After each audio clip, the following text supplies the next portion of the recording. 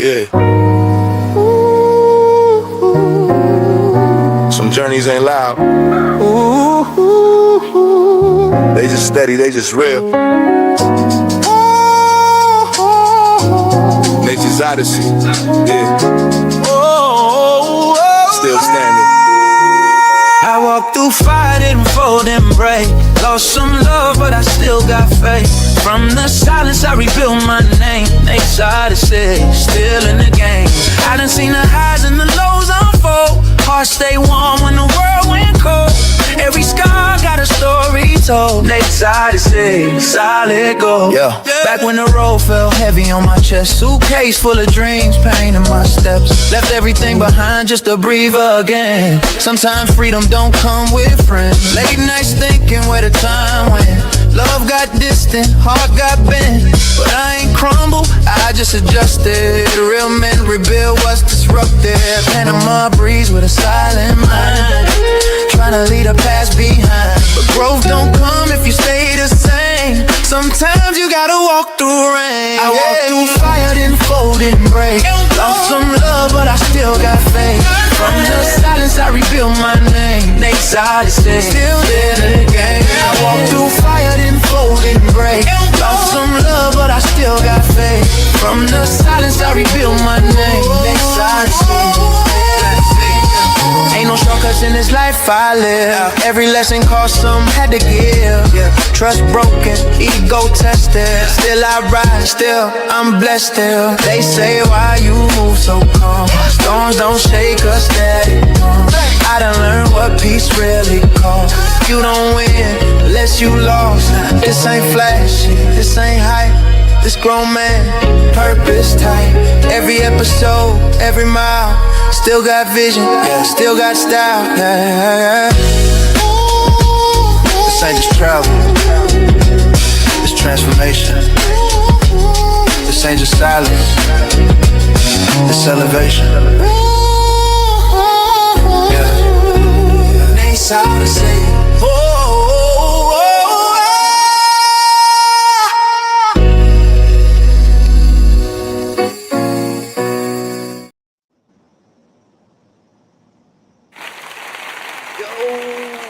Wait, what is? What's going on? What's going on? How are y'all doing? What was you about to ask, Aish? Going, girl? It's so many screens. Is that on purpose? Well, that's because there's a vertical and a horizontal. So we're showing on two different YouTube. For the people who are on their phones, they'll be able to see it, phone style, and then the ones who are on their computers or their their screens or their laptops, they'll be able to see the horizontal. That's why. Oh, okay. What's up? You got it. What's up? Ain't nothing. How's everybody? How's the Matrix treating you? Oh my gosh, $25 breakfast, bro. What's going on, Cool Keem? What up, cuzzo? How's everything? Same ish, different day. You already know. What's going on, Gone Girl? What's going on with you? I'm here. I'm in the building. I missed last week. I was sick trying to get my life together. I actually got in that same night, right? I think so. I don't know. I don't even know. But yeah, it's all good. I'm ready. What we talking about today? The Matrix got her. Got him. No, I'm chill. Okay. Well, cool. How was your weekend, Keem? We're gonna get to the proceedings in a second. But how was you said same-ish, different day. You ain't do much. You still on that Benny Siegel. I'm still gonna find that Benny Siegel song. Yeah, it's pretty much the same process around here. I got you. Yeah, mine was great. I ended up having my birthday party, and my brother and his wife and my nephew and his girl, they all flew in to celebrate my 49th birthday with me. They was like, yeah, we definitely coming back next year because you gonna be 50, so we get to talk about you being old because now they're past it. They're past their 50s, and I was getting on them. I wasn't even really getting on them though. This your Yeah. last 40s run. So Yeah. next year you got to do it big, big, big, big, big. Oh yeah. Most definitely. I ain't got to missing- figure out what I want to do though. I haven't thought about it for the big nickel. Mm. What would you do? I didn't do nothing. I was depressed. So I'll Right. make up for it for 55. Okay. Right. That's cool. that's The another double nickel. milestone after Double after busting that and but joining that 50 club. That's the next milestone. Yep. Yeah. 3 years to get it all Um, together. By that time, we'll be all millionaires. We have to pick a country to be in by that time. I like that. Yeah, most definitely. Speaking of Because as they transition, say, the average millionaire is at 57, right? That's what the reel said, right, Gone That's Girl? what they said. That's what they said. I believe it. I am Yeah, what I say I am, damn it. I'm believing it and I'm claiming it. Wick, hey, where you at? Where you at? True. Say it again. He left. Oh, Keen, he'll be back. He probably had to probably fell off. You know, they got that Matrix internet going on in Oh, now you Boston. gonna really try to bro, I don't know what you're talking about. I don't got no Matrix internet. I just came down real quick. Okay. Cool. Don't worry about what I'm doing right now. Get out my business.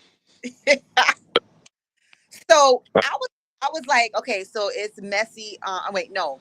What's the topic? It's failed relationships. But I wanted to ask you, Black Cleaner, what is considered a relationship? Mm-hmm. Whatever you consider a relationship, it could be a parent relationship, a friend relationship that you don't know how to fall out. Whatever you consider a relationship. Okay, any that's shit. what it is. It don't have to be a romance. Nah, it don't gotta be romantic. Oh, 'cause I don't Well, yeah, the title of this show this Monday is Messy Love Monday. And yeah, we're talking about, what happens when you fall out of love. So whether it's with your significant other or your significant mother or your significant brother. You have relationships in all of them. But before you talk about the reason that what they did in order for you to fall out of love, we need to talk first about what you did in order to cause it. What did you do wrong? Because as they say, there's 3 sides: your side, their side, and the truth. So if we was to have them in the panel with us, what would they say that you did in order to create the rift in a relationship? Dang. What would they be blaming you for? He ain't do this. He didn't do this and he won't do that. He ain't do this and he don't do that. I don't know. I'm so perfect. I don't really know, like.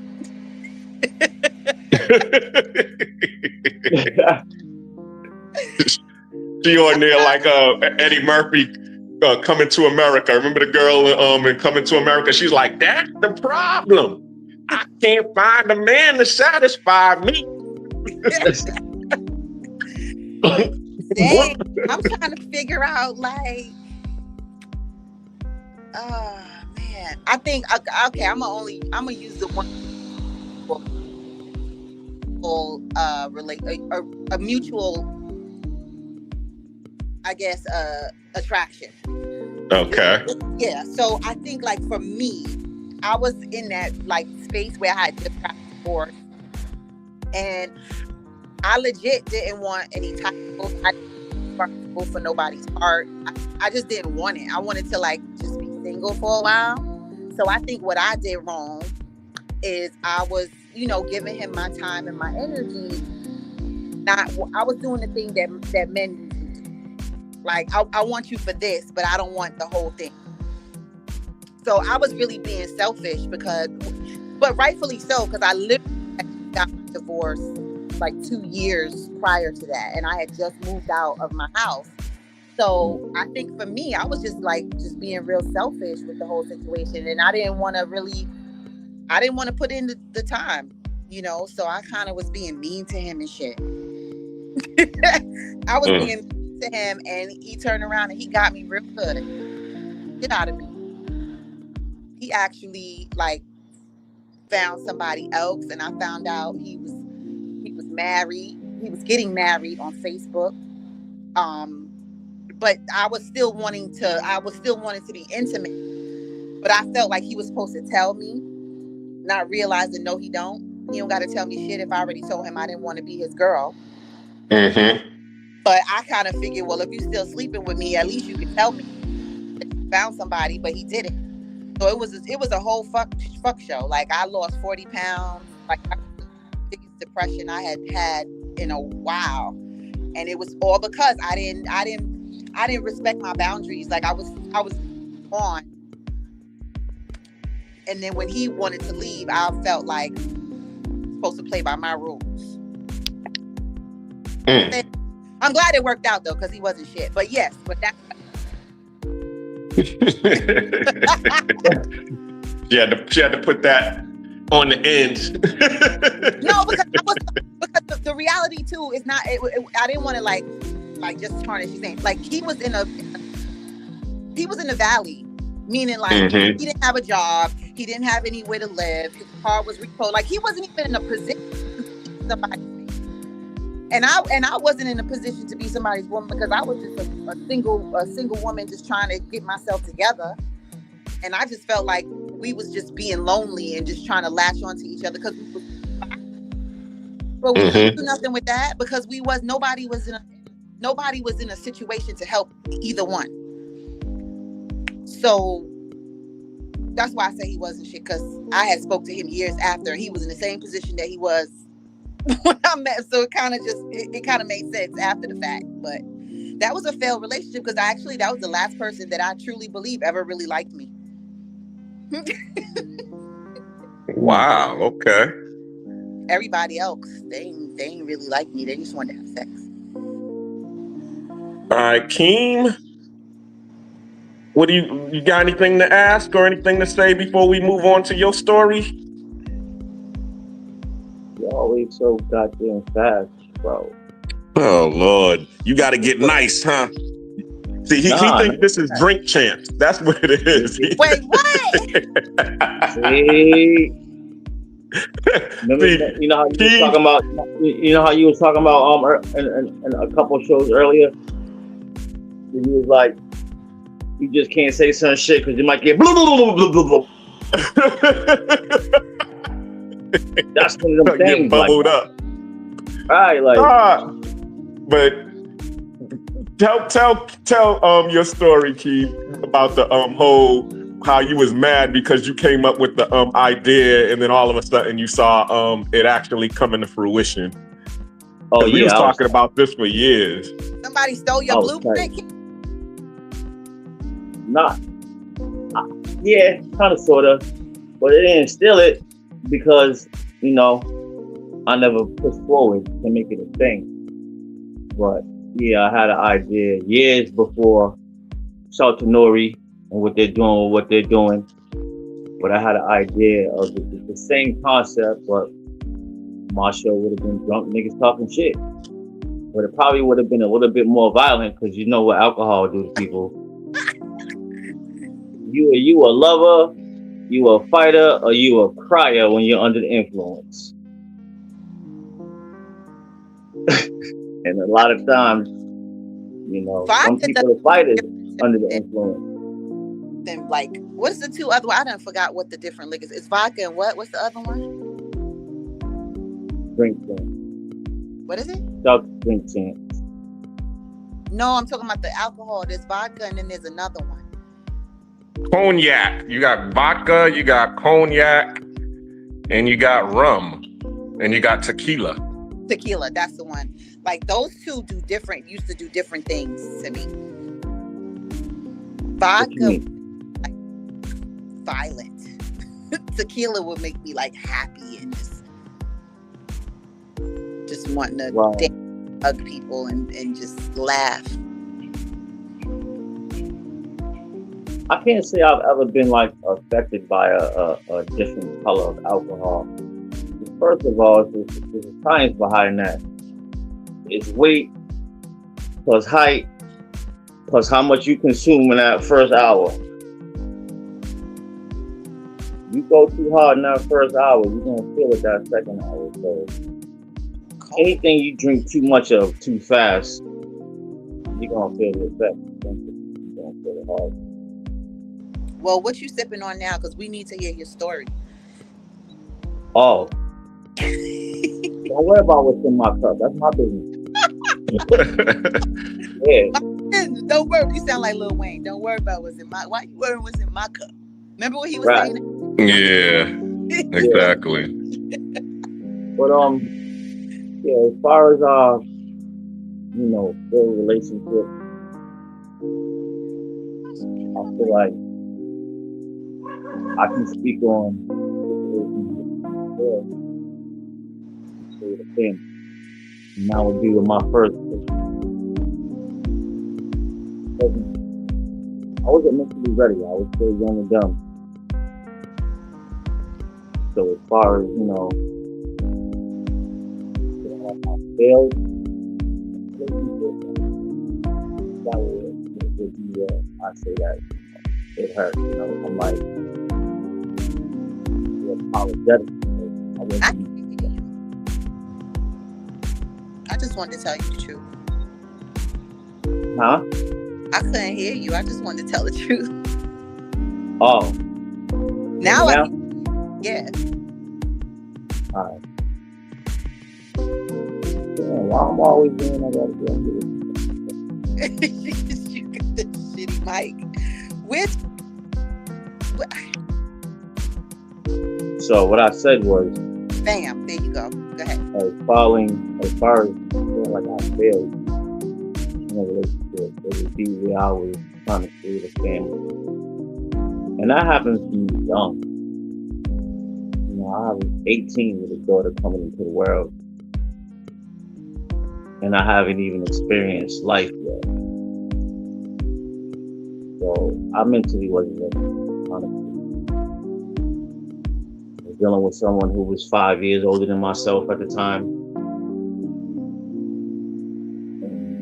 And, where they were at that point in their life, they were like over the clubbing and over certain things and were more or less a homebody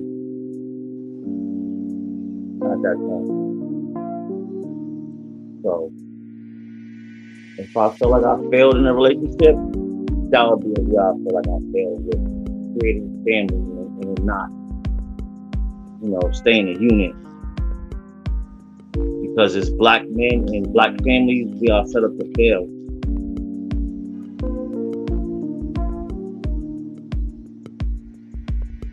Okay. Cool. I want you all to listen to this and tell me what y'all think about it. Hold on one second. Let me get it set up real quick. Because I think it does fall in line with relationships. I was looking at the reel. I was trying to get it on my computer, but I had some issues with it. But I think it rings true. Y'all just let me know what you all think about it. Hold on, let me see if I can put it on the screen. I need a jacket. Hold on. Damn.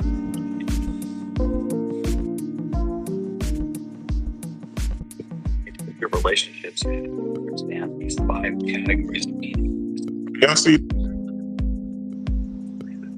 What happens as the goal in pursuit move away from here and more of here? Just ask yourself, why are you in a relationship? What do you get out of it? Well, the first possible answer is survival. These are the kinds of relationships that someone gets into because they stop existing if they don't. The second answer is conformity. You're pursuing a relationship because something outside of you, like your parents or your culture, is pressuring you to fit into one of their standards. Just feel a little bit of pressure here. You're 25, there's a lot of 21 to get married. Are you feeling pressure? Yeah. Sure, getting a serious girlfriend may resolve that pressure and finally get your parents off your back, but is that really why you want to be in a relationship? The third answer is achievement. All the concepts that we use to evaluate people exist on a scale, and the achievement mindset sees the relationship mostly as the pursuit of scoring as high as possible. Well, what's wrong with that? Well, most of the meaning that a trophy gives you is only in the pursuit. Sure, if you succeed, congrats, you are now dating a thermonuclear weapon. But why? You may come to discover that you don't actually have that much in common. Maybe you barely even like her. Okay, so what about being with someone that you actually like? Well, this is about more than just physical pleasure or attraction. Pleasure isn't about scoring high in achievement, but refers to your own personal preferences. Kind of think this hits on some of the things that we are trying. It's about expectations, really. That's what Yeah. I'm thinking. Being with someone who matches the kinds of things that please you at the levels that you like best. I'm looking for a man in finance. That goes to what King was saying, because like if you don't know who you are, what Always speaks her mind. then how do you choose somebody? How do you? For our important goal. Go ahead. That's kind of like what Keen was saying, and I could relate too, because I was a teen mom. If you don't know who you are, if you didn't experience things, how do you know what you like? Know what you don't like? You're basically kind of just morphing yourself into this person because of some mutual physical attraction or maybe some light intellectual chemistry. But on a deeper level, if you don't really know who you are and what things that you like and what your core values are, then how do you choose someone? You can't. And then usually you end up being in that relationship, and then you start learning what you don't like while you with the person. All of a sudden you don't like them no more because you didn't even know what you didn't like in the first place. You see what I'm saying? Yeah, definitely. And yeah, I can definitely agree with you on that one. But at the same time, we're all, as he said, you want the survival, because you can't survive by yourself. No man's an island and no woman is an island. But then at the same time, too, in terms of conformity, which I consider or I would call love and belonging. Prime example. This weekend was the perfect example of that, because my brother came here and he had his wife with him, and they've been together for 40 years. They've been married for 30 years. And then my nephew was here, his son, their son, and he was with his girl, and they've been together for 4 years. And, and seeing that, and then, at the party, I had, another expat couple that was here, and they got married in 87. So they've been together for 40 years. So I'm surrounded by all of these people who are having successful relationships. And I'm sitting here like, I want to be in a successful relationship. I like to eat pig feet, hog maw. So that's the, so, and I'm looking around and I'm seeing, the people that I'm surrounded by, and I'm like, who can I, be over here and say, this is mine, this is my wife, this is my boo thing. You know what I'm saying? Because at the same time too, okay, all of the women that were here that were married were on a certain standard or a certain level. My brother and his wife, they met in college, and they both, got degrees. My nephew and his girl, they met in college. The expat group, they met in the 80s and when they were younger. So it was really about the whole trying to conform or be in alignment with them, because I'm seeing how happy they were and wanting that. It's like watching TV and seeing the Cosby Show. And everybody remembers that Cosby Show when they were singing Ray Charles, the Rudy moment. Yeah, everybody remembers that? Yeah. Everybody wanted to be a part of the Cosby family at that time. Everybody wanted to be either, a Cosby kid, or when we was younger, we wanted to be the Cosby kids. But now when you grow up, you want to have the Cosby family, because that is the ideal quintessential Black family. So you go out here and you're looking for your Claire Huxtable type. So. Well, let me say something about the 80s love, because I Mm. posted something about that. They're lucky because love was different back then. Very Mhm. from the music to the way people interact, the way they socialize, the way they love is completely different from this shit show that we got going right now.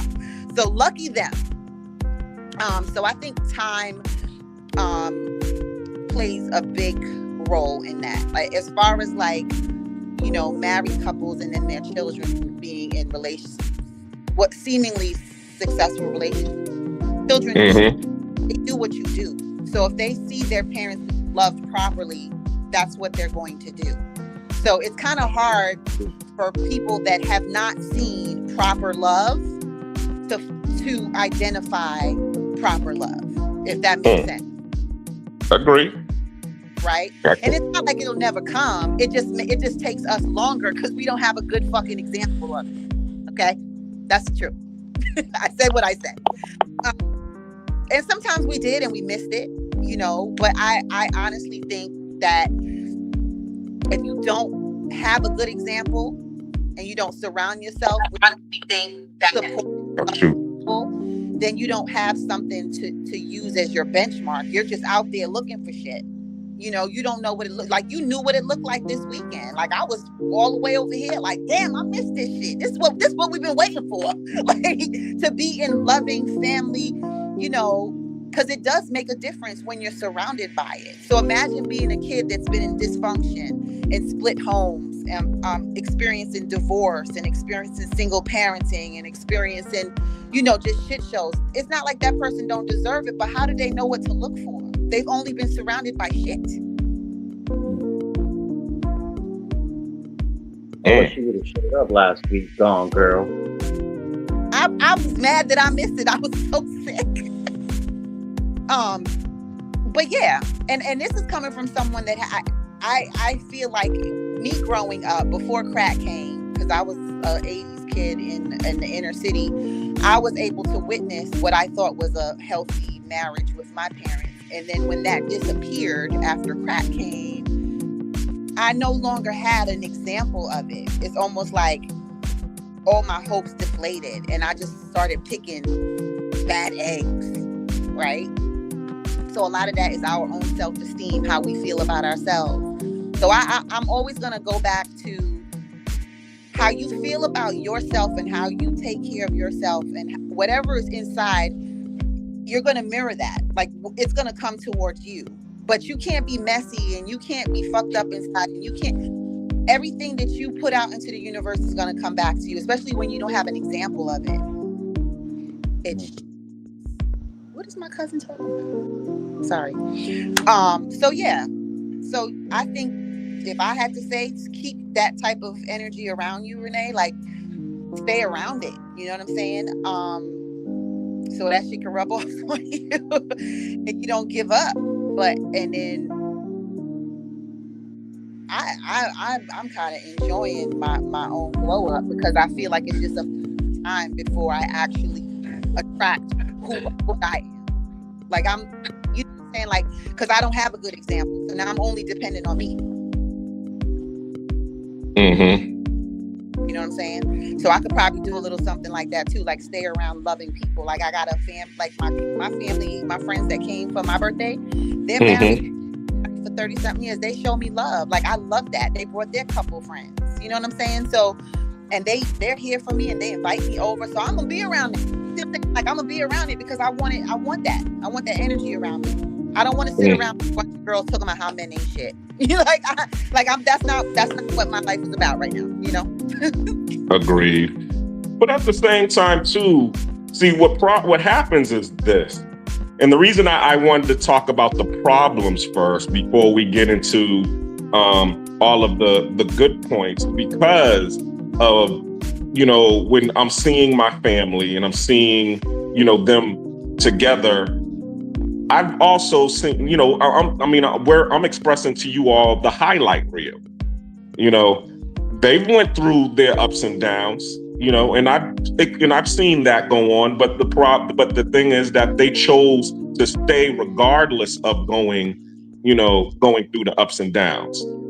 You know, everybody wanted to be the Cosby Kids, but even the Cosby Show had its own scandals and issues, and we're starting to see all of that come into the light now. You see what I'm saying? So the key is what makes a successful family really isn't the fact that the people decided to stay and deal with the problems and try to solve the problems rather than, oh, it's a red flag, I'm gone. Because that's what really happens. It's like, oh, I don't got to take this. I can go find something better. That's the culture we're in now. That's why I was saying the 80s, they didn't know that didn't exist. Like that, it was kind of like, I love you, you love me, and let's make it work. Now we're taught something. We're taught ghosting, flags. Like we got all of these lists now, right? Not that it's, I'm not trying to say it doesn't work and it's meaningless. I'm just saying it's overdone. Yeah. Because at the end of the day, you're basically picking who you could tolerate the most. Because everyone did. And you got to figure, okay, can I tolerate this? I know that alcoholism is intolerable. So I'm never going to, no matter how much I love that person, that's not tolerable for me. So I got to find things that I can tolerate. I might be able to tolerate somebody that has a shopping issue. You know, I'm not saying it won't fucking cause some rift, but it's tolerable. I'll stick through it and I'll work through it. So I think gone girl. What it is that they can. That sounds like tolerate. Tolerating people sounds like settling. It sounds like what? Sounds like settling. Well, that's what you are doing. Because you are a little, in a way, because everybody has some crap with them. Every single person. So you got to figure out whose crap you want to deal with for the rest of your life. Exactly. And I didn't tell my story. And that's really what my story has to do with. It's, you know, growing up in high school, you know, seeing Keem getting all the girls to the point where he's like, yo, I don't even want this one. You can have that one here. Take this number over here.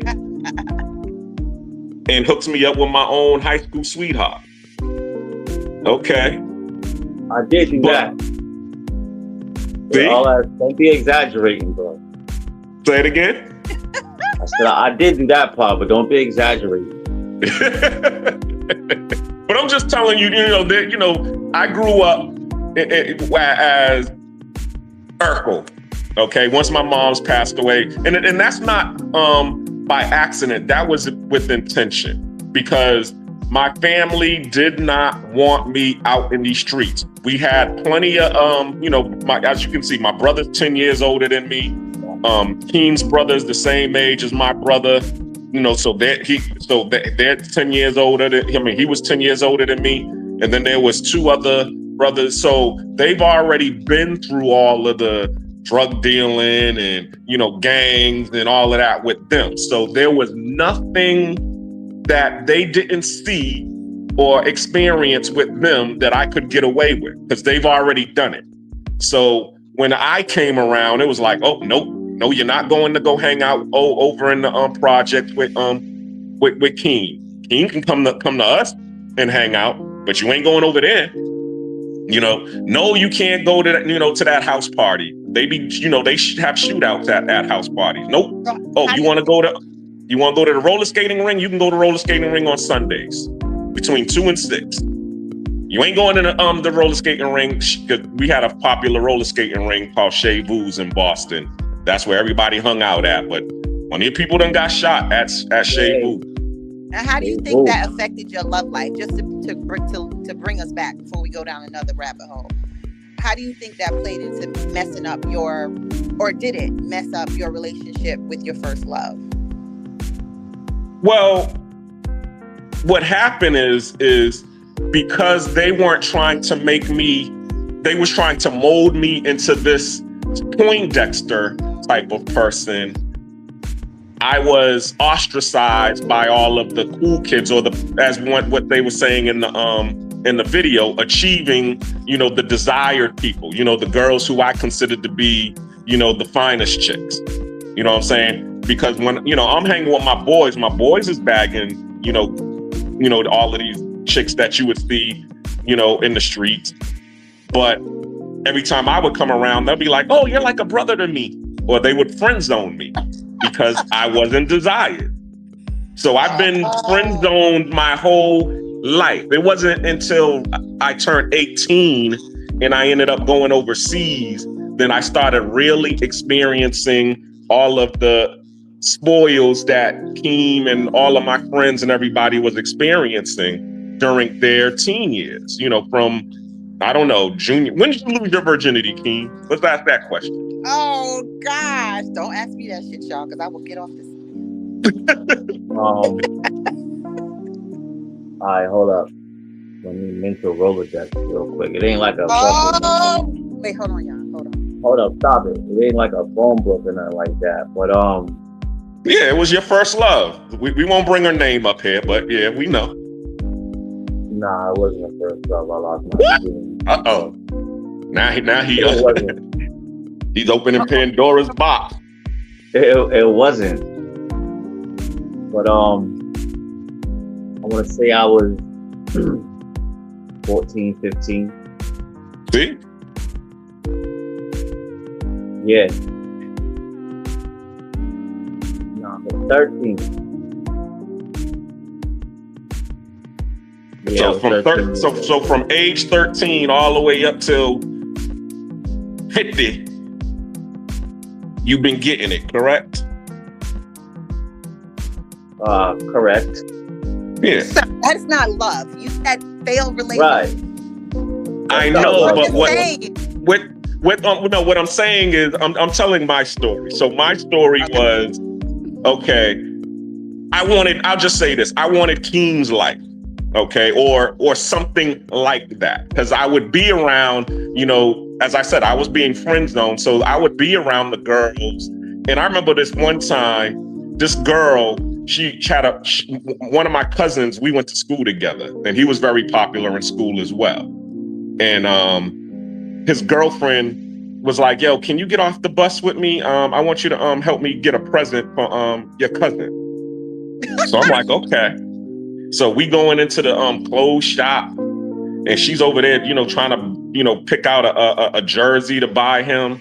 And I'm sitting here like, damn, my cousin is so lucky for this girl to be over here actually buying him a jersey. Ain't no chick ever bought me no goddamn jersey.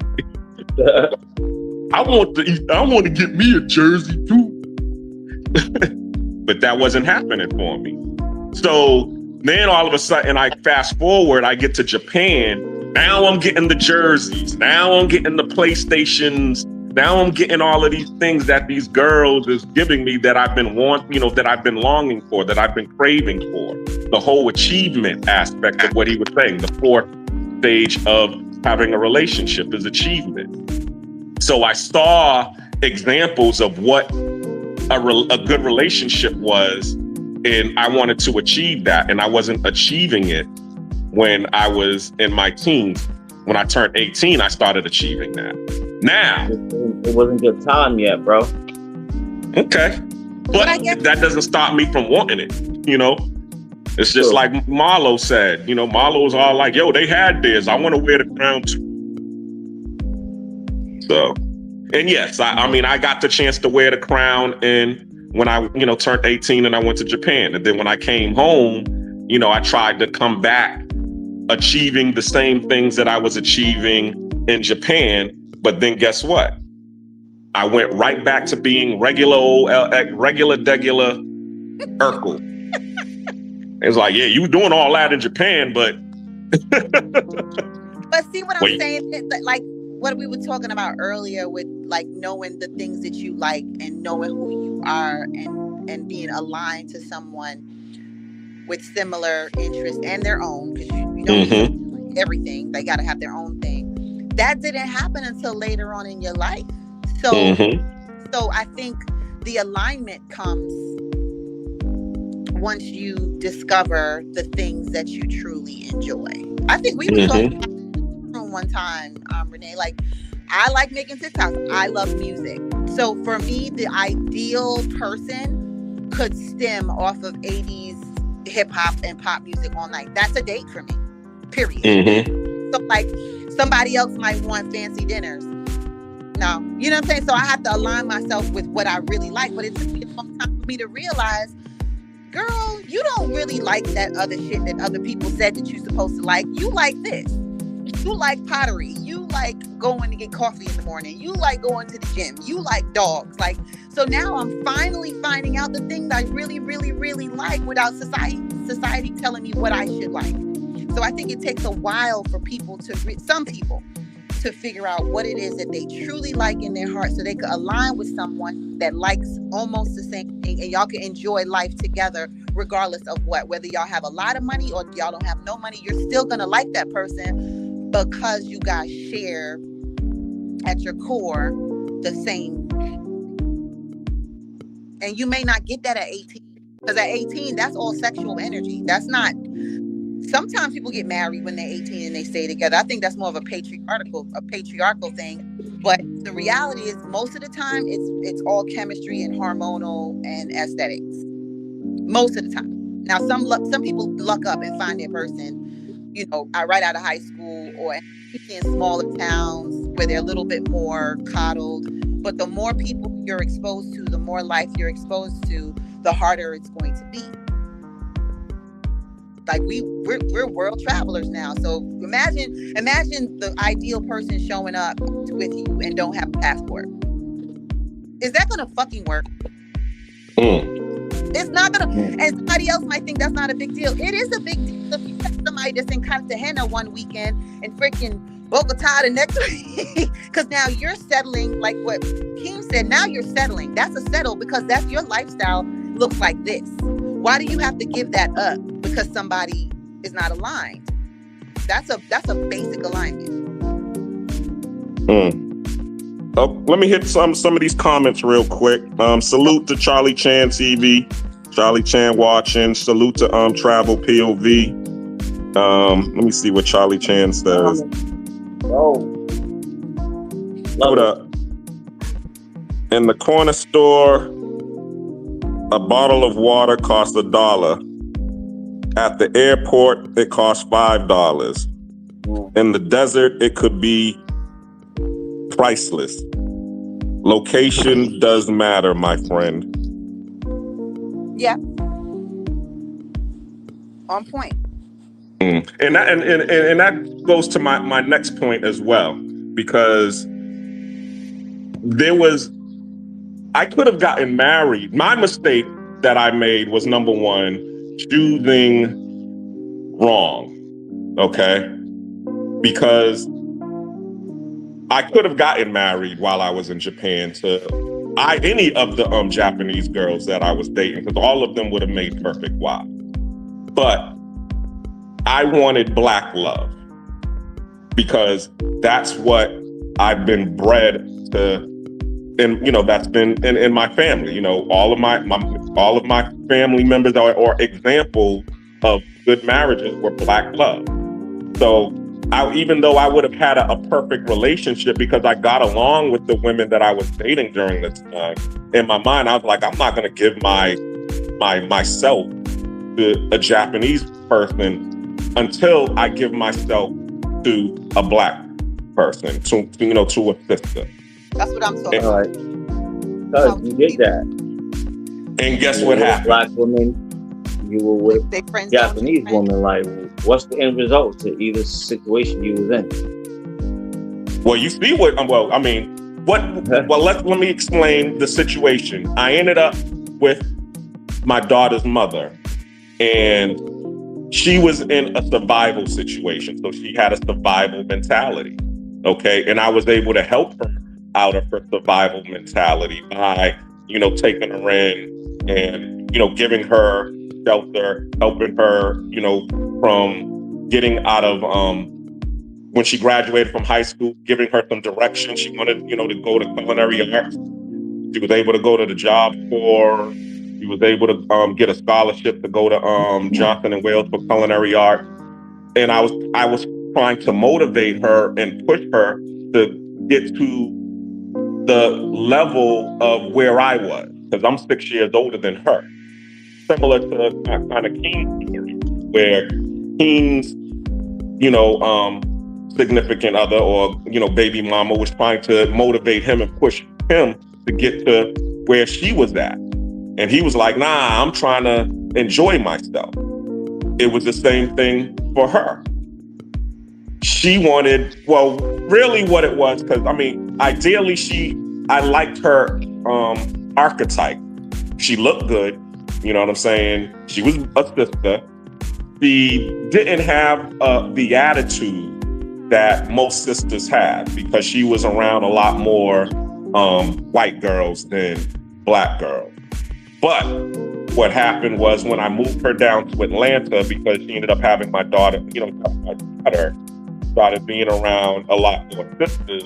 And it was like a case of what happened in Eddie Murphy's trial, where he was talking about and his ex-wife and all of the girls was in their ear, like, you can't like that.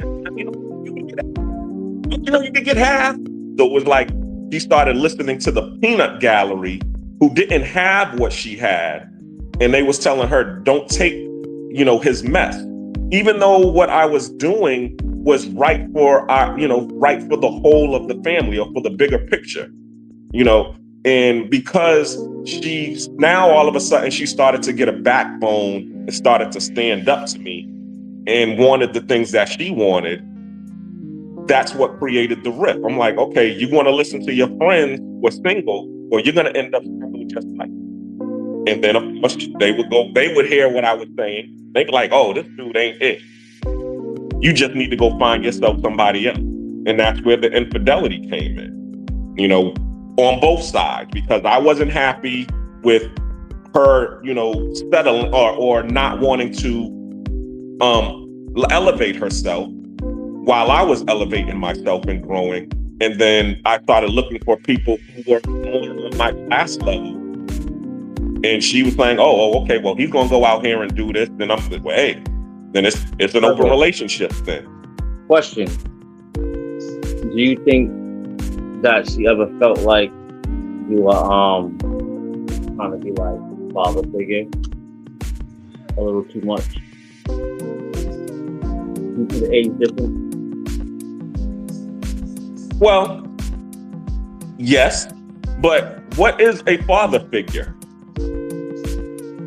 Because as we were talking about before, with what's it called? First loves. Your first love is supposed to be your father figure or your father. And then when you start to look for your mate, your soulmate, you're looking for the same characteristics of your father. Mm-hmm. Facts. So why would me wanting to push her and to motivate her to do better be a negative? Because it's not supposed to be a negative, but if she doesn't understand if she didn't have a positive lens or a positive experience with her father, then it would be hard to recognize that in you. Mm-hmm. You see what I'm saying? That's kind of what I was saying earlier, is that we go by the examples that are set around us. Exactly. And you're right. Then there weren't any real good examples of fathers around her, with the exception of, the successful, her white friends, her white counterparts. Mm-hmm. That was around her. She would be able to see their examples, but because sometimes when you see that it's not that color, you feel that you can't achieve that. Yeah. I think Kanye West said it best, you hate yourself and you start to love their wealth. Yeah. We should talk about interracial dating too now. Yeah, that could be a topic. Let me ask you a question. Have you dated interracially? Nope. Okay. You, Keen? Yeah. So, but not interracially, the way we can't relate. That's gotta be key. Was she clear, King? Was she a white girl? Was she a snow bunny? As Dr. Umar says. She said, was she Is she a clear? snow- What do you think, mixed? Oh, well, no. If she got a little black, she black. I'm talking about. Right.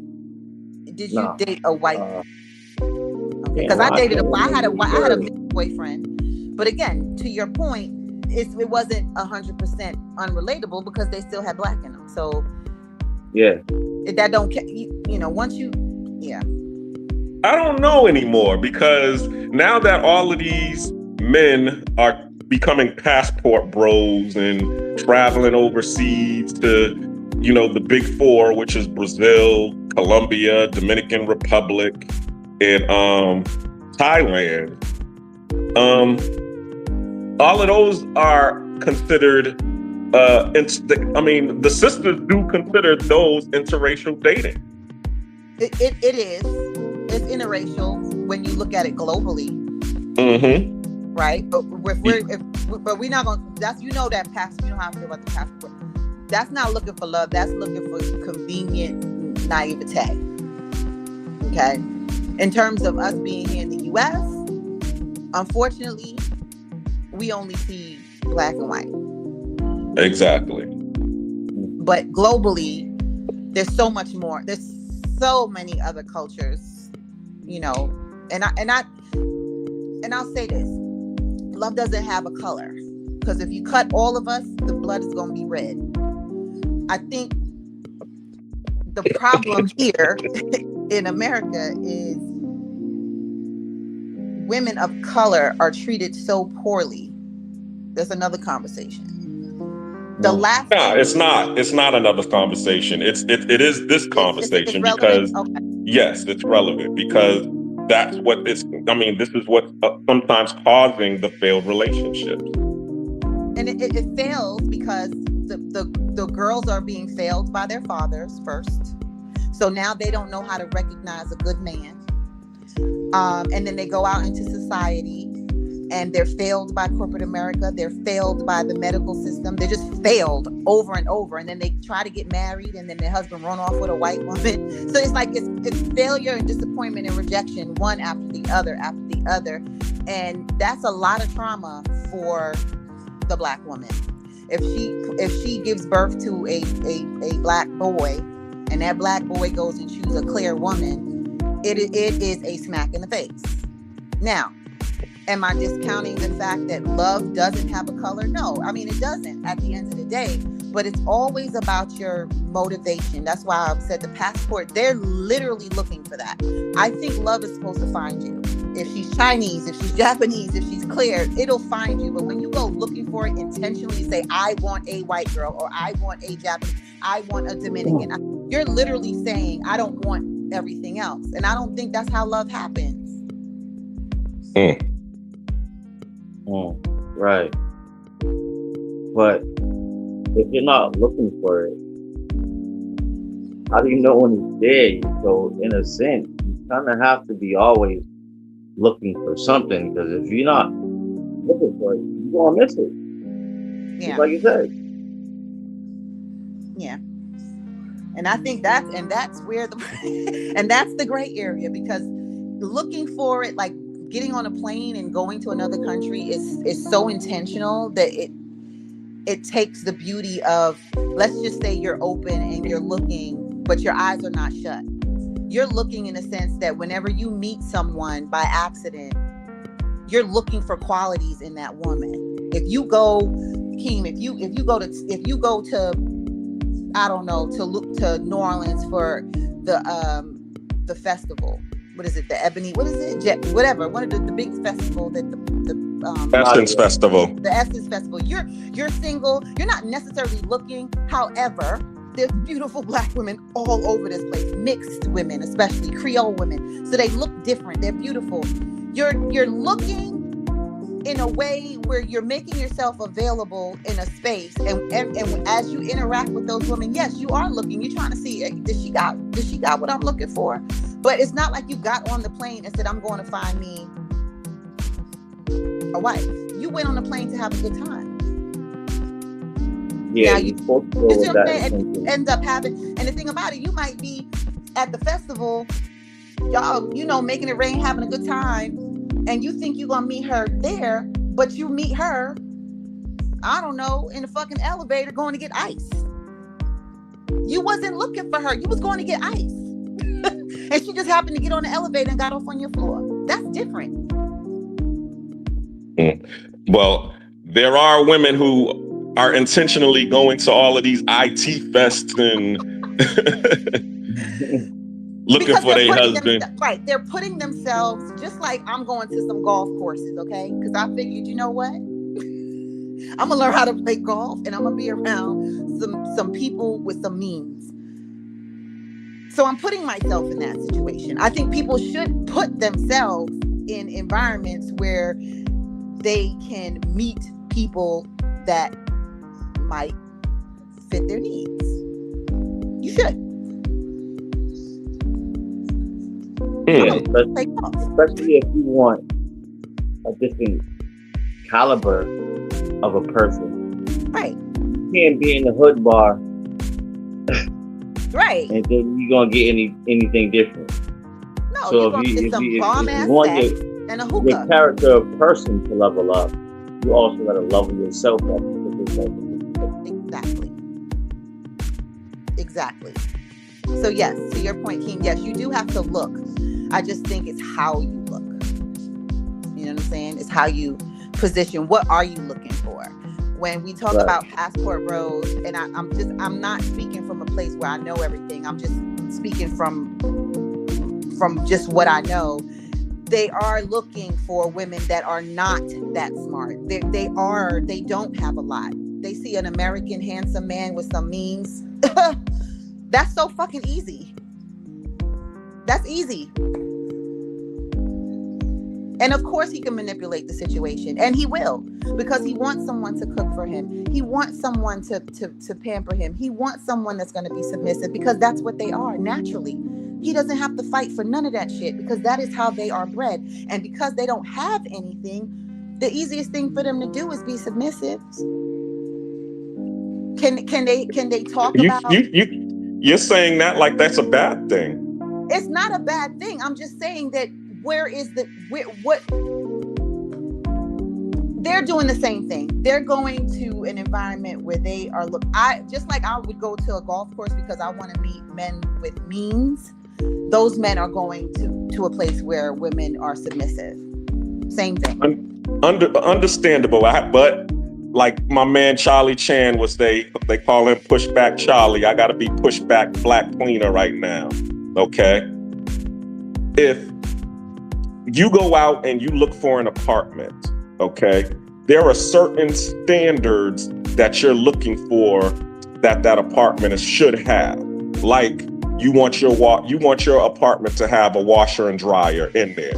You want your apartment to have hot water and heat, and and be free of rodents and pests, because you feel that you can afford, or because you can afford to pay for that. That's what you're looking for. So you can't. So when it comes to dealing with relationships and women, okay, I'm expecting my woman to be able to cook and clean. I shouldn't have to come home and have an argument with my woman about those things. That should just be a standard. And that's really a lot of times what becomes the problem with the relationships in the States, because the woman will just give you a lot of back and pushback and saying, I work just as hard as you. Because she does. I mean, seriously, if she does, if she just came home 5 minutes before you, I think I see what you're saying. I get it. And I think the American culture, like I said earlier, is really warped, first of all. And a lot of things is outdated, because I feel like any woman, regardless of her status, even for American women, she is going to submit to the man that she trusts, period. So I don't think that a man has to go across the world to get submission. I think what he's going to get is naivete, because they need you. I would rather want somebody to be with me because they want me, not because they need me. It's two different things. Now, if a man wants somebody want to be with somebody because she needs him, that says a lot about him. Me personally, I want the man to be with me because he wants to, not because I need him. Because we both need each other. That goes without saying. But at the end of the day, after she cleaned, after she gave you some bomb ass head and cooked, what are y'all gonna talk about? That's what I'm trying to figure out. What is it? You can't just assume that because she's submissive and she can do all those things that she's gonna hold your attention. Or are you saying you don't really care about that? I can say I really don't care about that, to be honest with you, because I've been in those relationships, and what usually happens in those relationships is we're able to have dialogue, like how you said, okay, I can put on a movie. Prime example, here in Panama, all right, Netflix will translate all of the movies into Spanish dubs. So I'll put on an old movie, like how we was watching together. And this will be a movie that this person has never saw. But because she's seeing it for the first time, and it's a Black movie and it's showing Black success, which is not pretty much privy or available here in Latin American country. There's not a lot of Latin American movies out here that is showing, right, Latinas or African Latinos in a positive light. So when she starts seeing, the movies that I'm showing her, like, Self-Made by, the Madam C.J. Walker, biopic. Now she's starting to get confidence in herself that she can get out here and do it. So those are the things that,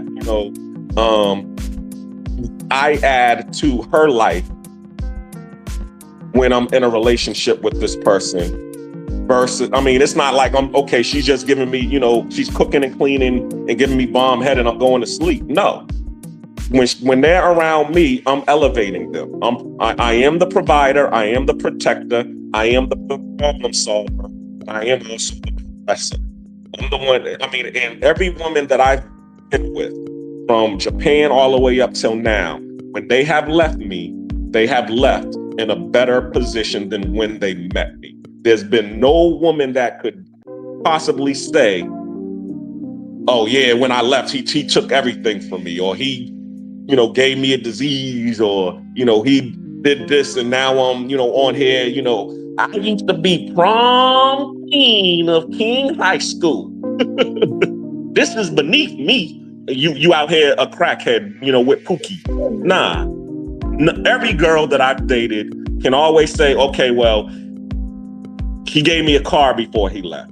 He fixed my house before he left. He showed me, how to make more money before he left. And that's a lot of the things that I do when I'm with a woman. I think go ahead. My question is, you did this for her. What did she do for you? Well, that's why I left. So it goes back to alignment then, right? Because when you bring something to someone's life, you want reciprocity. I'm bringing exactly. This, you bring that. That's basically what this is. And that can happen anywhere in this world. At any given moment, at any given time. That's the net. Mm-hmm. All right. Question. Do you guys feel like at any point in a relationship did it ever fail to fight? Wait, say that again. Friend, you have one job. What's up with your mic? Do like something last time, like you moved your phone or something. Can you hear me now? Yes. Yeah. Yeah. Do you guys feel like at any point should a relationship fail due to finances? Yeah. Hell yeah. Damn. As they say, there's no romance without finance. Hell yeah. Damn, I get that. I'm sorry. As men, bro, I don't feel like we think like that. Because if I was in a situation where, you know, my loved one was health was failing, I would never abandon or not provide, because you can't provide anymore in a marriage situation. Speaking on respectfully, females beware like that. Females will fucking abandon ship in a heartbeat, yo, and that shit is weird as fuck. Yeah, they will do that. But see, that goes back again, moral and character. But if you just, you know, this is just an Aisha-ism. If you just looking at small waist, fat ass, and how she cook and stuff, and you're not looking at the morals, the core characters of somebody, you could end up in a situation like that. You could end up in a situation with somebody that has no fucking moral compass. That she's only doing this for that. You don't want to be with somebody that's on some contingency shit. Of course, everybody can behave well when shit is nice. But can you behave the same way when it's not?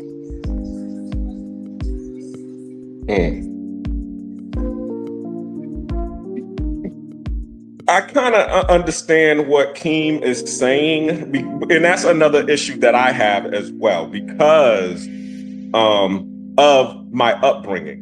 See, my mother it was 6 of them, but I had 4 aunties. All of them were independent, self-made women, well, with the exception of Keem's grandmother. But I mean, I grew up around strong Black independent women like yourself, Gonga. So when I meet women who are, like you said, they're needy and clingy, or they might not even be needy and clingy. They might be self-made and independent, but now they're expecting me to do more for them. Like, you need to fix my roof. You know, I need a new car. I want, you know, a $1,000 bag, and I want you to pay for it. And it's like, I have to always resort back to my mom and my aunts, my cousins, who have always gotten things for themselves. And it's like, damn, girl, you can't do this for yourself? Yeah. I mean, but also too, okay, yeah, I could do it for you. But once again, where's the reciprocity? So, I mean, and it's funny because I was listening to this reel, and the reel was talking about Adam and Eve and the apple, and they were saying that it wasn't Eve being tricked by the snake about the fruit. It wasn't the fruit that tricked Eve into eating it. It was Eve wanting more, because the snake told her that if she ate the fruit, she would get more than what she had. And that's what made her, you know, partake in the fruit and then give it to Adam. Because as they say, men are very simple creatures. We could be living in a 1-bedroom shack until we die and be happy. But what happens is we see a woman that we like, and as you said, they might have a nice shape to them and, you know, a beautiful face, and now we're trying to go get with them. But guess what? That woman is going to tell you, oh, well, if you want to be with me, I want more. And then what do? All right, well, if I want to be with this woman, so let me go out here and get more. It's a worth thing. There's a thin line between a woman knowing her worth and then someone just being influenced by social media. Because you could go into a car dealership and you know what your credit score is, you know how much you have in the bank. Why are you walking over to a Benz when you really are a Honda? Go get the Honda. Why are you going over to the Benz? It just doesn't make sense. Like, I'm not going to the Rolls Royce because I don't have Rolls Royce money. Does that mean that how dare Rolls Royce? I mean, you just stay in your fucking lane. Okay. Now to what you're saying to that. Now all of these guys is saying, you know something? You're right. I don't need to get me a Benz. So I'm gonna go fly to Colombia, and I'm gonna go fly to Dominican Republic and go get me a Honda, because really all I need is a car to get me from point A to point B. And then you And have I'm gonna leave all you Benzes in the state. but well, hey. Or you can just figure it out. Because those that know me know. I should He's be saying I go to the Cadillac King auction right now. Hey, Look, my name should be Cadillac King right now, nigga. with the white Team was walls, the Art Connect back in the day. with the white walls. Listen, Yeah, and then you do have yeah. like this is the lifestyle that I want. This is what I want. So whether she's in it or not, I want a Benz. Okay. But But I always did the auction thing number. because And I'm gonna have Go ahead, King. Go on in a minute. Hold on. Okay, go ahead. I said I always did the auction thing because I never really was like super amped on being in a 2026, which put me in the lane to go get exactly what I wanted. And like I said, those that know, ripping and running, always in one of them Cadillacs. That's just how I did it, and I always, came up on that. I always got a good car and appreciated it. I guess that is due to, that being my mentality. Of I don't gotta be in the 2026. Yeah. I want to be in what I want to be in and be comfortable. Yeah. So That was basically, all. what he's saying in relationship sense is what you're saying. What you're saying right now too. I'm going, girl, is about value. Okay.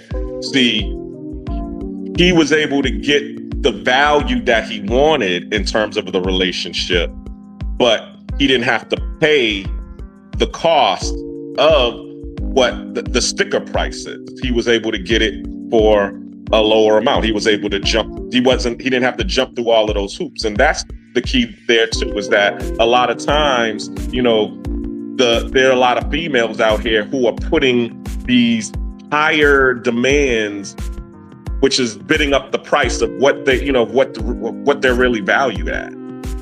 I don't know. That is definitely a different show, because we talk about this a lot. I think most of our conversations is on that. I don't think a man can get to tell a woman what her worth is. That's an absolute no. Just like a woman can't tell what a man's worth is. But at the end of the day, you know what you can afford, and you should stand on that. If you can afford a Benz, then you get you a Benz. If you can afford a Honda, then you get you a Honda. Nobody can tell you don't deserve a Benz. Like, what the fuck? But like he said, I could go to the auction and now the Benz costs just as much as the Honda. All right, well then go do that then. Like, Yeah, that's yeah. strategy. That's being smart. And if it really if the car means that, if the car symbol means that much to you, then you do that. And that's what a lot of guys are doing. That's because they're considering, okay, I want a woman that's going to fit this mold. But if I was to buy it, and if I was to try to get with a woman like that, look like this in the States, she's going to say, I need to do this. I need to jump through all of these hoops. All right, well, guess what? I don't got to do that over here. So I'm going to go over here and get the same quality, intelligence or whatever of the woman over here. I don't think it's the same quality and intelligence. I'm gonna say no on that. I don't think it's the same quality and intelligence. I spent 1.5 years in Central America, and I did not see that. I didn't see it. I think so. Hold on. So you're telling me that you haven't seen any Panamanians that are lawyers and that I didn't meet them personally. That's what I'm saying. I know they're there, but I didn't meet them. Like I haven't had the chance to interact with them. But when I'm talking about, so even those women want Tiffany bracelets and stuff like that. That's what I'm saying. Class. when you're talking about class and income, if it's up, it's up. It don't matter where you're at. So if you think, oh, I'm gonna go to, I don't think those passport brothers is going for the lawyers in Dominican Republic. They're going for the women that needs a roof. They're going for the women that needs a refrigerator. They're going for a woman that needs a car. Like, they're going for the low hanging fruit. And if they had all of that, then if they had the lawyer income, if they had all that stuff, they wouldn't need a refrigerator. Okay, now I wish I need to open up the panel so we could have this round table discussion, because I know there's plenty of passport bros or brothers that I associate with who only deal with the lawyers and and the school teachers and the chicks that are on a higher scale, or homeowners at that matter. Chicks that own their own homes. Well, I'll take it back then, because again, I don't know. Like I said, I'm only looking from the outside, and what I'm hearing is they want the aesthetics, they want the submission. I don't hear education. I don't hear that they're going for the women that are the 1% of their country. Maybe I just missed that part, because I know that they're everywhere. Well, let me get to the comments real quick. Shout out to Travel POV. Thanks for supporting. Like and subscribe also, because every time I see Travel POV, I can always hear him in my ear. Like, subscribe, share, comment. Also, too, if you want to get on the panel, feel free. I did drop the link. The link is there. But Travel POV says, hold on. I think men can evaluate women's worth and he says the other way, in the old way around, market value. Okay. So he's pushing back. He's saying that we can evaluate a woman's worth, and same thing, a woman can evaluate a man's worth. Just like you said earlier, to his point, the dude that was in the valley that you was dealing with, you said, he wasn't in shit because he wasn't in value. So you evaluated his worth. So what do you have to say to that? That didn't make sense for me to be in a relationship. That wasn't his worth. That was the situation he was in. See, those are two different. Everybody hits a down curve. So his worth as a person, I didn't think he was a horrible person. So of course he was worth something, but at that time, unfortunately for him, was a horrible time for him to be in a relationship. Now, when I hear somebody say, when I hear a man say he could tell me my worth, I'm already on defense. Like, how dare you? Like, how do you figure? How you figure? Like, what are you measuring? My waist? How big my ass is? Like, what are you? How do you know me enough to make that assessment? The person that I gave you an example was I was in a whole ass relationship with, so I knew his moral compass, I knew his character, I knew him, and me not being in a relationship with was his circumstance, not his worth. So if a man wanted to say I can assess your worth, how so? How sway? Because I'm telling you, I don't eat this and I don't do that. Like that's not enough. And especially if you are if you're going to base my worth on my circumstance, that says a lot about you, because everybody has a downturn. So I don't know. I think we're mixing up the two a little bit.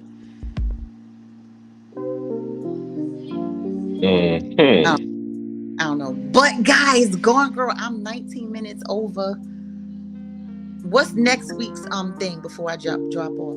What we talking about next week? Out already? Oh, you don't have one yet? You got any ideas? I mean, we're playing it by ear, but I know Keem had some suggestions, but he wanted to do the I always get my suggestions from Keem. Okay. But if you got one, feel free to chime in. All right, I'm sure something will come up here in the Matrix. Not yet, because we'll build. Okay. All All right, so So you, whoever's on it, y'all can find me at GoneGirl_TV on TikTok, GoneGirl_TV on Instagram, GoneGirl_ on what's that other one? The one that let me see, what is called? I don't even know. you said you called it Threads the last time. Threads, yeah, on Threads. So Threads, Instagram, and TikTok. TikTok is my favorite. That's where I go to monetize, and it's fun over there. But definitely blow up my Instagram because I got like 100 followers. Please help me. Brand new on the IG. Don't feel bad. I am too, and I've been on there for about 5 years now. Oh damn! I just been, but for me, you know what I'm saying, I never wanted to get past Facebook. When they started talking about all of these other platforms, I'm like, yo, can we just, no, I'm not going. So I just stopped at Facebook. I mean, me being on YouTube, it took me years to get on YouTube actually, and actually do something with it. So Yeah. Good job, Black Queen. Tune in. Like, right. All right, So- well, Gone Girl is gone.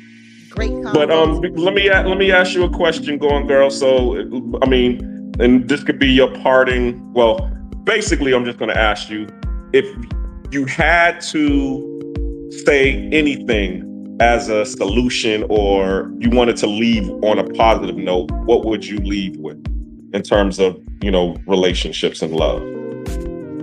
I would say that every relationship that you have prepares you for the next one. And love will find you eventually.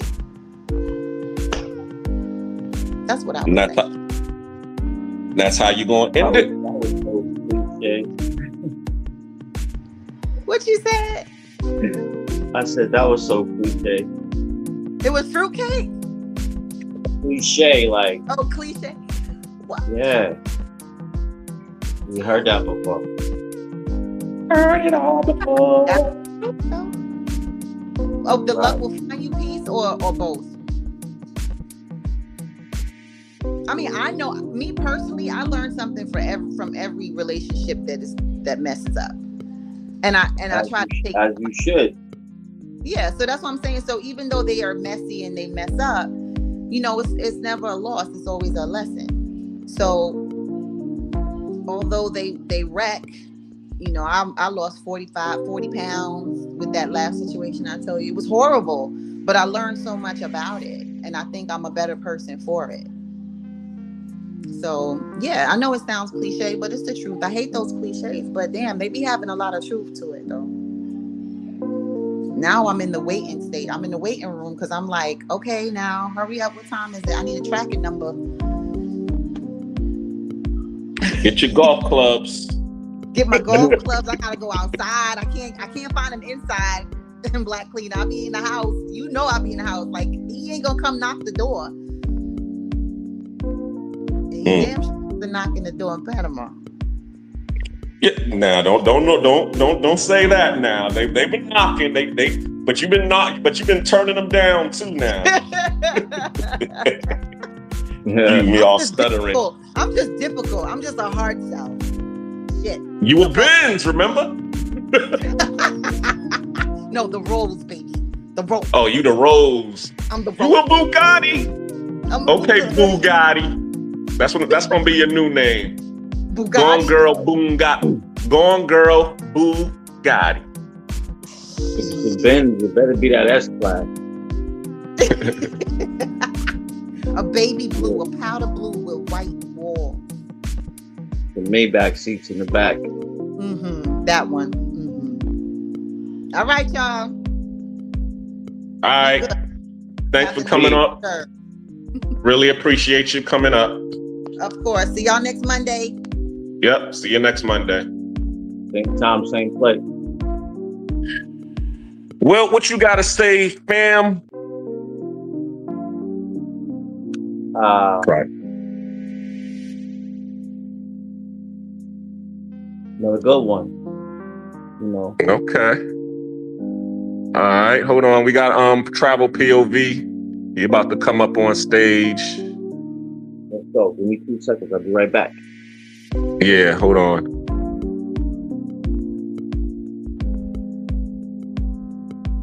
Where you at, T? Oh, there you go. What's going on? Hey, well, You how want- y'all doing today? Doing all right? What's up, man? All right, just getting home from work. How's everything? Your boy left? No, Gone Girl left. Oh, okay. Oh, I don't see him on stage anymore. Oh, he said he'll be back. Oh, okay. I just wanted to clarify my statement, meaning, Okay. she's right in the sense that I say men determine the market value of a woman, but if one guy decides she's a Benz, then she's a Benz. If the other says she's a Pinto, she's a Pinto. But it all depends on that, and it's the same thing around. So if one girl says he's a Benz, he's mine, and the rest say he's a Pinto, he's a Benz. So that's what I wanted to say. Like the market determines your value. So Well, also, even if too, I mean, I definitely agree with you, but also too, you could be a Benz, but even Benzes have shelf life. You know what I'm saying? You got Benzes that were built in 1983 that are still riding the street, but it doesn't have the same like value of a Benz that's a 2026. You know what I'm saying? Yeah. But some people like a classic. All she needs is that one person. Exactly. Who's a collector of antiques. Yeah. I wouldn't call her antique, but yeah. How you doing? I'm doing all right. How you doing? Well, I how was you just doing? messing with you, Gone Girl, but go I ahead. know. Oh. You good? Yeah, man. How was your weekend? What you do? I'm good. This week I just worked. Okay. That's all I'll be doing is working. But I'm heading back to Cuba this week at the end of the week. Okay. Yeah. We're gonna be doing some more content. Yeah. I'm gonna try different things, try different cities, I hope. So You rolling solo or are you always.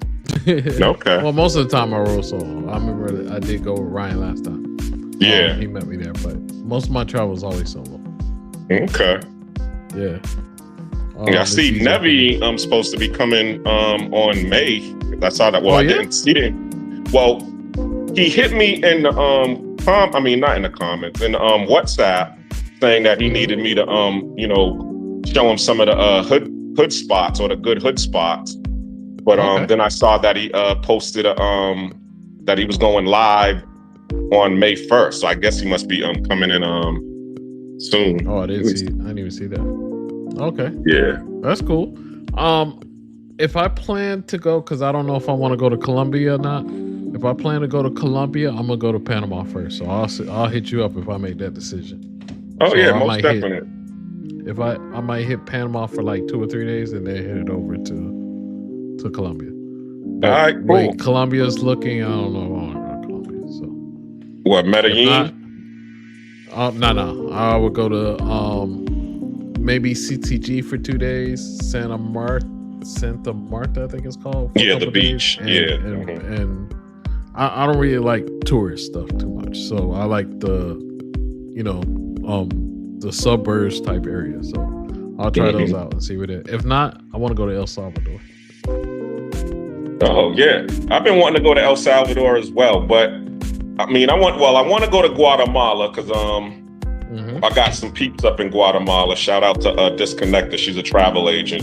She used to live in Panama here, and now she lives in Guatemala. So she's been wanting me to come out there, and I want to go to the hot springs because she said that the hot springs was dope out there. And El Salvador, I'm hearing, has hot springs as well. So I wanted to go check that out and see what that was about.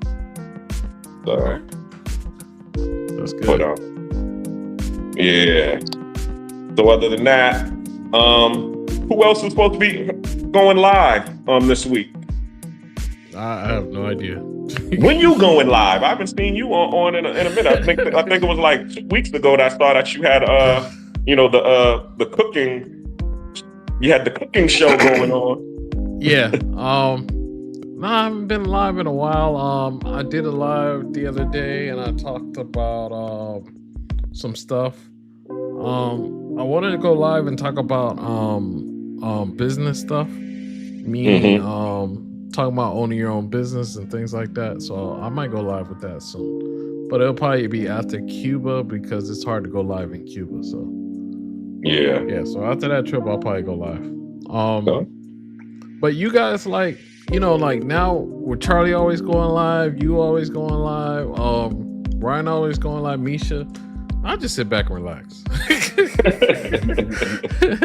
I said, I'm going back to being a watcher, so that's okay. And plus, I'm not on YouTube anymore too much, and I'm more of learning. So I'm learning a lot of these AIs, learning how to create, learning how to do that stuff. So I just be in the back. So a lot of times you see me, I'm just watching. I'm actually not just watching, but I'm actually editing while I watch you guys. So Got that's you. what I do.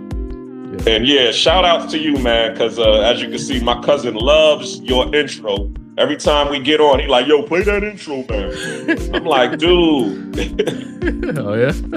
Yeah. I'm surprised he ain't say it today, but yeah, he loves your intro. Oh, okay. All Team, right. you know you on stage, right? Yeah, I know. Okay. Oh, okay. Making sure. But my intro or your intro? The intro song you created, yeah. Man, if I give it to you, it's yours. So don't say mine, say yours. Well, I love the intro song that you created for me. You really got me with the intro song. All right. I didn't know if you like it or not.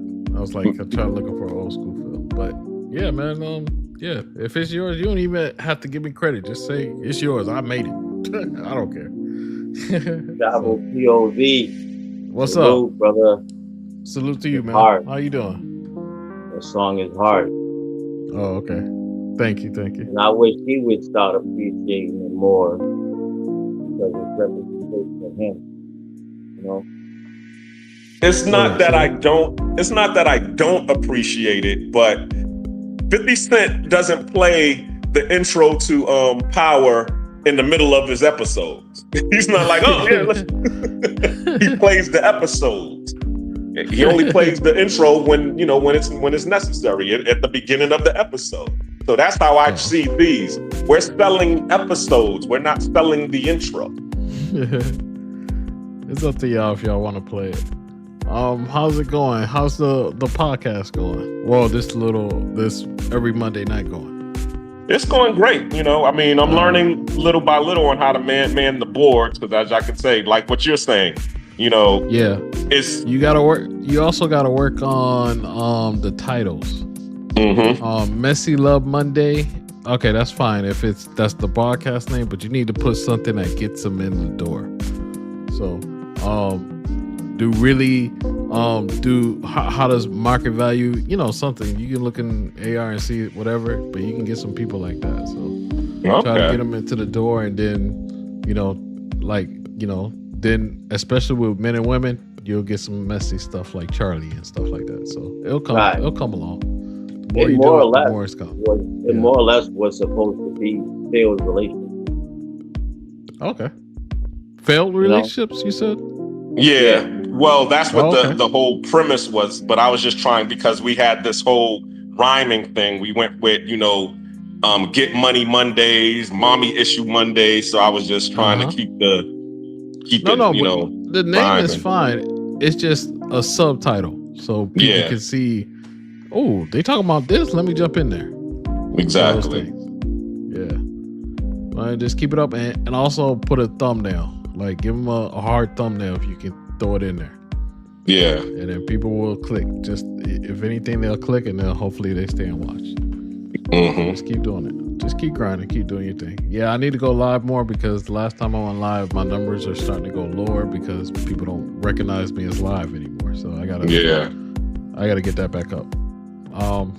And YouTube keeps telling me that too. Like, oh, you need to go live. You're missing out on this, that. So I'll do it. And doesn't it, like, you're supposed to do a certain amount of watching or whatever every month, or YouTube starts cracking against you? Nah, you have to have 4,000 watch hours in 1 year. Okay. To get monetized. I already reached it, so I'm good on that. Okay. You'll probably reach it soon. Well, you'll reach it soon because you keep going live. My videos got me there, but you know, a couple of lives here and there. But you'll reach it soon, so that shouldn't be a problem. Yeah, you just got to get those subscribers up. And you drop it shorts, and so they've been fire. So keep doing what you're doing. I'm glad you like it. Thanks.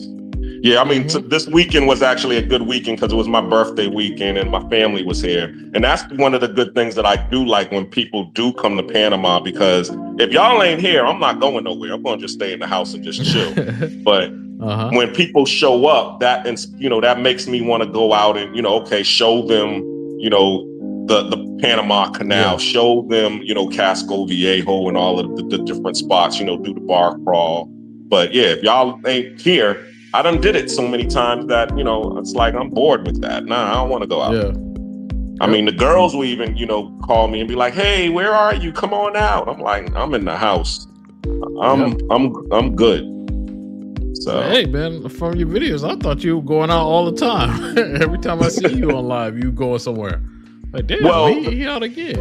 The thing is that there are some people who will invite me to things that I have never been to, like the river. I've never been to the river before. So when the chick invited me to, to go to that canyon area and I can jump in the river, I was like, yo, bet, let's go. Okay. Gotta hop on that. Yeah. Exactly. And then I didn't think you were getting in the water until you jumped. I was like, oh, okay. Exactly. So that's a good thing. Yeah. I like those type of things. Just, going out and doing stuff, hanging out and doing stuff for your family. We ain't got to be always doing silly stuff. And, or just doing the usual, as she was talking about, what they consider the passport bro routine. Yeah. We see that so many times. I mean, I was on earlier and seeing a couple of the brothers, out in, the one of the big fours just on there. He's just chilling on the block. Yeah, I'm out here. I'm like, damn, another chilling at the clock tower video, huh? Yeah. And that's the thing. I was like, I don't want to go to Colombia and do the same exact thing. So hopefully I move around. I like how Flyboy's moving around, so I might move around like that. Yeah. So people don't see the same thing over and over and the same type of girl. And I rather just more of natural stuff. Keep it going that way. So facts. But it is what it is because Colombia always gets numbers, so I might still do the Colombia thing. Well, I mean, of course, Colombia is going to get the numbers because everybody's looking for it. Well, they're looking for a certain thing in Colombia. But now, like what you're saying, okay, if you can show them that same thing, but not, but over here. Yeah. Same thing like DCPRT, he's like, yo, I'm in Santa Marta, I'm in, San Andrea, Yep. I'm in Cali. Keep it going. Yeah. Show different things. Don't just show the same old thing. So we'll see what happens. So, and then I'm loving the fact that I can go to Cuba. I can see, it's crazy because up until last year, I didn't know Cuba looked like me. You know what I mean? Like, really? I know. Yeah. It's nothing but black people. Like maybe because I'm going to Havana, the heart of the city. It's nothing but black people. You know what I'm saying? They all look like me. They're all, and like when I give out and I help out people, it's us. You know what I mean? So that to me is like one of the greatest things. So, and then, but you would never recognize it when you live in the States because everybody doesn't look like that. Yeah, and it's funny that you say that because that was one of the things that they were mad at about Cuba. Many of what you're talking about is what we call the Blancos Cubans moved away from Cuba because Fidel Castro considered himself to be a brother. Like even when he came to the States, where did he stay? He stayed in Harlem. Oh yeah, yeah. I saw that. I saw him on the train. Yeah. Exactly. So, so you got this black Cuban, president. That's why all of the white people's like, oh, no, we ain't. I'm similar to what went on in Venezuela, with President Maduro. But before him, it was who's the one that passed away? Chavez, Hugo Chavez. Chavez, yeah. He considered him to be, a man of the of, you know, the black complexion. You know what I'm saying? And that's another reason why, you know, a lot of the United States and, you know, Europe and all of these people didn't like them. I hate to get racial with it, but anybody who tries to associate with us, they always try to put a negative stigma on them. Yeah. Oh, you messing with them niggas? Okay. Cut them all, cancel them. Yeah. So you're gonna see me with a lot of hopefully you see me with a couple girls, couple ladies. Maybe I'll do some guy interviews and stuff like that. We'll see how it goes. So we'll see how it goes when I go there. Okay. So, I didn't do all the stuff I wanted to do before, so I'm gonna do it. So how many days you said you're saying? About 7 days. Oh, okay.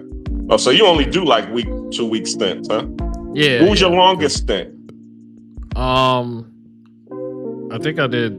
You talking about overall, like in the last couple years? Or, no more than 9 days. Okay.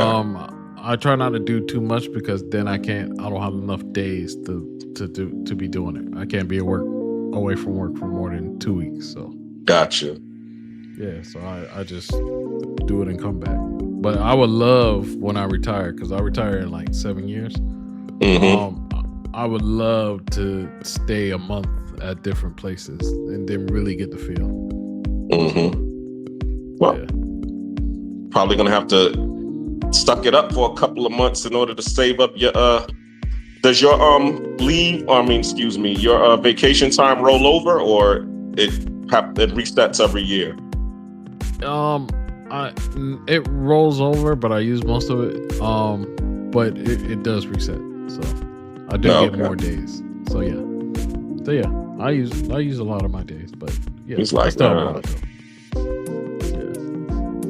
it'll be cool. Oh man, well, so what's up with since this is dating, are y'all dating anybody, or how y'all feel about dating? Don't put me out there like that, man. All right. How do y'all feel about dating? There's other. How do I feel about dating? Of course, I love dating. I mean, you already know me. I'm the lover boy. So my goal is to be into the marriage club. You know, I'm just looking for the right one. You know, I have, you know, one person who is on the hooks who really wants to do it. And she, you know, she fits the resume.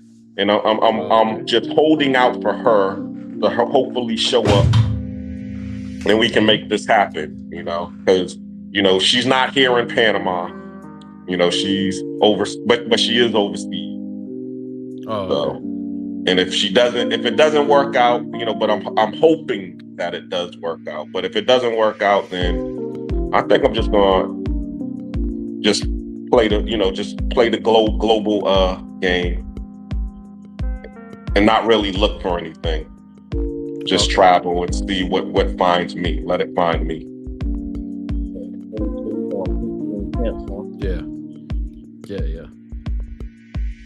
Okay. Yo. He asked you, are you dating, or how do you feel about dating?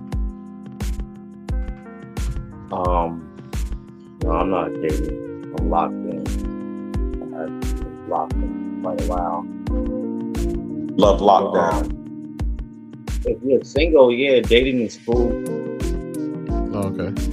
You know, that's how you get to know someone. Get out there and interact if you're looking for something.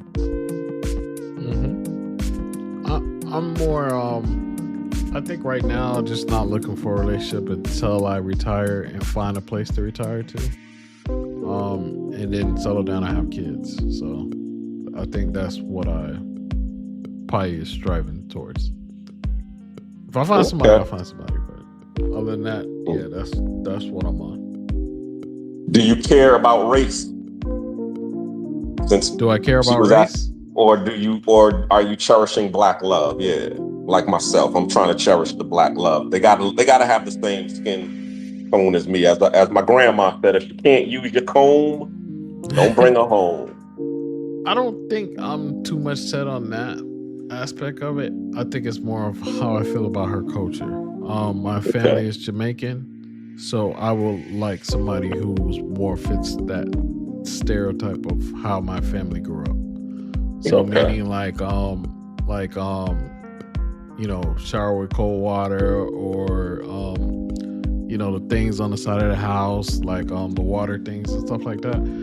If you can relate to that struggle, I think I'll be more interested. But as far as the color and and she's cool, man. I'm not gonna too much harp on that. I'm already a black man, so I already know, you know, I'm gonna steal whatever I have in me into my child. So Exactly. Your kids is gonna be black regardless. I got you. yeah. I mean, for the most part, you know, most of the girls you see me with are black or darker, but to me, I don't really focus too much on it, you know. So that's just how I feel about it. I agree. I mean, as I said, I was in Japan for 4 years, so I dated, you know, a whole bunch of Asian chicks. But as I said, when it was, my sisters just kept on calling me. They kept calling me. Yeah. and also too, I didn't want to. I saw what really happened was I saw the disappointment in my family, my aunt and all of them, when I started bringing my Asian girlfriends. They would fly in from Japan to come visit me, you know, from time to time. And of course, they loved, my family would, you know, embrace them and take them in and love them. But they would always say, you know, yeah, she's a great girl, but, you know, why can't you find a sister? See, it was the opposite for me. My mom would, like, I would bring a girl home, and then she'd be with black, would have a little attitude and, you know, all this stuff. I'm like, why? She'd be like, why you with that girl? And then, you know, I would bring one home that my last ex-wife was Dominican. So I brought her home, and I'm thinking my mom's gonna hate her and stuff like that. They best friends. They still talk to this day. So Wow. it's just like, but it's more of the culture thing. Meaning, like, the girls I grew up here in America, because I was born here. Yeah. She didn't like that. I don't think she liked the way they were. But she can relate to living in the country. She can relate to, like, the stuff in her childhood. So they got along that way. So I was just like, wow. So that's a big thing. Salute Roland, travelers. Thank you. Y'all should hop on the panel too, man.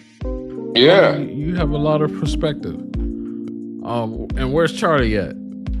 I don't know. He got on and he got off. Or I mean, I saw him in the comments. Yeah, I know. I saw him too. I don't know. A lot of things on race. I feel like some things here and there I'm with, some things I'm not. But yeah, I just love us and I love our culture and the things we do. And if you notice me too, also, I don't really get in panels where they talk about dissing black women or they diss anything women in the States, because to me, all women are the same. I just hate our laws. So if you put those same laws on those other girls that people put up whatever on, they're gonna take advantage of them just the same. Yeah. So those things bother me more than the actual women. I just think they are who they are. You put them in a different thing, they're gonna be the same thing. So when people go back and forth and this and that, and you should be at home, and I stay away from all that. I don't want to get into all that. I just stay out of that stuff. I'm like, you know what, man? Make your money, choose who you want, and love who you want, and that's how you do it. So. And it's funny that you say that because somebody just popped on. Hold on. Oh, Ronan just popped on. Okay. Hold up. Let me add him to the stage. What's up, Ronan? Yo. Shout out to you. Salute. What's good, fellas? How's everything? What's going on? Everything's going good, man. I'm just sitting here working, in the studio. I don't know what's going on. Man, what's going on with your I don't have my camera on. It keeps trying to force okay. Okay, it's going crazy over there. Yeah, it's flickering. Okay, so you're working? Yeah, I do. I mean, I'm doing AI automation and stuff like that. So I'm always either learning new techniques or working on something either for content. Or, I was just talking about that. That's what I try to do. you know, so Yeah. That's what I try to do. Oh, okay. Hey, Yeah, but, I gotta work on my AI a lot better. So I've been What's up, learning a lot of new fellas? stuff. the You tools gotta spin change. the block one time. Who, you? On the panel, we gotta spin the block real quick. So tonight we're talking about failed relationships and things that possibly make relationships fail.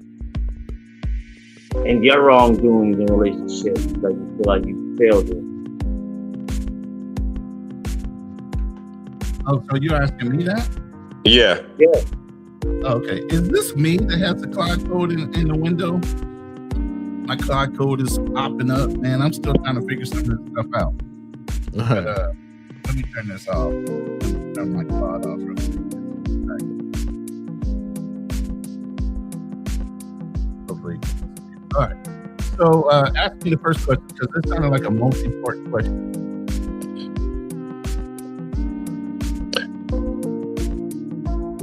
Basically, the discussion is on failed relationships. So he was asking you about, you know, things that made your relationship fail. Distance And from you my owning your parts.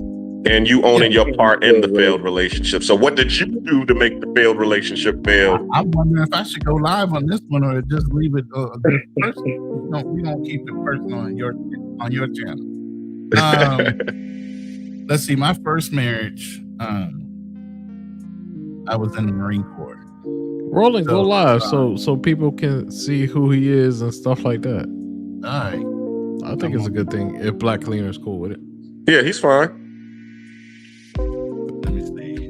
Messy Monday. But the topic is really about failed relationships Yeah. and accountability. How about Yep. failed relationships?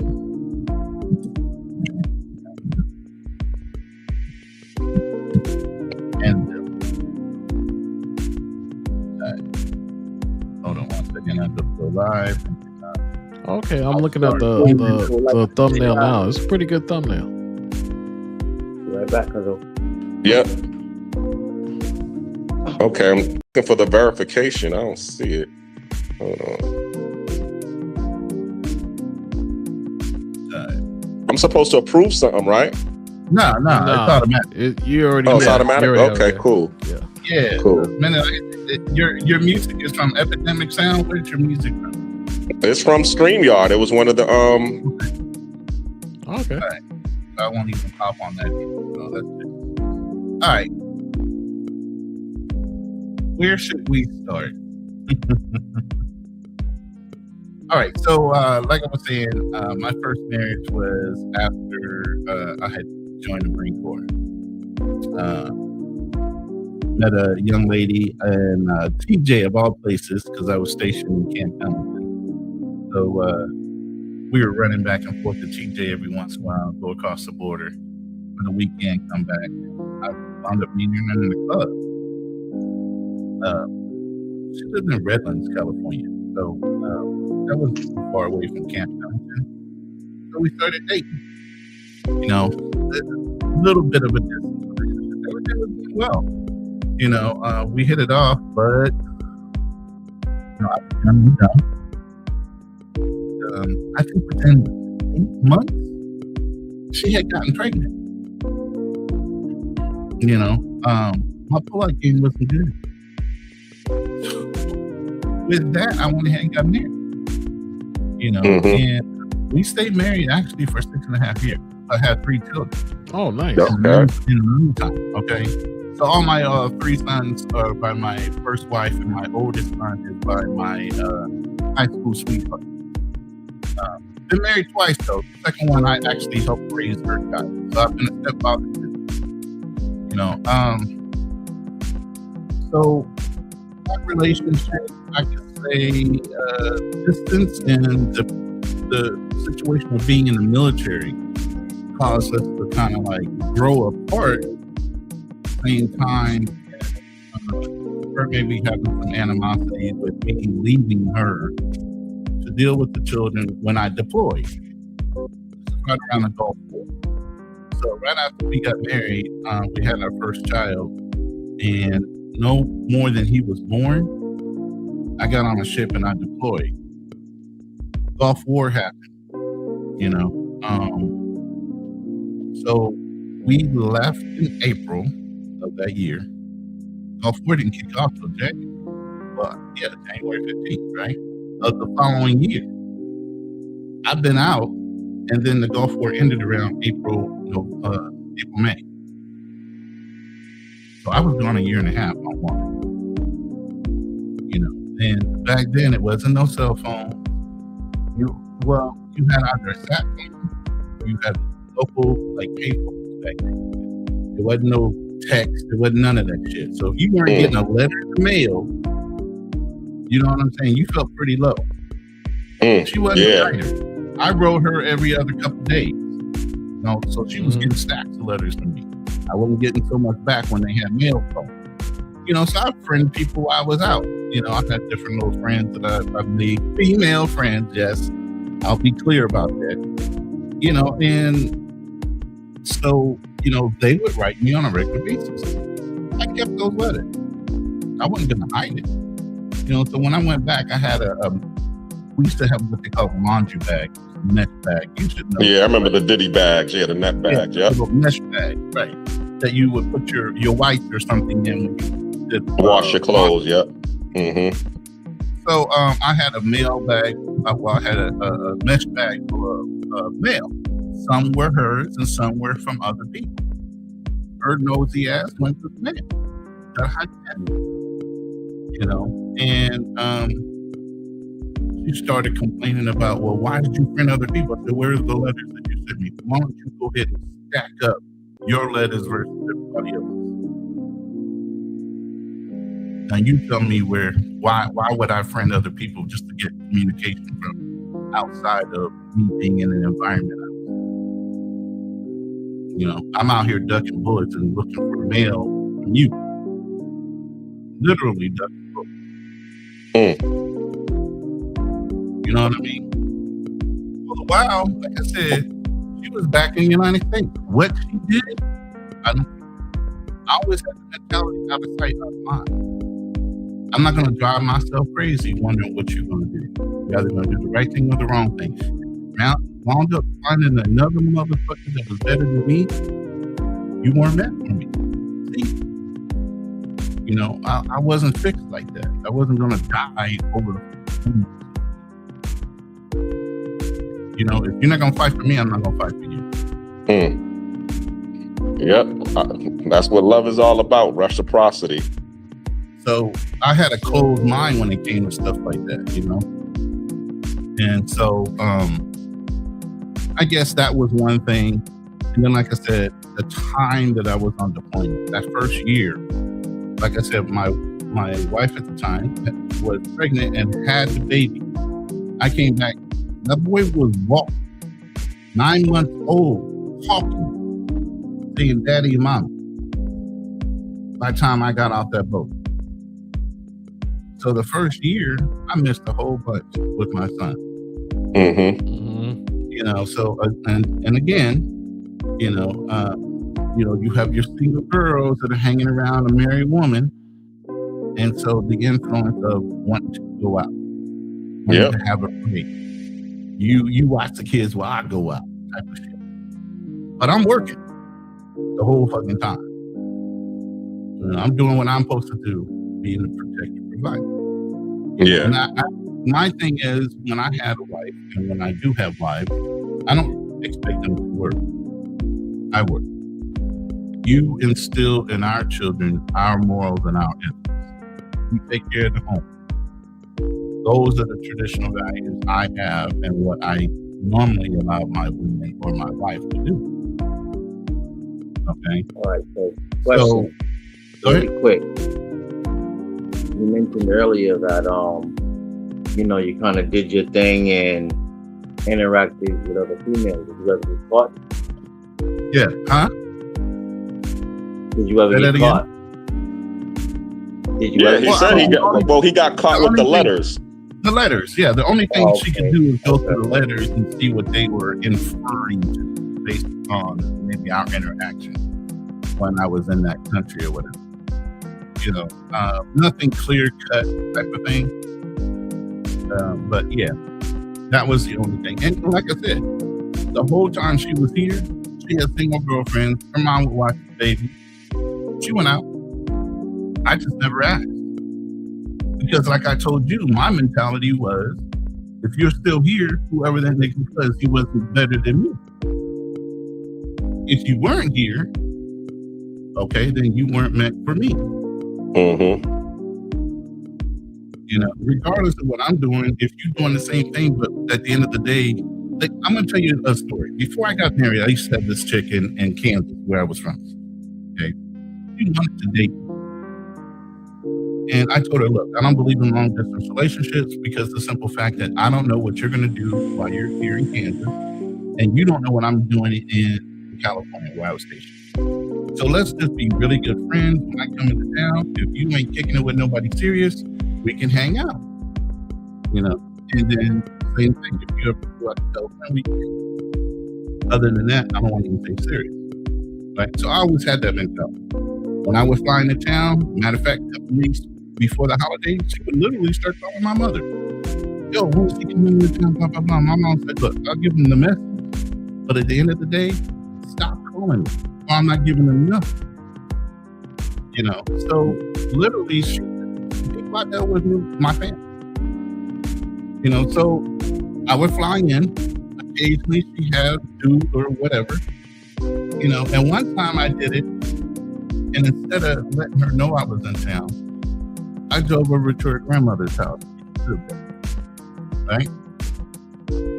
So I go and knock on the door. The grandma's like, oh, Alex, you're home. Boom, snatches me in the house. Right?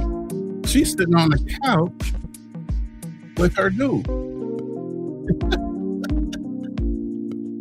So I'm like, oh, Wow. hey, what's going on, D? You know, and she's like, yo, Alex, oh my God, Alex is here. And the dude's looking like, what the fuck is going on, right? Grandma's got me in the kitchen, chit chatting with me. She sees me. She says hi immediately and jumps up. And he's sitting there like in amazement. So I'm talking to Grandma about I'm ear hustling. She said, hey, you gotta go. He was like, what? You know how brothers get. What? What do you mean I gotta go? And she was honest with the guy. She told the dude about me. She goes, look, I'll date you or whatever. We can hang out. But I like this other guy. He's in the Marine Corps, so he's never in town. We have an agreement when he's in town. I'm going to take you with him. But if your game is strong enough and you think you can take me from him, I'm willing to entertain you. So I came in the door, and obviously he didn't do what he needed to do to win her over. So he goes, she said, you gotta go. She walked him to the door. You know, all I said was, is there a problem? And he said, what? She goes, no, I got it. Walked him to the door, said, I'll see you later in a couple of weeks if you still want to hang out later. You know what I mean? So then at the end of the day, what happened was I literally stayed at the house for a couple of days there. You know, Grandma had no problem. I've been real good with family, believe me. But the mothers that know me want me to date their daughter. You know, so at the end of the day, her grandmother was so happy to see me, you know, basically cooked the meal for me, we kicked it. Then I was kicking it with old girl and spent a couple of days there. You know, then I went home. So that's the kind of mindset I have. I've never been like locked in, like you ain't got control of me. I don't care how you look. And my background even further than that, my mom was a bunny, if you understand what Playboy is. Mm-hmm. She worked in the Playboy clubs back in the day. She knew how to do the bunny dip. She was the one training those girls. My mom was beautiful. I've been around beautiful people all my life. I got a lot of beautiful people in my family. I've never been somebody that did not know how to deal with women when it came to their level of beauty. So that wasn't intimidating to me. And me being in a scarcity mindset where, oh, you're so bad, I can't get nobody better than you. Please. Y'all are a dime a dozen, and most of y'all got nasty ass attitudes or toxic. I'd rather deal with a good 6-7 than to deal with a 10.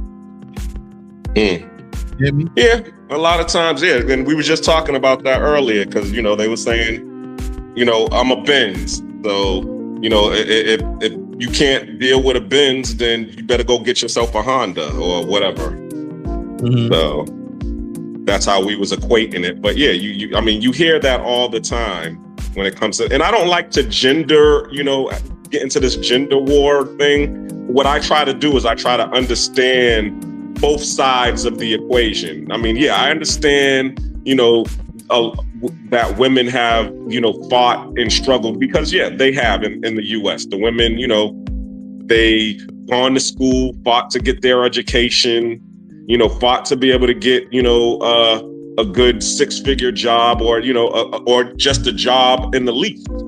And they're looking for their respect due for being the woman warrior that they become. But at the same time, there are some sacrifices that they have made. And most of the times they sacrifice their femininity to be able to, you know, to achieve those accolades of having, you know, the accomplishments and the credentials and the things and the names and the alphabet by their name, PhD, MD, you know, all of those different things. And they think that means something to us when really. I know a lot of feminine women that have very prestigious names or titles at the back of their name and all that. And they didn't use their femininity to get it. They kept it. So that whole narrative where a woman has to lose her femininity just to become somebody, I don't subscribe to that. And any woman that uses that as an excuse is exactly that, using it as an excuse. You know what I mean? That should not affect who you are by your root. Who birthed you, who raised you, who instilled those ethics and morals in you, and whether you actually subscribe to them or you rebel against them is a whole nother thing. My second wife was somebody that was born of a family that stayed together, a traditional East Coast family where she stayed in the home even though she had an 8-year-old son until she got married. She was still covered by her father. And her father and her mother are still married to this day. And when I met her, they were married at 65 years together. So this demonstrated to her how struggle was.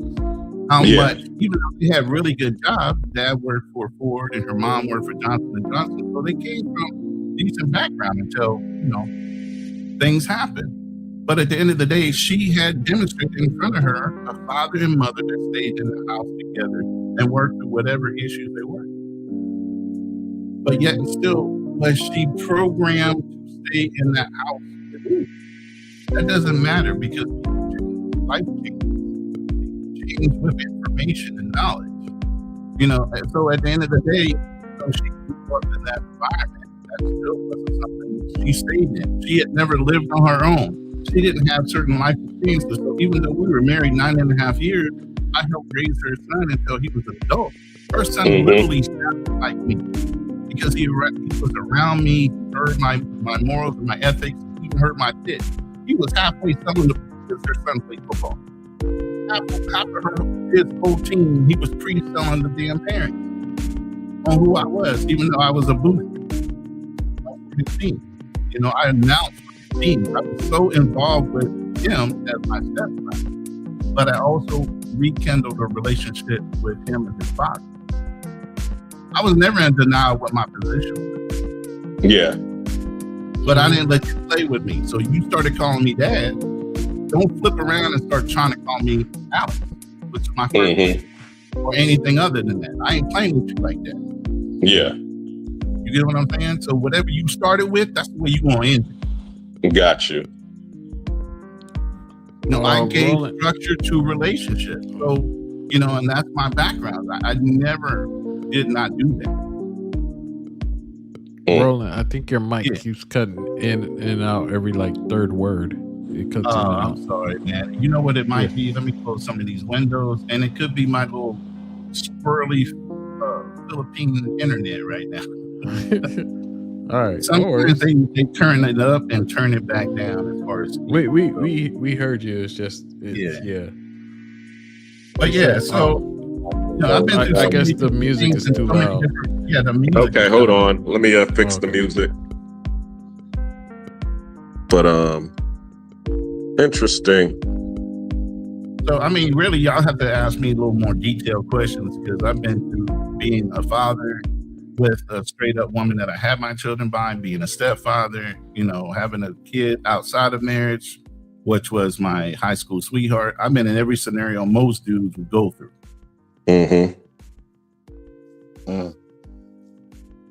So travel POV. What's up, Yeah. brother? You was asking us, so the it's back on you now. On me? Yeah, because we as he said, he's splitting the block. So you didn't say anything about your relationships. You just said that. No, I'm single. Remember, You never I'm been in a not. committed relationship at all? No, he said he had an ex-wife. Yeah, I had an ex-wife. Oh, I've been in. So why did that relationships fail? in the past? Yeah, Huh? exactly. Going So to why did that fail? Let's talk about why it. she in it. Why she in It that? failed. I don't really talk about it too much. It failed because Well, what did you do? That part. that part. Yeah, that Yeah. part. What did you do? I asked for the Or not divorce, do. but Wow. well, the biggest problem we had, she had a medical condition, and then she had to move to New York with her family. So that was the biggest thing. We were still together after we divorced, but yeah, she was stressed out a lot. So instead of making it worse, we decided to divorce, and she moved to New York with her family, and that was it. Like, it wasn't no big breakup, no big thing. We just ended it. It was my idea to get married, my idea to end it. Which is rare because they say most divorces, the woman is but responsible for it. So what made I didn't want to this one shack up. different? I didn't want to shack up, and I thought I was doing a responsible thing, and then I thought I was going to be a whole bunch of advantages to get married, and then I realized there's not a damn thing but taxes that may help you on your taxes. Other than that, I didn't see anything. So I was like, "What the hell did I get married for?" And then we got married because I said, "Hey, it's Wednesday. You ain't got nothing to do. Want to go to the courthouse?" Wow. Right. That's crazy. That's like super spontaneous. I mean, we talked about marriage, but it was just like, hey, we ain't got nothing to do today. We can go to the courthouse. So it wasn't. It was never big on her part. It was never big on my part, and that was it. Okay. So, I don't have no big crazy story. There's no cheating. Literally, my second wife literally had. You said she was getting stressed out. Your wife, my wife, my second wife had a stress stroke. Wow. So she was at What's that? a bedroom where her whole left side seized up on her like she actually had a stroke. Oh wow. No TIA, no MIA results in the testing. It literally was stress. Closed up her throat, everything. Closed up her hand to where it was like a fist. And we went through almost 6 years of her going through rehab. Oh my God. In the midst of our marriage. Yeah. Yeah. So not only did I nurse her back to help, I helped take care of her son. So like I said, I've been through it all. Yeah. No, even the word of struggle, commitment, and sickness. Yeah. So and the levels you go through as a man in that commitment to say, hey, my word is bond. Whatever I said I was going to commit to, I did. Now, Do you she was the think one you that guys decided she think wanted to, remember I told you, she was the one that said she left because she had never lived on her own. Self-realization, after you go through something like that, you realize you haven't experienced a lot of things being in that environment. Mm-hmm. So when she said she wanted to leave because she had never lived alone, never been on her own, stuff like that, I was like, all right. 9.5 years for that marriage. Mm. I'm glad it got cut off right before the 10th.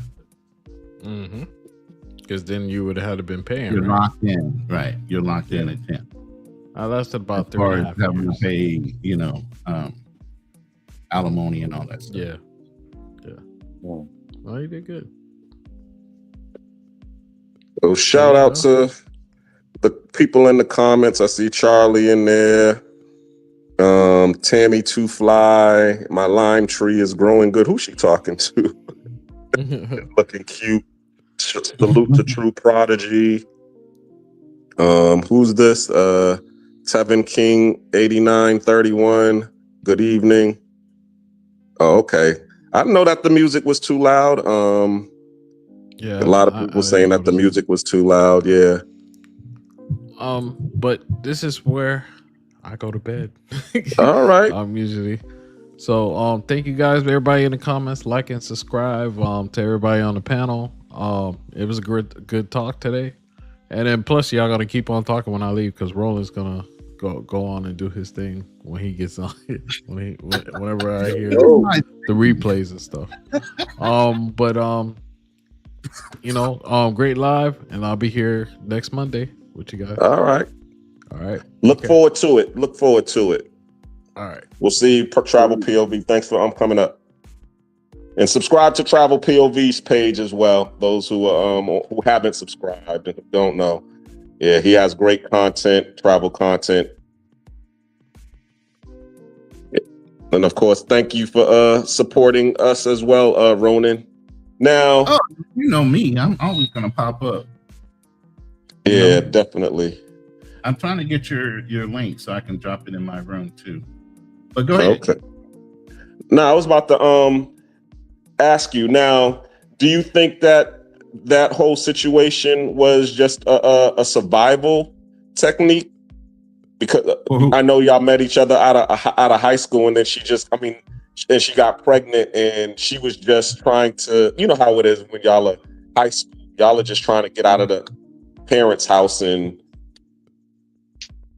be able to go on your own or whatever. So you're saying my high school sweetheart and that whole thing? That was me. Obviously, traditionally, a man's supposed to ask a woman, right? Yeah, of course. I was raised to do the right thing. I grew up in a church. I mean, half the things I talk about are moral based because of my background, my roots. Mm-hmm.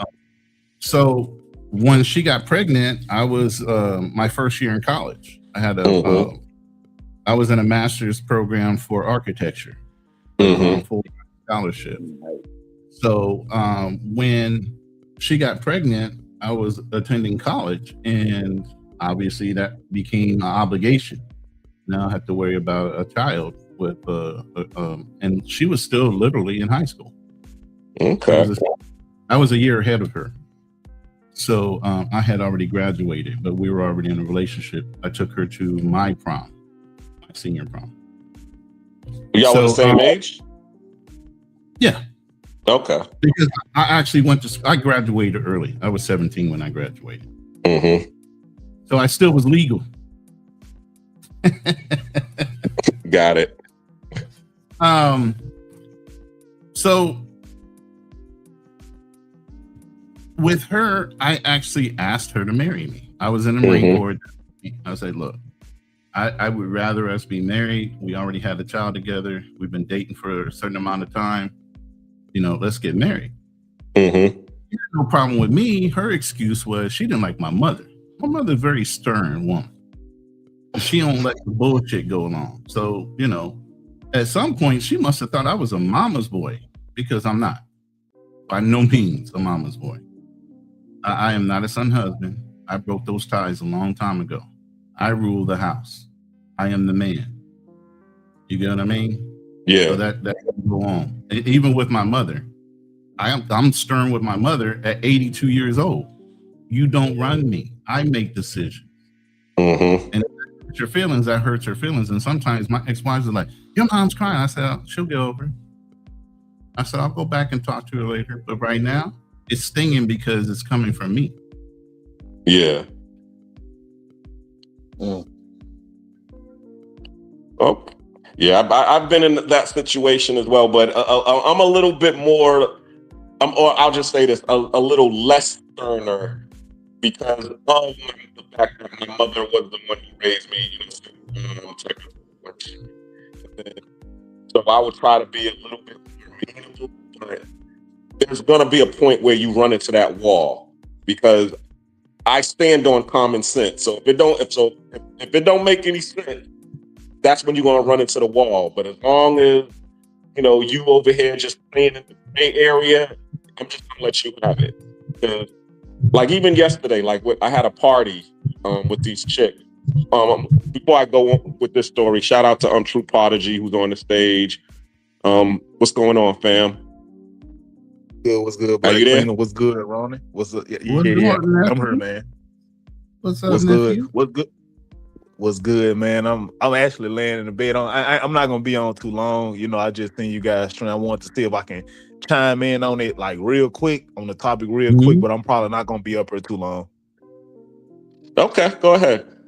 What's up, man? Yeah, I don't honestly. I got a feeling of what the topic is. I think it's like failed relationships. I believe.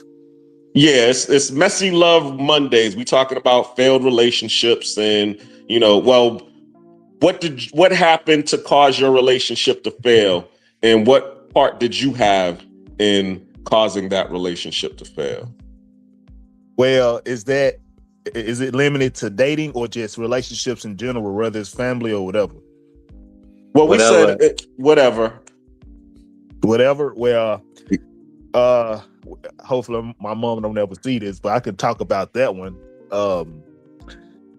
Mama, make I sure don't you have chime the in so you know what this nigga's out here doing, mama. No, something play. No, and I can't see your name. Hold, let me see if I can make the screen bigger. Cool Kim, what's good, man? I didn't What's up, acknowledge you, man. I apologize for that, but it's pretty much man, I didn't really have a good relationship like with my mom, man. Like it's been kind of off and on because I'm not gonna get too deep into it, but my mom didn't put me in like a couple of uncomfortable situations. I'm not gonna necessarily say what those situations were, for privacy, but just me being in those uncomfortable situations had gave me like a lack of respect for my mom when I was younger, when I was like 15, and another time when I was like 25, 26, when I went to move in with my mom after I broke up with another girl I was talking to. I just went back to move with my mom. So All right, just brother, me being listen. in those. We need the raw and cut. We need the raw and cut. You can edit it, but it's called Real Talk with Nate. Speak your truths, bro. We're not here to judge you on no level at all, but we need the raw and cut, brother. Mm-hmm. You know what I'm saying? Okay, y'all. Okay, so y'all if you want here to speak your truths, let's talk about it.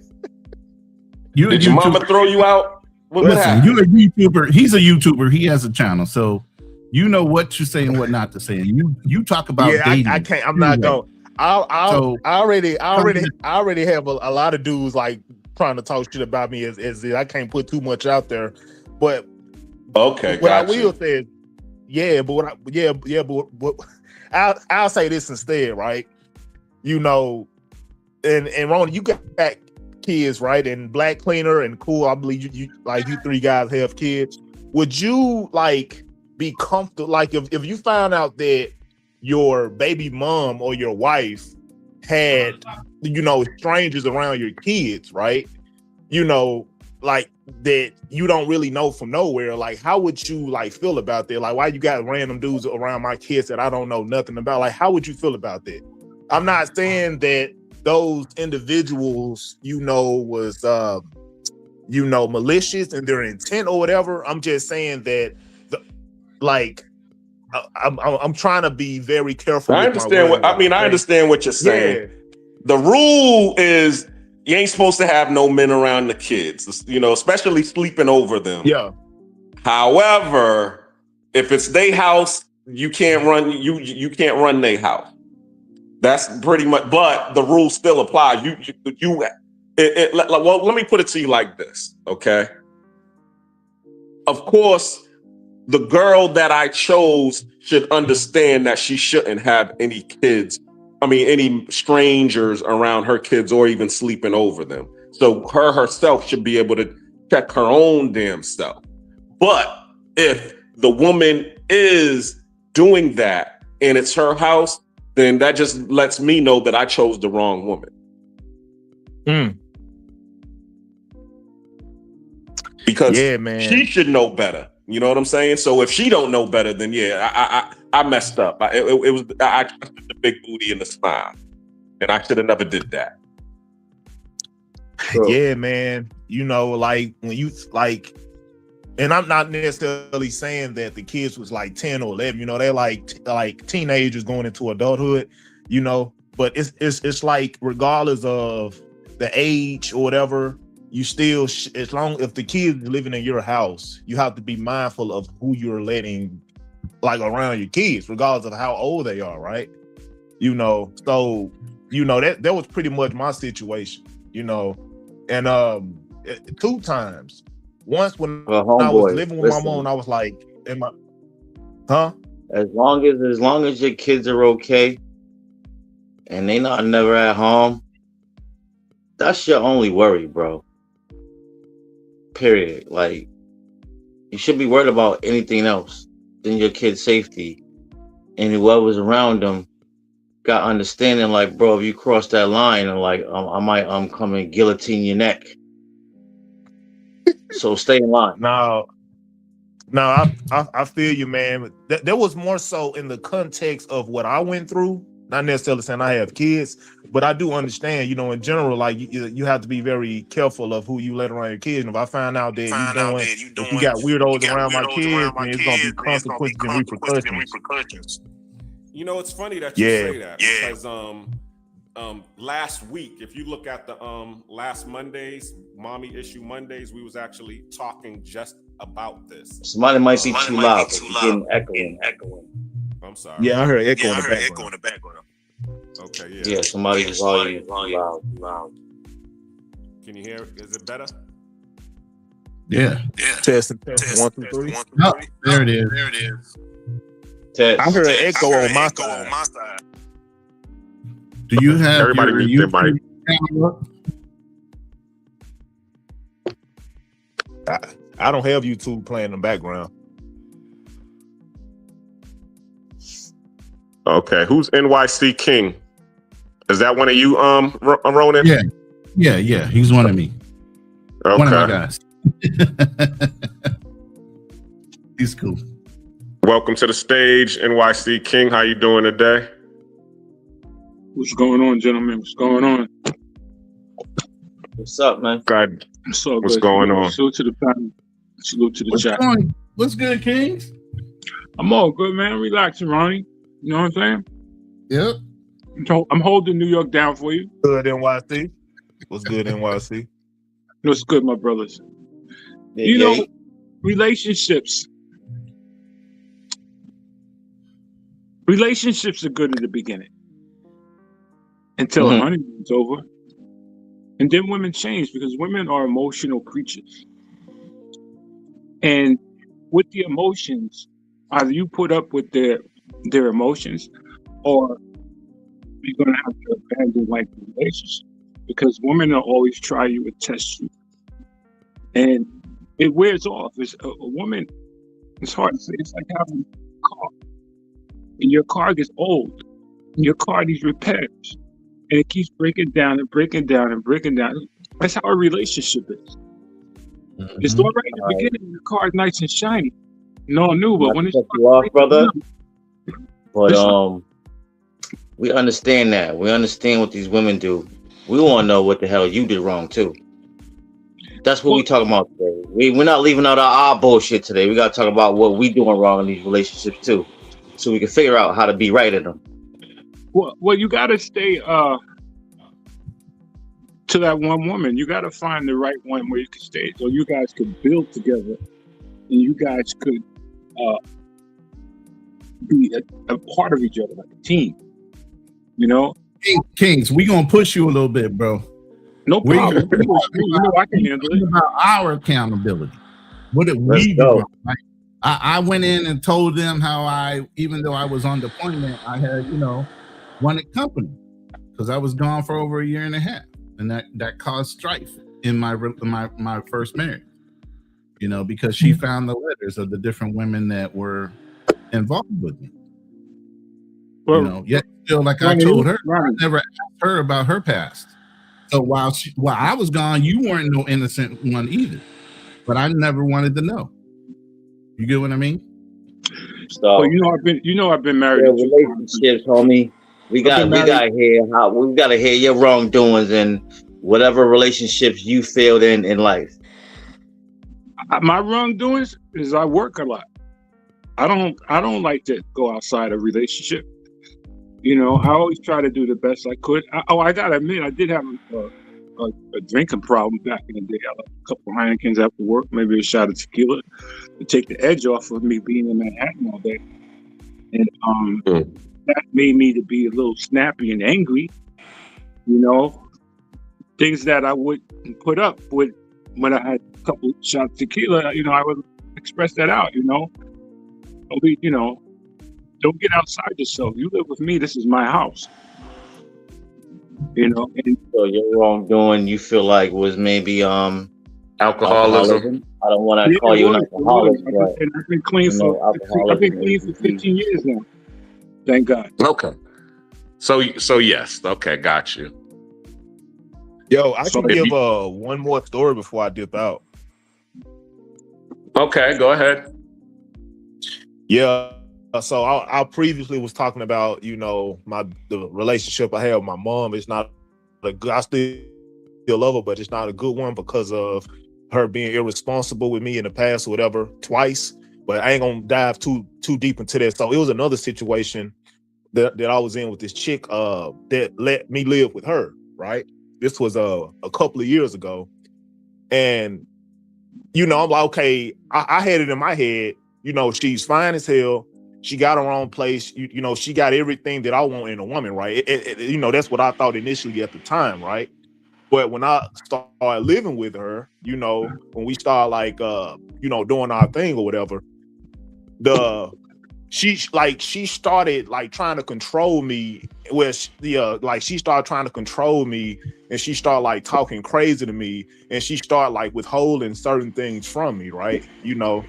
And I stuck around because, okay, I got a free place to stay, and I got sex when I wanted and other perks attached to that, right? So I put up with bullshit because of the perks. Yeah, exactly. I put up with bullshit because of the perks that came with being with a woman that was my preference, that had her own money, and I had a free place to stay. But at the same time, you know, it caused me a lot of mental turmoil to where I don't care to be with literally. I'm not even say that, but I pretty much could care less to, you know, just live and cohabitate with a woman, because I had a couple of situations like that, but that was like one of the worst experiences, right? Because I let her control me and run and dictate the relationship because she got money and all this stuff. I put up with it, and as a result, I'm kind of jaded, you know. So the mistake that I made pretty much, man, was just letting her control the situation and me not leading, right? You know, that's pretty much it, man. And I definitely learned from that. That's 1,000,000%. But yeah. Okay. So, but if you had to turn back the clock, how would you be able to change that situation? You know, even though you didn't have any means or resources during that time, you think you could have?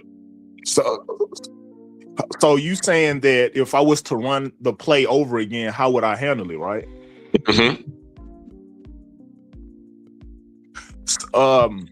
See, I know who I'm dealing with, so I probably wouldn't run the play, really.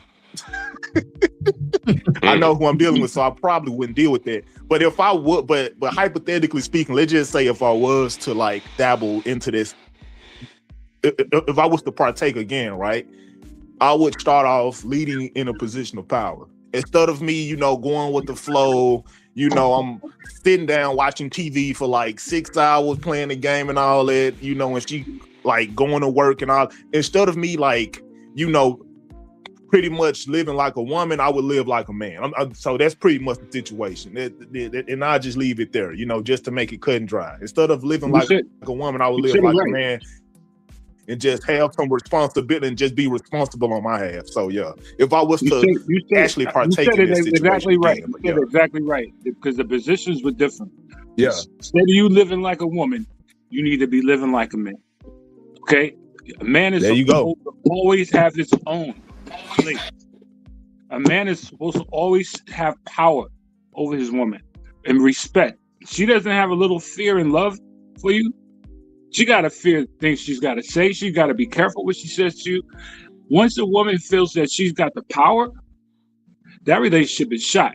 Once you live with a woman who has a kid, that relationship is shot because she's been hurt by other men. Then she's going to try to use what she did from the last man on you. So never live with a woman. Now, I'm going to tell you what's funny about that. Go ahead. I agree with you 1,000,000%. But you want me to tell you what's funny about that, man? See, I was in 3 different situations where I was living with a woman, right? It was a black woman, a biracial woman, and a white chick, right? The white chick, that's the chick that I damn could have married. The I'm not gonna talk about the black woman, but like the biracial chick, man, that's the chick that gave me all the fucking trouble. Just being real, because she was my preference. I'm into like black and Latino women, like women of color, right? So I'm into those women. So the fact that she was my type, I was pretty much weak, and and I just fell for her, right?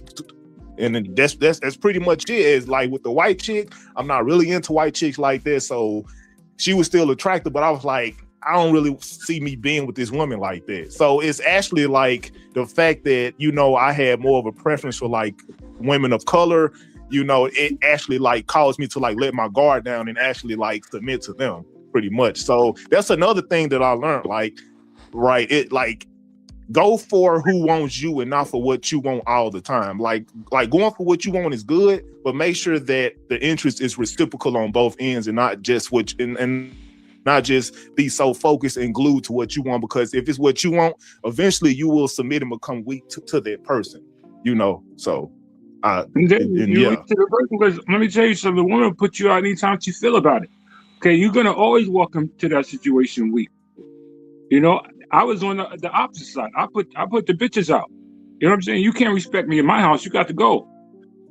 I don't need what you got between your legs. That don't make me start to empty out my pocket. Okay, I wasn't born and raised like that. You got to go. What about the baby? Baby can stay, but you got to go. Sometimes life could be cold-hearted, especially when you're living with a woman. She's got all the weight. You can't even say that. You become the broad. You be like, yo, I say so, she's gonna put me out. But at least I got in-home sex. At least I ain't got bills. I give a little stuff for the electrical. That's not how a man does, bro. Man has his own. You can't respect the man's kingdom, then you got to go, yo. The situations ain't like I said, relationships get worn out, bro.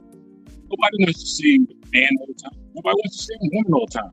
It gets boring. So people want to venture out. You got to blame yourself for that. You should have been using her as a stepping stone to get your own apartment in the house. You can't make any mistakes when you live with somebody else, even your best friend. Your best friend will put you out. Be like, yo, man, you ain't find a place yet or a job. Yo, man, I'm sorry. I know we've been boys for years, but you got to go. So you get into a habit of living with people is why things ain't working out. You're supposed to have your own, bro. Yeah, and that's funny thing that you say that. NYC. That was the plan. That was the plan for me to actually, and I apologize for y'all, but I promise you, I'm gonna be very quick. That was the plan for me to use her as a stepping stone, but I got comfortable. But yeah, you got it.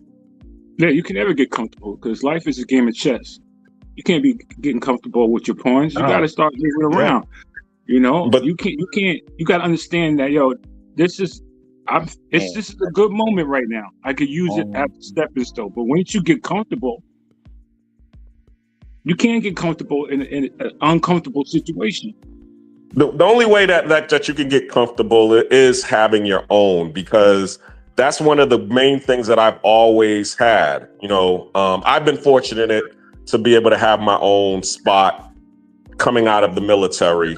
You know, I ended up getting my own Section 8 apartment. And then from my own Section 8 apartment, I went to have my own apartment to get in a house. And then now I have a townhome. But the thing about it, what I've realized was this, and this is what I always try to tell all of my boys: go get yourself an RV or a mobile home. Because even if you have that, okay, and you decide to go live with a chick who might have better than the RV or the mobile home, and as he said, if she decides to kick you out, anytime the wind doesn't blow her way, at least you have that to fall back on, and you won't care to leave, because that's what really happens is, you know, you have that fear and worry. It's just like having a job. The reason that a lot of people get up to go to work is really out of fear. I need to go get this paycheck. I hate this job, but I need to get this paycheck or I'm going to be homeless or I'm going to be hungry. But if you have your own, and also a way for you to make your own money, now you can start playing around, or what they say in the casino, you can now start playing with the house's money.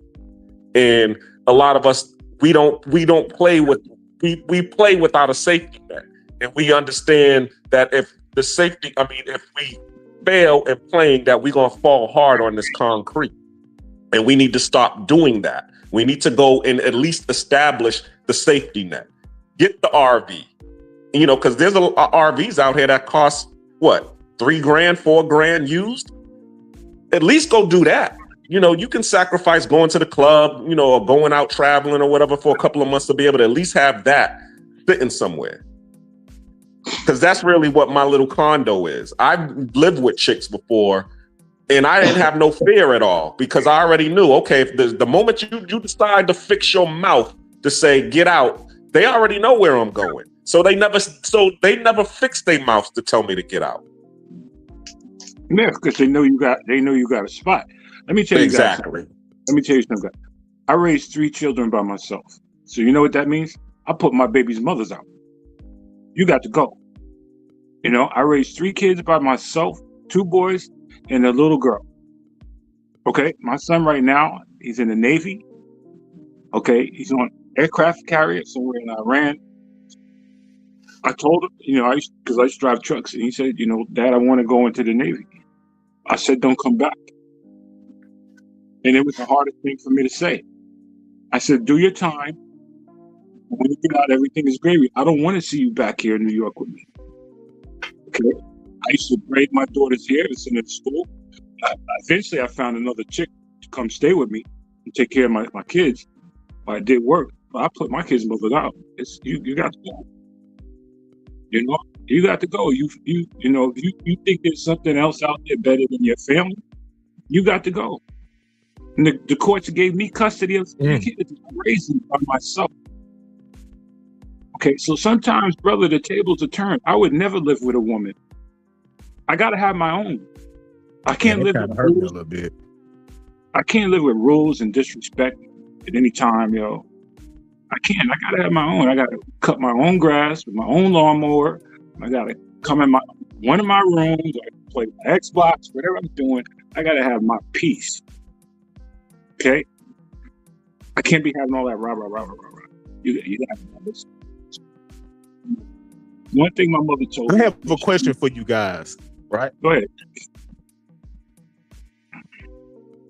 Yeah, I don't mean to interrupt, but no, it's fine. The question is, what's more important? I got you, man. So, for anybody on the panel want to answer this, like, what's more important than your peace of mind? Tell me, like, one thing that's more important than that. Ain't nothing more important. Freedom. It ain't no more. He said it. Freedom ain't no more important than your peace of mind. It's priceless. It's priceless. Instead of having a nagging when you get into that. You didn't flush the toilet bowl. Oh, you didn't do this. You didn't do that. Peace of mind is worth more than money and gold. I learned that the hard.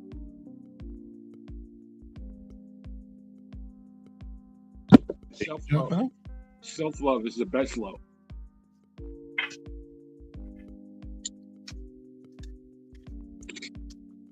Yeah, self-love is the best.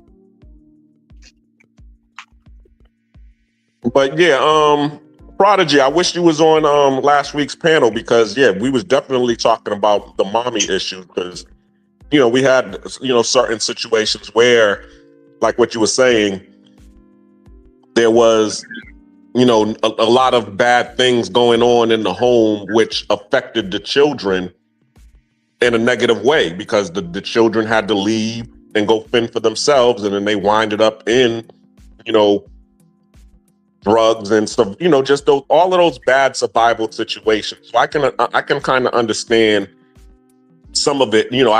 I can dig what you putting down in a little bit of that. And yes, you shouldn't have to. And one of the things that we was talking about is how sometimes women will sacrifice their stability, for their kids because the man is being the provider. So I'm going to allow him to.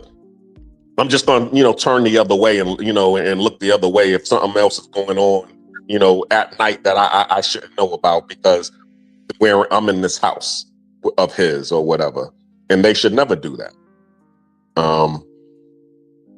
So I kind of got what you were saying with that, but also too, to your point with the girl situation,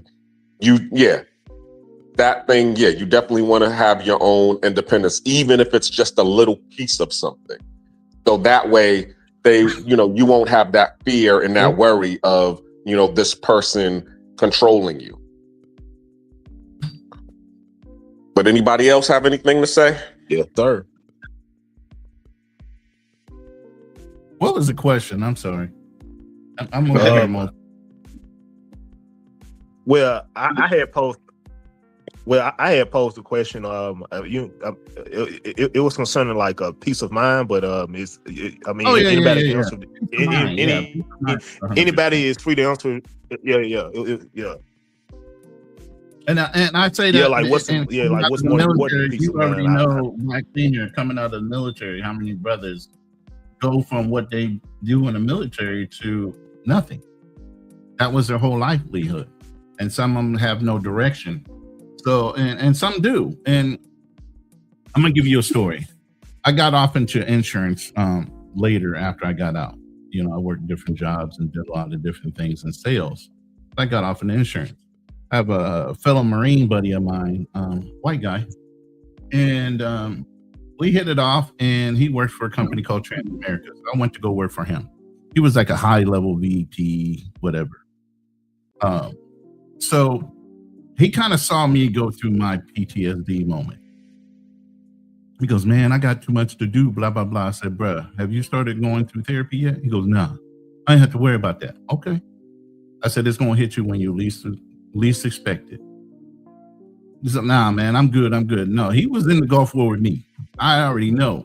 He did some shit, and was involved in some deep ass shit and watched some friends get killed. So you ain't never dealt with it. You ain't never went and gotten therapy. You ain't never talked about it. You never decompressed from it. What our jobs are and what we do mentally, and this is all men, not just military. We go from one mission to another in our heads. We go from one objective to another in our head, and we never go back to readdress some of the things we need to actually readdress to get it off of us. We carry it.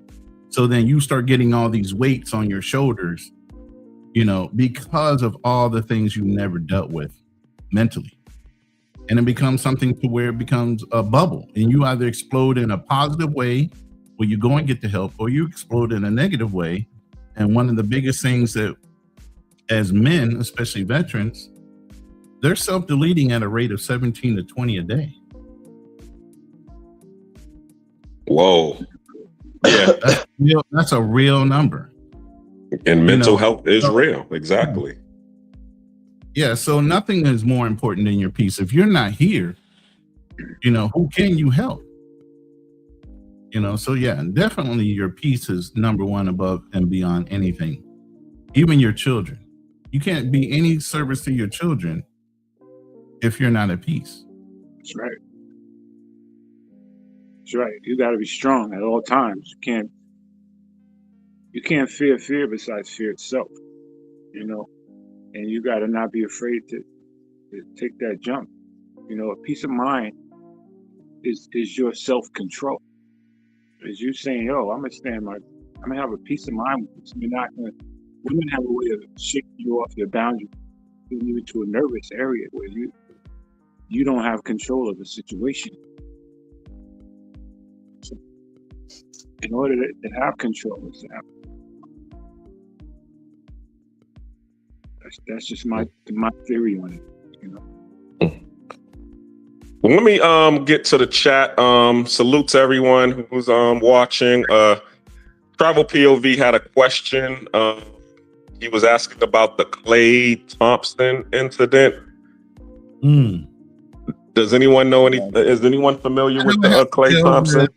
Meg the Stallion, but I'm not exactly sure everything that went on with Klay himself. But I know, weren't they dating at one point and he decided to step away from her, like she was supposed to be next in line to get married, like Sierra or some bullshit. And since he stepped away, everybody's upset. I'm getting that the kind of gist of the conversation from the other live listening to. Yeah, how do you feel about Klay Thompson and Megan's relationship ending? Will you think Megan will find true love despite her past? Here's the thing, and I said this in the other room in the chat. Megan is like a low-key 304. Mm-hmm. She's an industry dusto. Basically, everybody knows her and have been with her on the low. She's not loud when I say 304, kind of like low-key. You got 304s that are very loud about who they are and what they do, and you got people that are low-key about their business in the background. She's one of those low-key girls. She doesn't get in the news and talk about her relationships and put people's names out there to griff off of them. But at the same time, she still has those 304, mentality. Mm-hmm. So I always said, and what I said in the chat was, I believe that she's one of those industry dust-offs. Mm-hmm. Nobody's going to take her serious. And if she does get taken serious, it'll most likely be some type of pro athlete that feels like he's going to get over on her or come up on her, basically. How is he coming up though? Trophy wife status? Well, not only that, she still has a bigger name than most athletes out there coming out the gate. You know what I'm saying? Eventually his popularity will go up. And I mean, Russell Wilson didn't need any help, but look at Russell Wilson and Sierra. She was an industry dust off too. Who wound up picking her up and keeping her? A pro athlete. I think she's kind of geared up for the same ending, to tell you the truth. Some pro athlete somewhere is going to wind up picking her up and getting her either pregnant or marrying her and trying to make her legit. But obviously, if you look at her history of how many men she's been through in the industry, what do you think they're taking her as? Wow. True. Well said. True. Another comment came from Two-Tone. Shout out to Two-Tone for watching. This topic is right on time. I definitely stayed too long. It's kicking me in the literally today. Yep. Go get out, brother. Get out and get a job, find your own place. No, he's well established. He has his own business, several homes. He just chose wrong. Yeah, hindsight being 2020, like my second marriage, I stayed in it too long. Obviously I stayed in it because she was disabled at the time, so it kind of obligated me to stay into it. But the minute she had that conversation with her family over me, talking about I want to go ahead and file for a divorce because of these reasons, Oh, you had that conversation with them before you talked to me? Oh, I'm good. Yeah. After everything I already put efforts into, so I know I'm walking away with no problems. Now, the thing I didn't say, because I'm not boastful, every ex-wife and every girlfriend I've ever had always tried to come back. Yeah, me too. Me too, because they find out what they lost, Ronnie. They find out that they The grass is never greener on the other side, and a lot of greener. Never. She had it all with you. She had it all with you. And she lost it. Well, the grass is greener where you water it. That's really what it is. And that's what they really have to figure out. It's what you make of it, not, because it's funny that you say that. Let me tell you this funny story. Because I used to be an exterminator, and I went in this lady's house, and she had, mice and roaches, and she was a Section 8 apartment, and she was mad at the lady downstairs because the lady downstairs, her apartment was nice. And when you go up in there, it was brand new countertops. She had hardwood floors, all nice and stained and shined and everything. But the thing about the apartment was she was the one that did all of the renovations in the apartment, regardless of what maintenance. I mean, because regardless of that it was the fact that it was an apartment, she did her own renovations and upgrades to it because the apartment complex allowed her to do it. So then the lady upstairs, she was over there like, oh, she got that nice apartment and I'm up in here in this hellhole. So the lady heard her and she was downstairs yelling. She was all like, yo, you can have my apartment. She said, I'll take your apartment. She said, in 6 months, this apartment will look like your apartment. And the apartment that you gave me will look like this one. Just because you're in this apartment. And I'm in that one. So basically, she's just saying, yo, I'm going to do the same thing to that apartment that I did here. And you're going to do the same thing to this apartment that you're doing upstairs. So it really don't matter. That was a road. That was a severe road. She rolled the hell out of her. I'm going to build it up, but you're going to fuck it up. Exactly. And that's really what it is. In this apartment, you're gonna be that way, like where you are. Like, I think it's a saying that's like wherever you go, that's where you are. Some alluding to that, right? So exactly. So that is, yeah, it's crazy, but and that's real in terms of relationships. Wherever you go, you bring yourself with you. So if you full of drama and negativity, well, you bringing all of that with you. You bringing those bags with you into the next relationships. You're doing it with yourself. Whatever relationship you're going to be in is going to be some problems. And that's one of the reasons that I asked the initial question. What did you do wrong in the relationships? What are you bringing to every relationship that's causing relationships to fail? Because here I am, I'm in Panama right now, and I'm still dealing with failed relationships.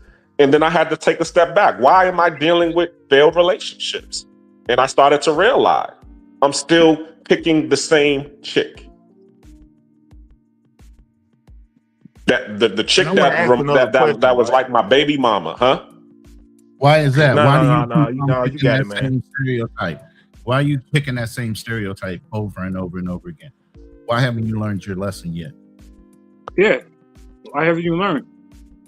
Okay. The answer to that question, it's funny that you say that. I actually wrote about it in my book. And the answer is because I'm not realizing that I'm starting to now realize that I'm dealing with people. And you can't treat people like you do a house. Because that's what I did with my houses. Remember, I went in, I found a house that was worth at the point in time $30,000. I fixed it up, and then once I fixed it up, it appraised to be $192,000.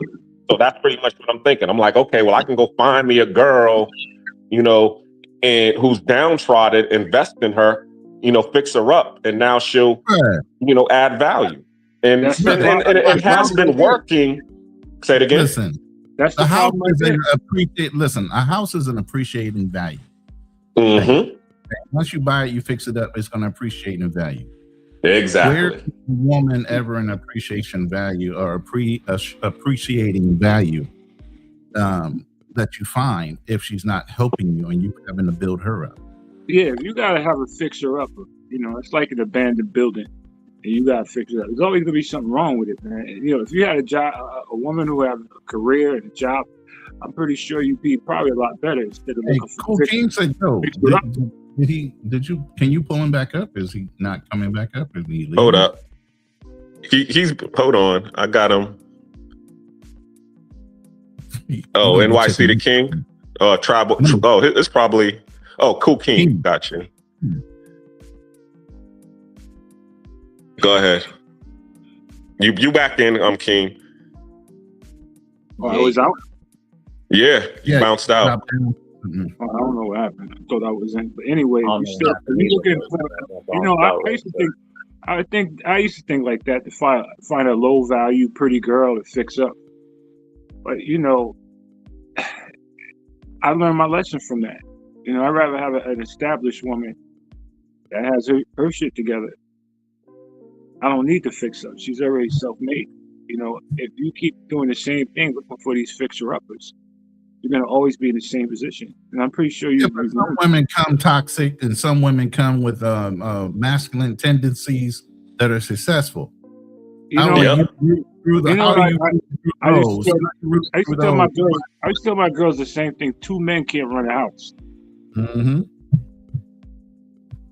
So you want to be masculine, you know, go out there. You know, I ain't sitting here want to fight with you. No. I ain't sitting here trying to go to jail. Nah, man. Just go. So I have one last question, right? And I don't mean to act, and I don't mean to like try to ask all these fucking questions. Like, I know y'all tired of probably asking these damn questions, you or whatever. But no, that's what we here for, brother. Let's and go. I know, like, I got you, man. So I know the title of the show is like, well, I like the end, like the end of the caption is like, what role did you play in the relationship as far as you know making mistakes or whatever? I think that's pretty much the situation. So I want to say, is it a possibility of you not making no mistakes and the woman is the blame for the situation? Pretty much. Like, is it like 100% you know her and it's like, okay, I'm trying to see how I want to word this, because in my mind, I'm always finding a reason. Well, in my mind, I'm always finding reasons to where the man could potentially be like the problem or he made the mistake in the situation. But what I'm saying is it a situation where the man didn't make one mistake and all the blame, the onus was 100% on the woman? Like, is that a possibility, or do you guys seeing that to be a potential thing in a relationship, right? To where it went wrong because of her and strictly because of her. So yeah, y'all because you don't know her process of thought and how she deals with things mentally in her mind. You have your way of thinking, she has her way of thinking. And you may not always meet at the same plateau. But what that comes down to be reasonable, is conversation. And I just you know, domestic violence. So you saying it's a situation where she holds no accountability at all? What basically he's saying is, because there's always two sides to the story. Actually, three sides. All right. Domestic violence. You may have your way of thinking of her wrongdoings, and she may have her way of thinking of your wrongdoings. So the key is understanding. Understanding. So go ahead, hold on. Go ahead. What you was about to say, NYC King? I know King was trying to finish his point, so you got the floor now. All right. So what I'm saying is that domestic violence works both ways. Okay, she could have been abused before, and she thinks that she can abuse you to get what she wants. You know, understanding is one thing, but if you can't make her understand and she keeps abusing you, it's abuse. You know, women can abuse you to the point where you're like, yo, I gotta leave, man. I'm gonna hurt this lady. So domestic violence works both ways. I don't care how big or strong you are. You can't put your hands on a woman. And she knows. So she knows what she can get away with. She knows her boundaries. She will overstep constantly to trigger you because she knows your trigger buttons. So you're being domestically violent, and you can't see it because you're a big man. Right? She already knows you ain't gonna put your hand on her. So, But she ain't gonna put her motherfucking hands on me either. well, she won't. But her mouth could be dangerous, yo. Of course. I mean, women know that they cannot beat men, so they find other ways to beat them. You know what I'm saying? Yeah. They'll mind fuck them. You know, They're mind fuckers. they'll line you up. Yeah, they'll line you up. You're right. You know, I've taken more of an analytical approach somewhat and relationships after I started going through therapy and things I had to do to work on myself, because I believe, especially in our community, all of us need therapy in some way or fashion, both men and women. Okay, so some of the things I do as I'm talking to a woman to vet her is I dropped it in the chat. I actually have her take a personality test and tell her to answer it honestly. It only takes 15 minutes. She can't give you 15 minutes to take the test and let you know what her 4-digit code is with the amplifier. Like, I'm an INFJ-A. So you can go and look that up and you can tell everything about who I am as an individual and whether we're going to mesh well or not. It's not astrology, this is science. So, you know, a lot of people say, what is your sign and all this other stuff. I ask you, go take this test. And let me see how your thought process is. And then even with dating a woman, like even the woman I'm dating right now, we're getting ready to get engaged. I asked her a real serious question. And it's not a normal question to ask. If it came down to a choice of saving me or saving our child, which one would you say? Because I wanted to know her thought process. Nigga, you dead. No, absolutely. In most cases, yes. Guess what she said? I'm saving you because we can always have other children. Wow. I can't get another you. Whoa. What the fuck?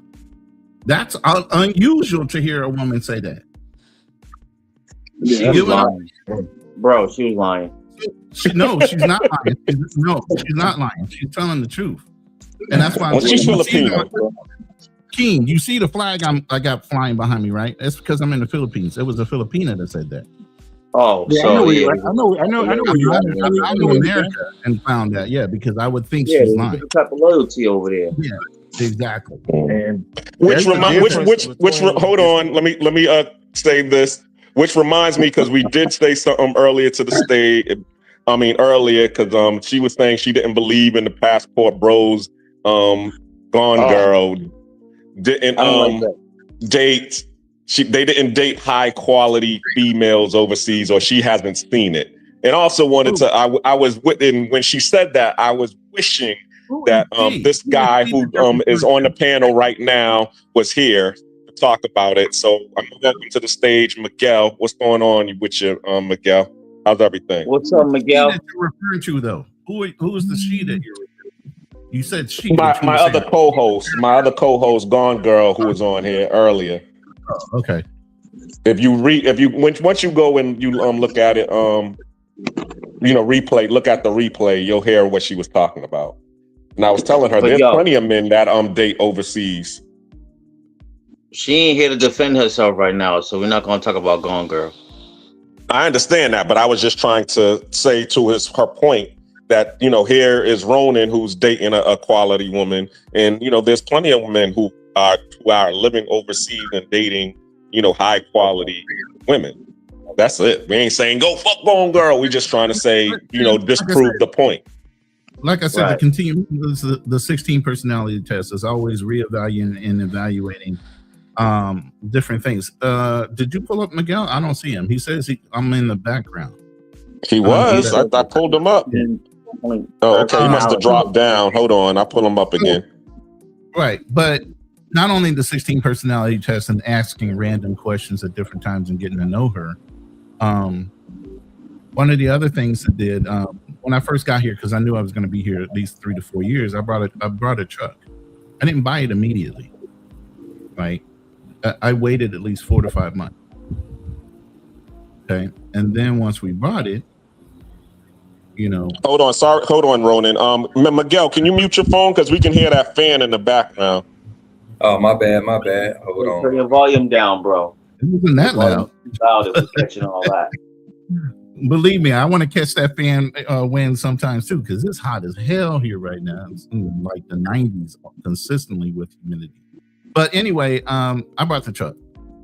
Right, we waited, and she was patient about it and everything else. It wasn't like, oh, you're an American, you should be able to buy that. No. You don't get in my bag that fast. You know what I mean? And here's the thing. I bought the truck. Guess what she did? She took the truck, went and got new rims, new tires, fixed the lift kit that was on it, put a snorkel kit on it, and an antenna. How many women do that? How many women take your shit and go fix it up? That's what's up. You get what I'm saying? These are the signs that you're looking at, and then you look at her family background is united. You look at all these different factors, and they start adding up to you going down the right road. You get what I'm saying? Mm-hmm. There could be a turnoff. You know, even with playing games, they have the biggest problem with Filipinos is the Filipinas is called tampo. They can throw the biggest fits, and it could last anywhere from a couple hours to a couple days. And even with that, we're able to talk and have an open communication to where it's like, look, you need to be able to speak your mind, just don't keep it in, blah, blah, blah. And we work through those things. You know, hey, we're not going to tolerate, or I just said it the other night. Look, sometimes she wants a copping attitude just to see if I'm going to, because I said, look, I don't play mental games like that. We're not going down that road. And you let people know and you consistently stay consistent with who you are, they either get in line or they leave. That's facts. Hey, hey, it's funny you Let me say go that. ahead and well, let me drop down right quick. You know, I gotta take my address slip. I gotta go to work or whatever. But I do appreciate Black Cleaner letting me up, like real shit. And yeah, man. And one more thing before I drop down. Any new chick I deal with in the future, they gonna have to take this test, like 100%. Yeah, but literally, with you that being take the said, test I appreciate you guys, man. Hey, all You said, y'all need okay, I'll take it and she'll take it. all Everybody y'all- got to take this test. No, you need to take it first because listen, it will help you work on yourself. Like I said, everybody needs therapy in one way or another. You need to understand why you do the things you do. And if you answer this question honestly, men and women alike, everybody is listening. It don't take that long. Take this test and then go and dig into it. There's so many different YouTube videos. You don't have to go and read into it. Just type in your 4-letter identifier and it'll give you all kind of information on who you are. And if you don't start reading that shit and understand that, God damn, how do they know that? It's going to shock the fuck out of you. But yeah, understand who you are. That's the first thing as far as men we should do the work on. We need to understand who we are. A lot of brothers are running around here and don't really know who they are. You got grown-ass men my age, 58, Miguel's age, and so on, that are still running around here acting like fucking grown-ass kids with money. Mm-hmm. I got you, man, 1,000,000%. Well, hold up, brother. 1,000,000%. Hold on. Is there really anything truly wrong with that? As long as you're handling your business, That's the taking point. care of your family, you're supposed to no. live life. Live life. No, to I the fullest. understand having fun. I understand having fun. And even the way you ask this question is like, yeah, if you're applying yourself and you're doing all the things you're supposed to do as a grown man, no, there's no problem with going out and having fun. But if fun starts getting in the way of your priorities as far as you being responsible as a man, doing the things you need to do, staying in your focus as far as your business, that's becoming childlike. You know what I'm saying? You should have been far past that. You know, that's where you start tripping off, and you have grown ass men acting like children, like you never been nowhere. You know. Go ahead, Miguel. I don't want to keep cutting you off, man, because you've been waiting. Oh no, I was saying, it's kind of funny what you were saying about Shorty and your truck and everything, right? So like I had a burst of inspiration the other day, and I came up, I came up with a new business idea. So I put everything into AI. I put everything into ChatGPT, and when I tell you I created a business plan from ChatGPT created a business. I just put all the parameters in, and it gave me everything. I was just like, Right. oh my God. Like even potential startup costs down here in Cartagena, and I was just like, yo, I could really make this happen, right?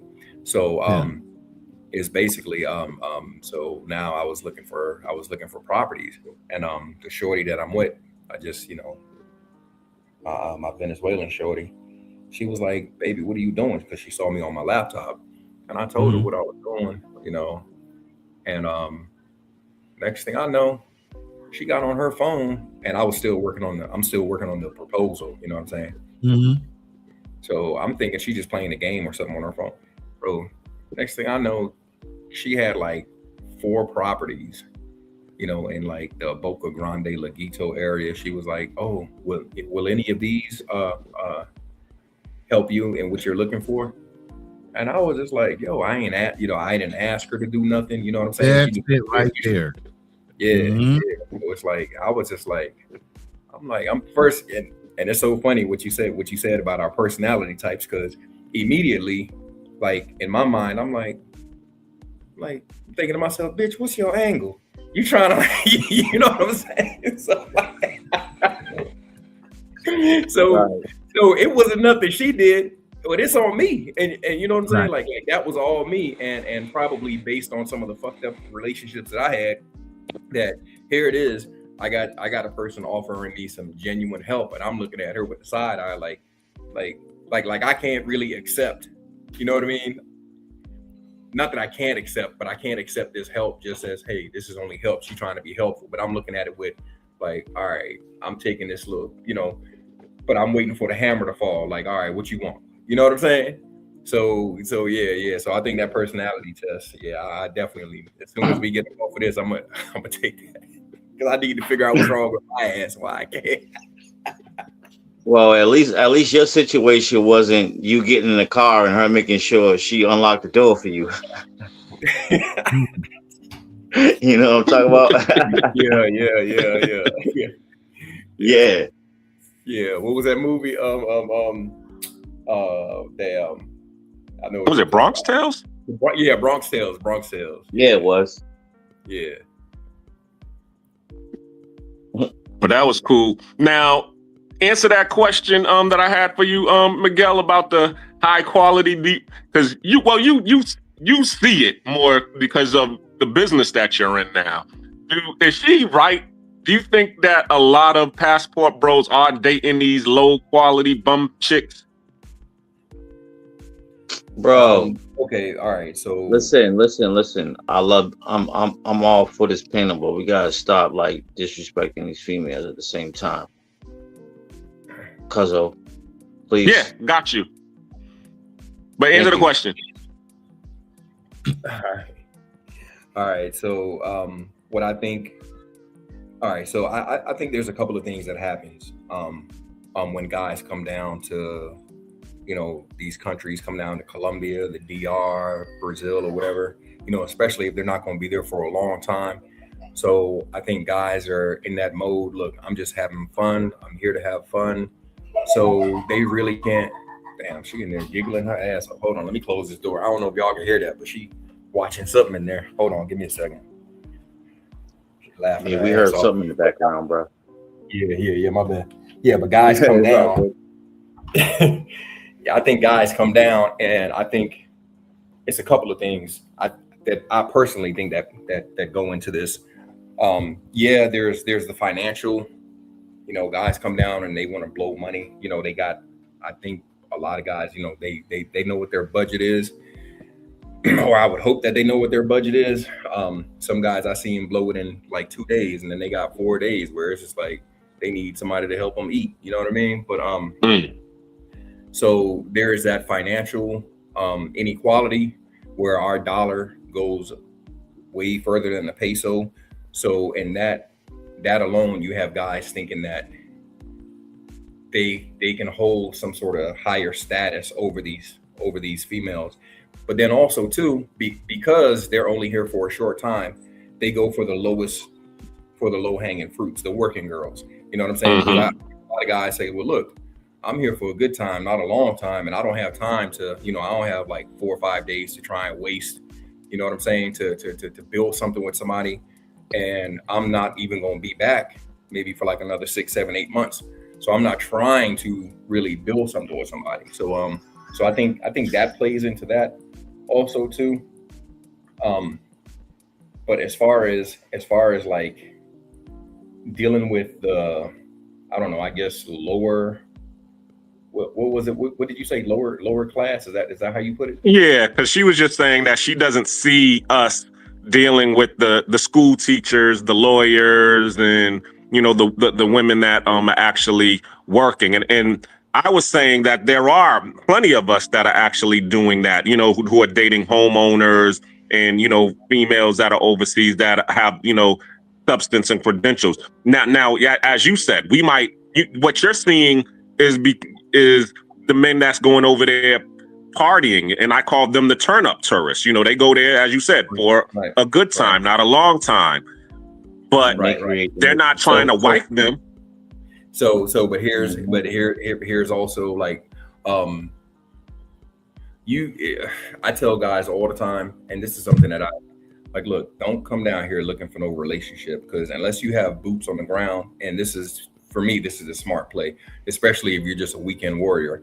Don't come down here looking for no relationship, because she gonna turn you into a Western Union poppy, and before you know it, it's gonna be, my grandma died for the 3rd time this year. My kid is sick. I ain't got no food in the refrigerator. It's gonna be something, I'm telling you. And every time I say it ends up happening. Matter of fact, it just happened to me. I just told my school teacher, John, to kick rocks. I think I showed you her pictures. As a matter of fact, she was with me. She came out with me to Panama. I don't think. No, I didn't meet her, but yeah, I know what you're saying. Yeah, I remember you telling me. Yeah. Yeah. So like, she got in her feelings because I did like a little 5 or 6 minute live, just basically like a little commercial from the hotel, and we had some mermaids in the pool. So like, she got up in her feelings and she was like, oh, well, all them girls out there, like, you gotta watch it, and like, just assuming stuff, you know what I'm saying? So like, so I came back at her, and she ain't like it, and I was like, well, all right, well, cool, you know what I'm saying? Like, because we supposedly been in this relationship now, or we've been kicking it now for like over 2 years. And I said, do me a favor. I said, come by my spot tomorrow. And she was like, well, I don't know where you live. I said, now that's a damn problem, because I told you, so you sitting up here telling me you're not this type of, you're not that type of girl, right? But we supposedly been in a relationship for 2 years. I told you, I gave you my address on like 4 or 5 different occasions. You never took the time, because you never really cared about it. So you've been slotted. I've been to where you was at. You know what I'm saying? So because anybody who wanted, like, I got my shorty in the room right now, bro. She caught the bus from Venezuela 24 hours to come out here and be with me. You mean to tell me I got a chick in the same city, less than a 15, 10-minute Uber? I know where she stay. It's less than a 15 to 10-minute Uber ride, depending on traffic.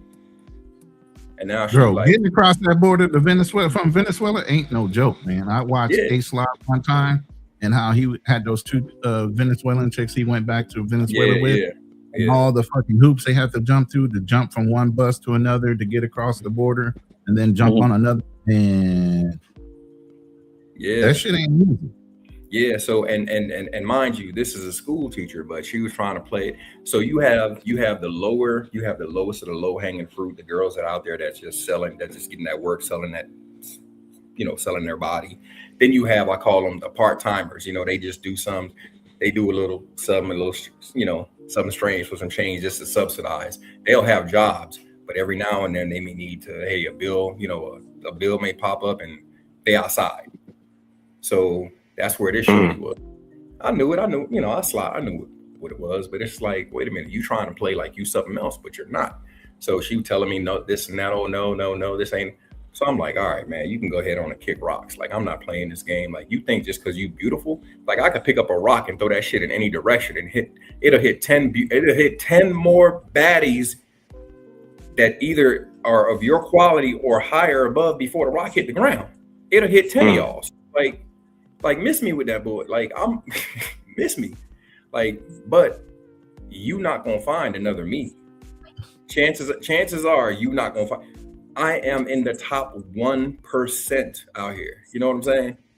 So like, not only do I know my value, I'm not out here flaunting it like, oh, you got to be with me. You've been made your choice a long time ago. I slotted it. I saw it. I knew what it was. So it's like, I didn't get even really emotionally invested or nothing like that. So I knew exactly what it was. So that's like when the time came, and she played herself. All right, cool. On to the next. But now what's so funny about this story, she hit me up probably like no less 4 or 5 times today. All this happened over there. This is just recent. This happened between Saturday and Sunday night. She hit me up like 4 or 5 times a day. Baby, I need some money. I'm sorry. This and that. Can you please? I know we don't have nothing no more, but can you please help me out? I got bills. I got this. Shitting me. You better get it how you live it. Hey, big head. You trying to circle the block? Yo, it's so funny you say that.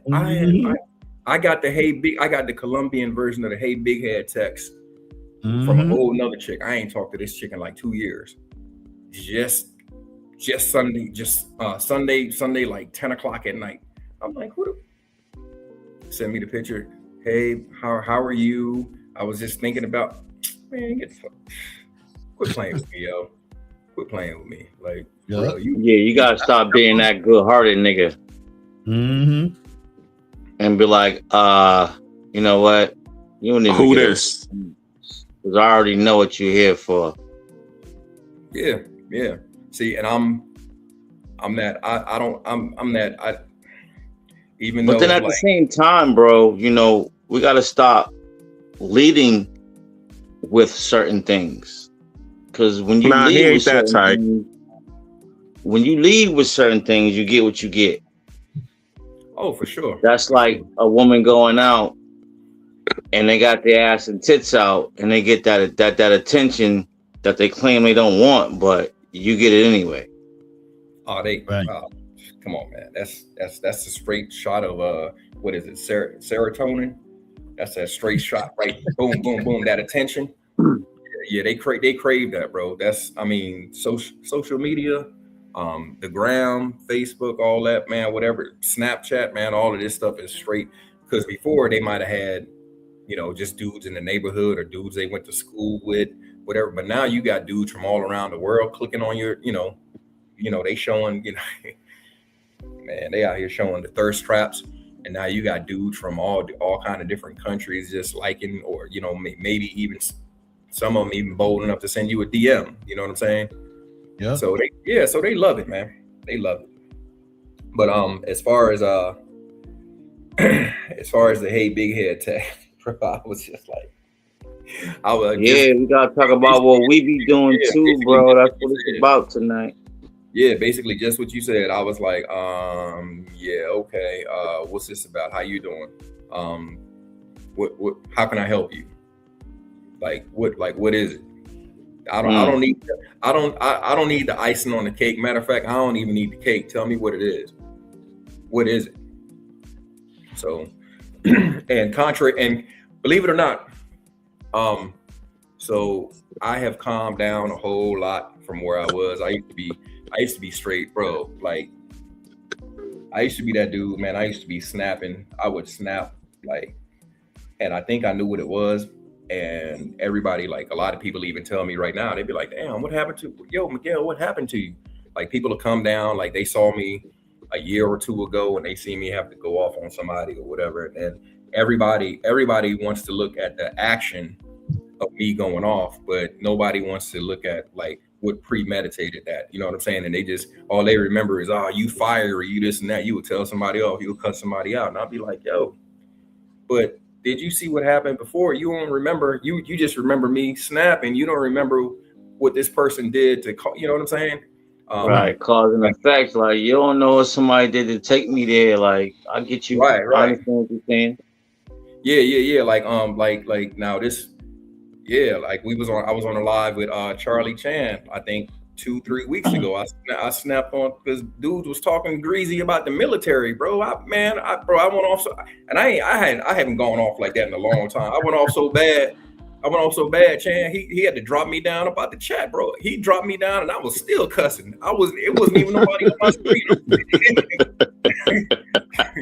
I could probably tell you why someone would get upset in that situation. Like, you know, I worked a job and I worked with someone who was in the military. But this nigga didn't do shit, bro. This nigga didn't bust no gun. He didn't fight. The nigga worked in he handed out equipment.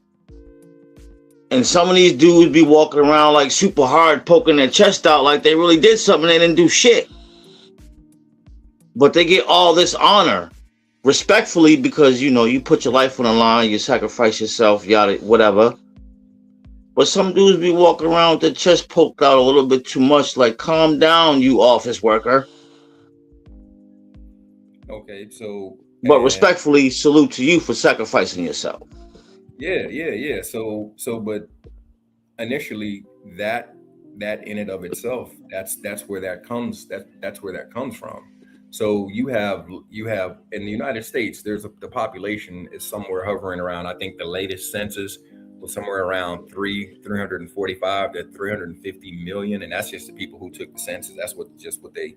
So it's probably more than that. And of that 350 mil, I mean, just in all of the armed forces, I want to say I think there's only like 1.5 million people. So out of that big ass population, you only have X amount of people. That's now whether they were office worker, whether they were a cook, whether they was whatever. The point is they volunteered. So if some shit popped off, so if some shit popped off, you might have been in an office somewhere. Let's say you was in so like for instance, like what's going on right now between the Iran and the US and the Strait and all this and that. Well, you seen Iran, they were sending drones. You might have been in an office building over in Qatar somewhere, but that didn't stop them from sending drones up over, you know what I'm saying? They were sending drones everywhere because they were trying to get the whole Middle East. They were trying to turn that into a hornet's nest. So whether you were an office worker or whether you was whatever, that doesn't necessarily mean that you didn't, at some point you might not have faced any danger because them drones. Bro, I said that, but my point is that. I get Some he got a chip on the shoulder. We got you. It's the chip on the shoulder that's that. Like nigga, you ain't do shit. Right.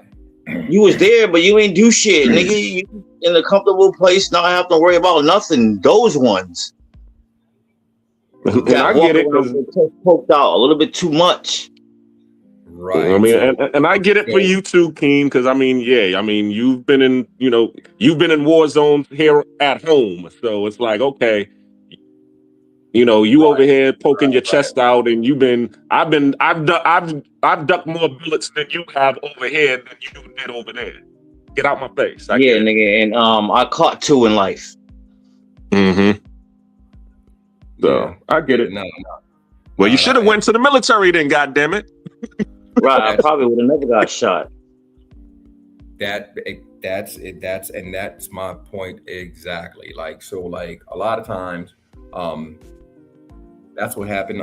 That's what happened to, because I even told, I got 3 sons, right?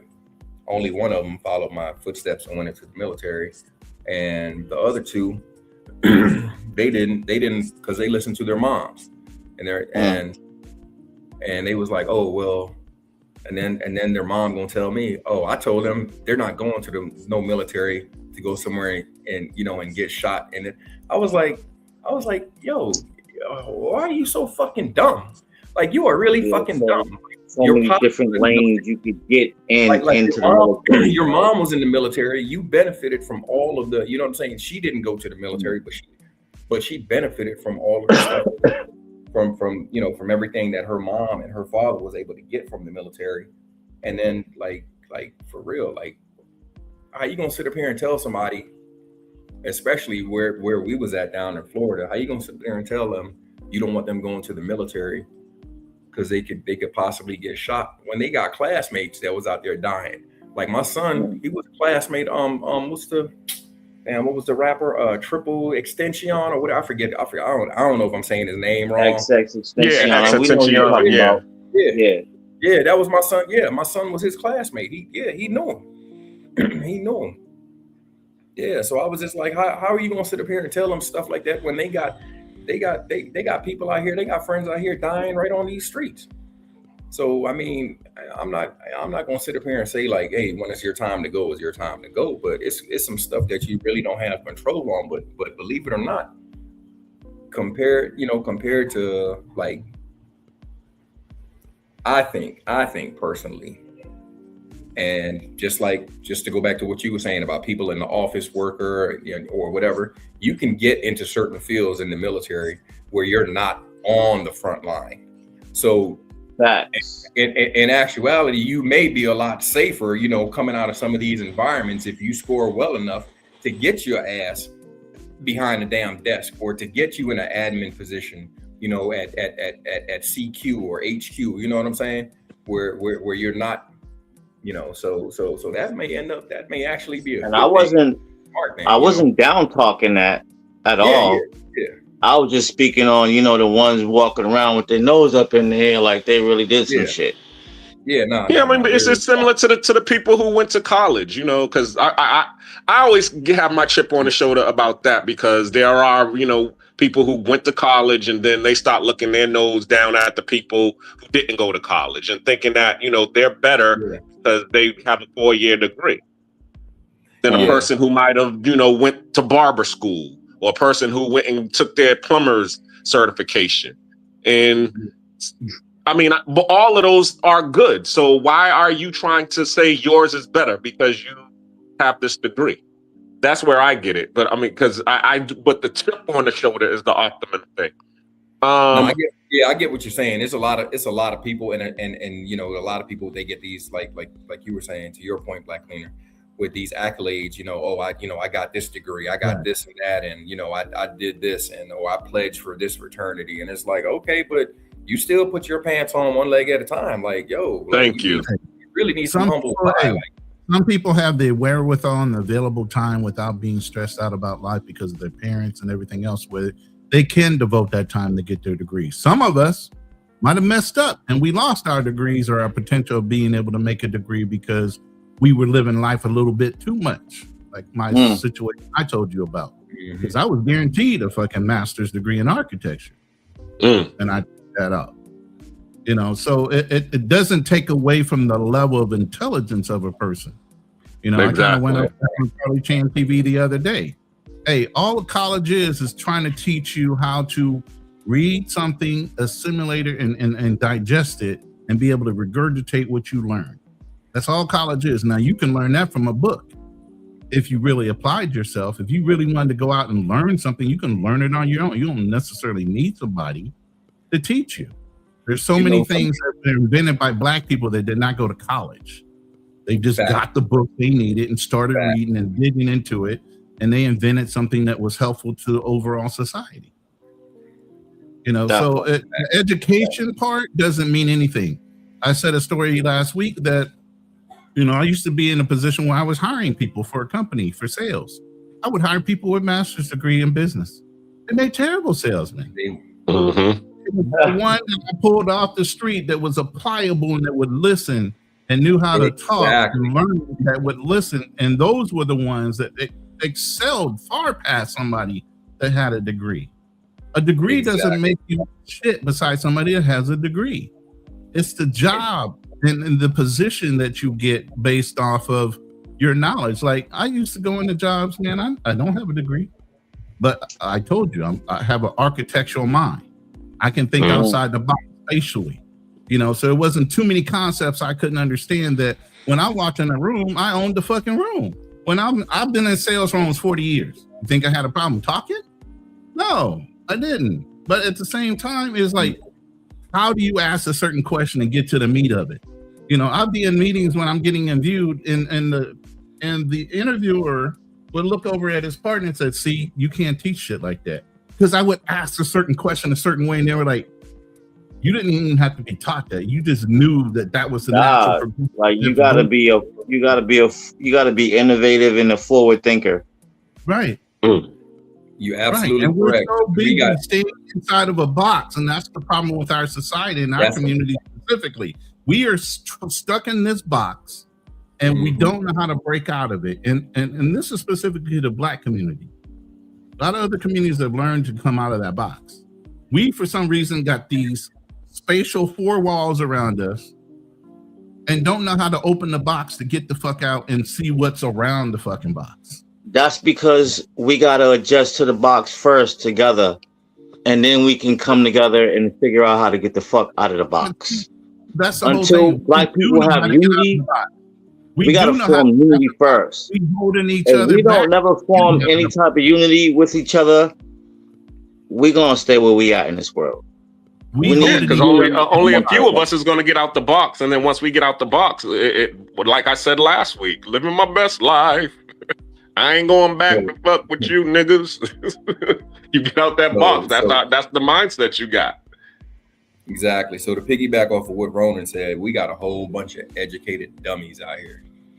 So like, and 9 times out of 10, what you're learning, this is what I figured out. Which 9 times out of 10, if you don't have that, damn, that is so crazy. If you don't have that practical knowledge, what you learn in school, all that is, that's to open that door. When you graduate college, you don't know shit.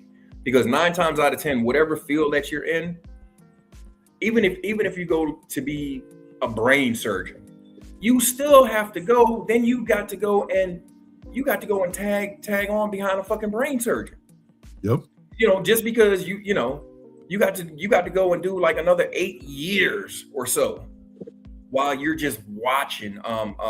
You got to go and be an intern, and then you get elevated up to the next level before, you know what I'm saying? Before they hand you that scalpel and tell you, okay, now it's your turn. You know what I'm saying? So just because there's still that practical knowledge, you get in there and you may get the basis of it. And especially like for me, I was in technology. I was an IT manager. And by the time that, like whenever we would go and take courses, by the time we would take that course, because you got to think IT moves so fast. By the time we would take that course, that shit was outdated because IT moves at the speed of light. So by the time they get the course, they go and they print the materials or however they deliver those materials to you, to get down to in a classroom setting, they may be on the next shit while you just sitting here learning, you know what I'm saying?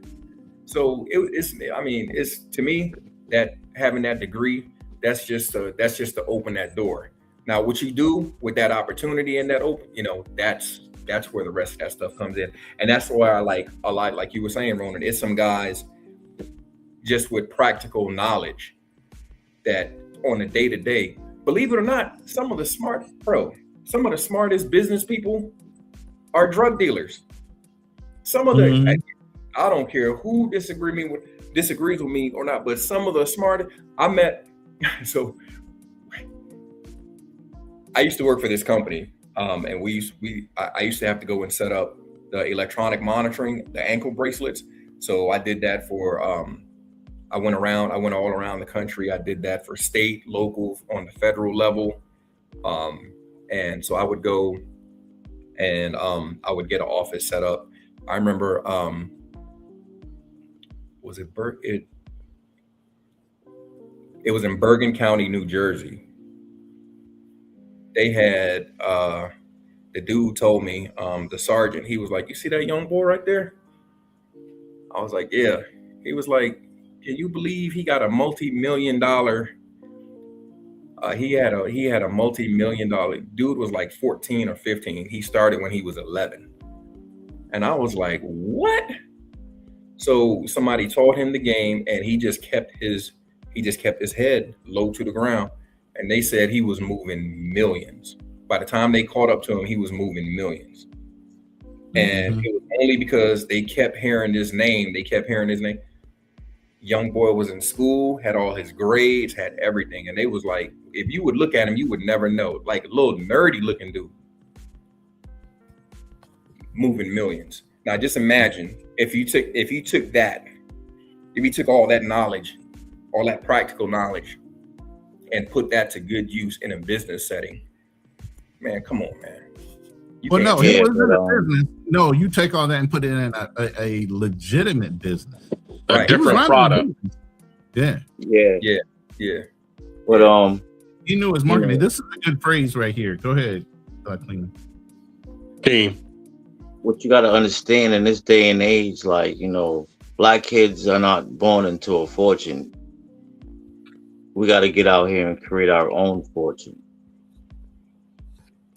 So with a kid from the hood being able to do that and be smart about his movements, I'm not gonna never shun my nose to him finding a way to get out. That's what it's about for us. You know, we don't got the foot in, so we got to find a way to get out. Not having a creative fortune for us to just fall into and just be like, yeah, I'm gonna figure out a way to make this money, because it's one thing to make it there, but it's a whole other thing to stay there. Yep, that's true. And to piggyback on that, because there's one thing that I did hear. I know some people don't like Dr. Boyce Watkins, but he did say this, and I thought it was profound. He said there's a big difference between the mouse that's in the cage versus the mouse that's running around in the field. He said the mouse that's running around in the field every day, they got to get up and they have to and they got to forage and look, and they got to worry about predators and all of those things.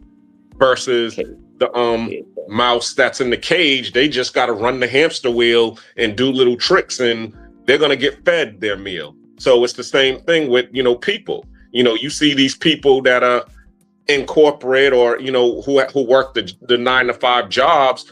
They're like the mouse in the cage. They're just, you know, doing the little tricks and running the hamster wheel in order to get their paycheck. Versus the mouse that's in the field, that's the entrepreneur. That's the one that's needs the critical thinking skill in order to be able to survive out here.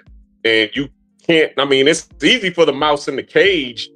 I mean, it's easy for the mouse in the field to go and be in the cage and make money, because it's just one simple thing that he needs to do in the hamster wheel and do tricks.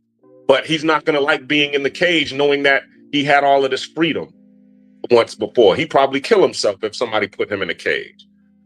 And then if you take that mouse that's in the cage and put him out in the field is probably going to kill him, because he ain't smart enough to be able to, or have the critical thinking skills needed in order to be able to hustle out there. So now end it there.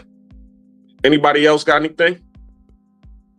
I mean, I like this phrase that he Friend Zone Millionaire put up. He's moving with an army is advantageous.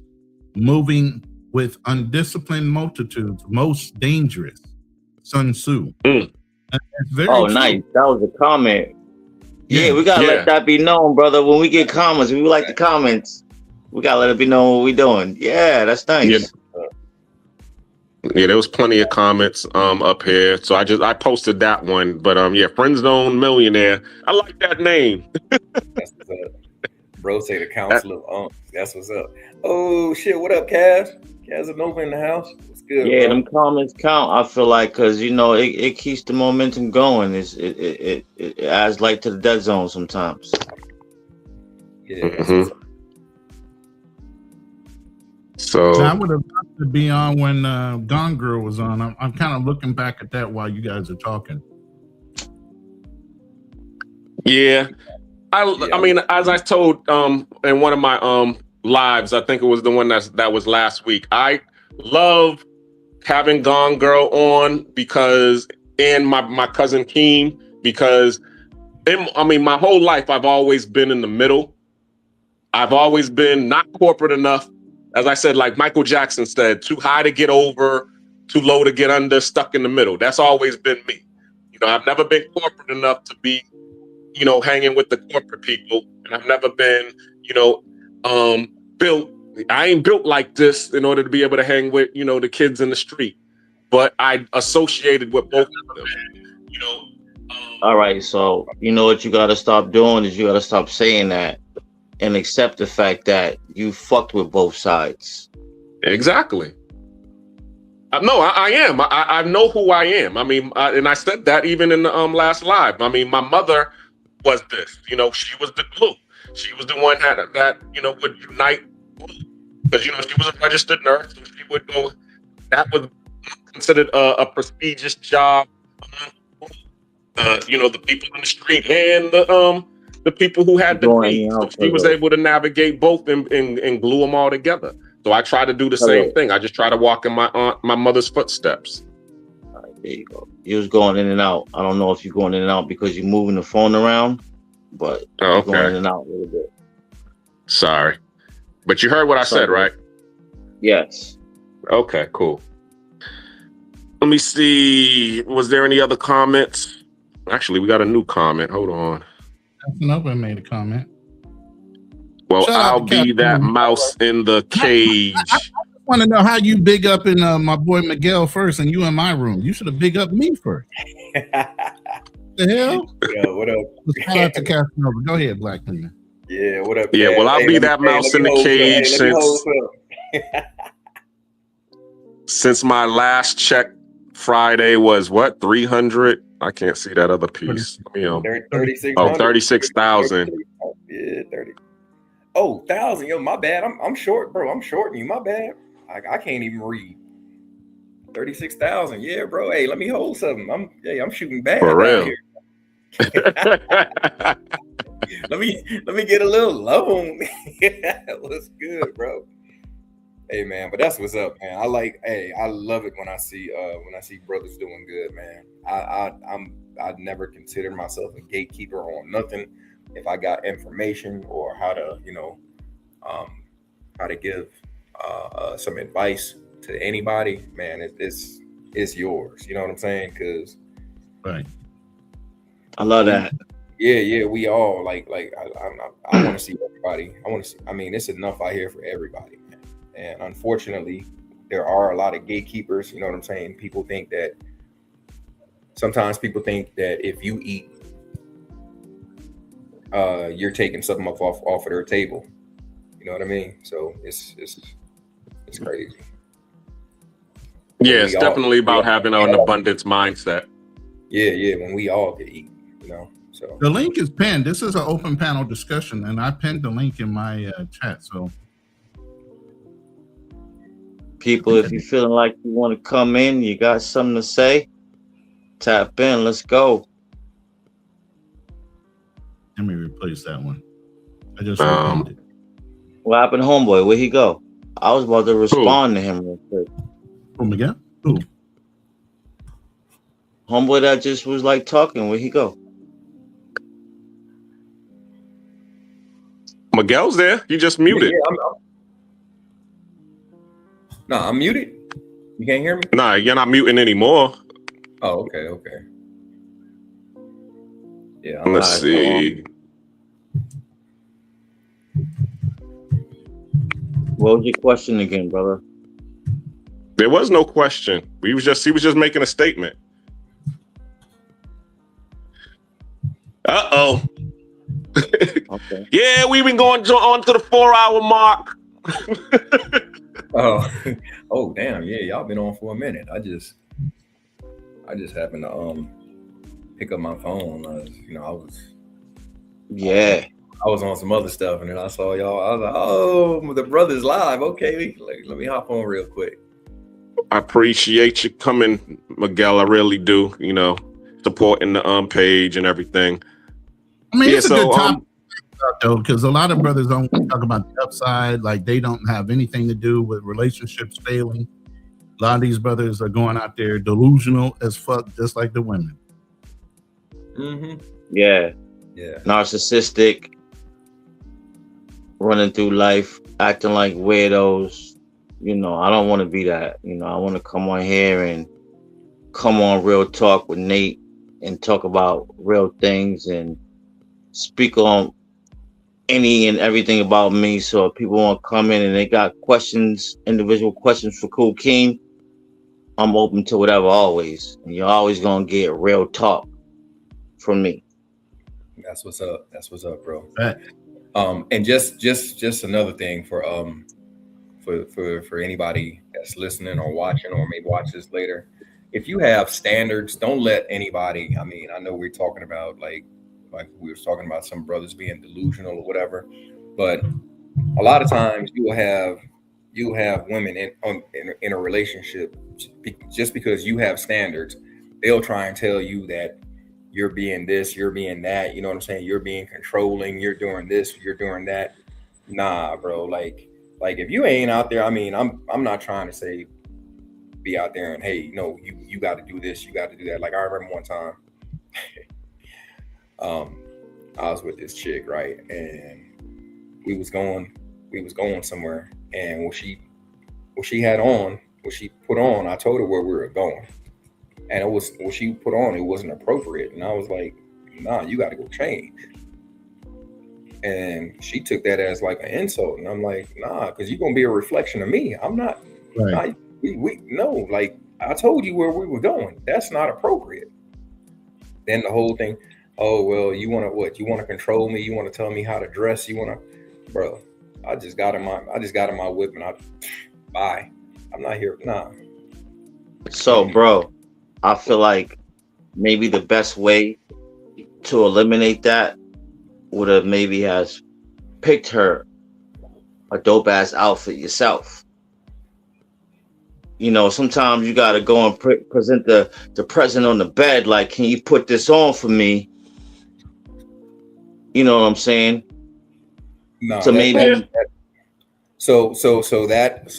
That's actually a great point, because my shorty, I just took her shopping and I picked out all the stuff, you know what I mean? So, but at this particular time, me and this chick, we wasn't at that point for me to, you know what I mean, be like, so I just told her, hey, this is what we're doing, you know what I mean? Like, this is where, here's where we're going. And, so, and I told her, I was like, you gotta, it's a little upscale. So, you gotta be presentable, you know what I'm saying?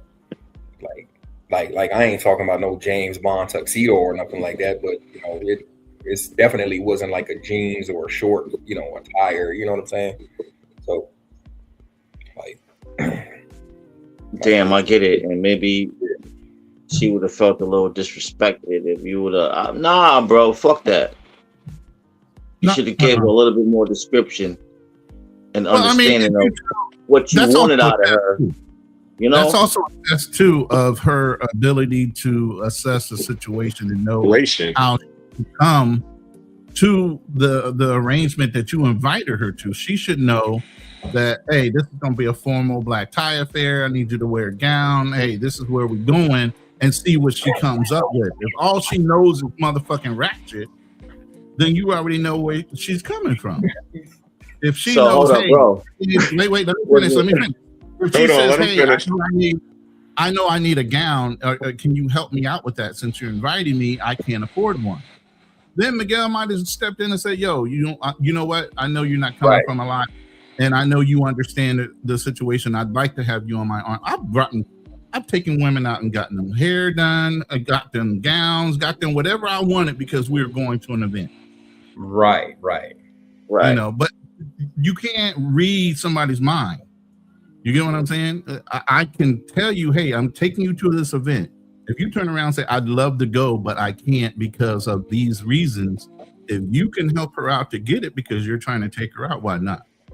But if she just comes like, hey, I'm going to just ratchet as fuck and this is just my standard, and if you don't like it, you're fucking controlling. No. There's a standard to the way you walk in that room. This is business. You know, I in that room, I got a whole bunch of people in that room. I should be able to have you in that room, you having me somewhere else, and you're still talking me up, even though you might be on a whole nother side of that fucking room. Right. And so when she hit me with that control and all that other, like that's that, I'm like, nah, that ain't even it. But what I do know is that I know if you're acting like this and this just is the beginning of what we trying to, it's gonna be way more problems. So you got to go. You're not even gonna make it past go. You're not gonna collect $200. Nah, you got to get off at Baltic Avenue because that's where you at. You in the low rent motherfucking district, so that's where I'm gonna drop your ass off at. Oh damn. So, but Mediterranean and Baltic, yes, bro. Hold on. Let me. We got a new person to the stage. Hilarious, bro. My bad. Yeah, King Charles, I know all four of y'all knees make noise when you get up. Yeah, I understand. Hey, you goddamn right. My knees creak. Yeah, but I had to agree with them. You're right. My knees do creak. I'm 58 years old. I've been through some shit in my life. Yeah, my knees creak. Shit. Go ahead. Sorry about that. Financial Frontier, welcome to the panel, my brother. What's going on, gentlemen? Shout out to everybody. You know we about to flip it over the money now, right? We're about to flip this over the money here in a minute. Watch, he gonna get his own. Nah, I ain't say nothing about no money. That's my boy TK Kirkland. God damn. What's going on? What's going on? How you doing, brother? I'm doing all right. What up, though? I feel blessed that you blessing this page. So, thanks for having me. We're being truthful and we're being accountable to our lives in the past, and we know we were not all perfect. At one point in time in a relationship, have you messed up and held yourself accountable for what you did in order to either mess up the relationship, break up, or whatever? We're talking about the negatives that we've done, not the women. Yeah. No, I understand. I never did nothing wrong. No, I'm just kidding. I'm lying. Share a story with us. Yeah, that's like the nigga that go to jail talk about I'm innocent. Yeah, I'm innocent, bro. He set me up. I don't believe you. You need more people. You need more people. No, I would say definitely there's been some parts where I've been in a relationship and due to my communication style and not communicating appropriately to my partner, I created a lot of conflict and issues. I would say, especially like dealing with PTSD, definitely transferring into a romantic relationship is different. You know, you don't always have that, hey man, if you don't listen to me, you go to the brig ability. And so when you translate that into a regular relationship with a person that's just a civilian, right? A lot of that doesn't correlate. And so I had a little difficulty of transitioning from that and understanding like, okay, this is a free sovereign human, right? They don't have to follow under my orders. And so I got to learn to not only tailor my message different, but I understood that, but I just didn't translate it as much. I'm like, hey, look, shut up, man. I've been to combat. You can't tell me what to do. And so that's not really healthy a lot of times. And so I had to learn that and deal with it and then be able to express what I was dealing with and have that other person be able to understand that and be able to find their circles to move with. So a lot of my partners ended up joining groups with PTSD, spouses, partners that had to deal with it so she could have somebody that they could relate to. And so that at the beginning, I wasn't so intentional with it. And so I had to check myself before I wrecked myself. And so that's the time where I had some inconsistencies. That's great. I mean, to hear that, because I've had some of those issues myself. The one thing that a lot of the women would say is I treated them and sometimes their children as I was a drill sergeant. Why are you acting like a drill sergeant so goddamn much? It's because I was 'Cause in I the got military. military. You know what I'm saying? So, and that's how they got me. They shipped me into shape by, you know, doing this. And I think, and if it worked for me, it should work for you.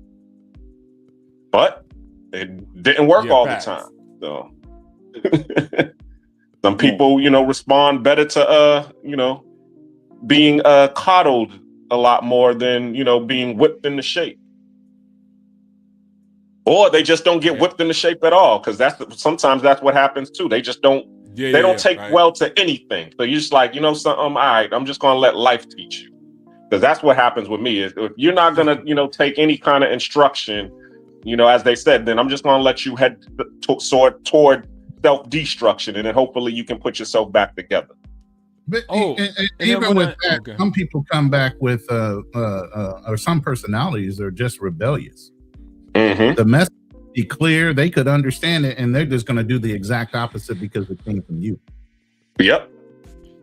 Oh, also, I'll be a little bit transparent in this. Also, de-discipline. That was something that I really had to actually overcome in myself.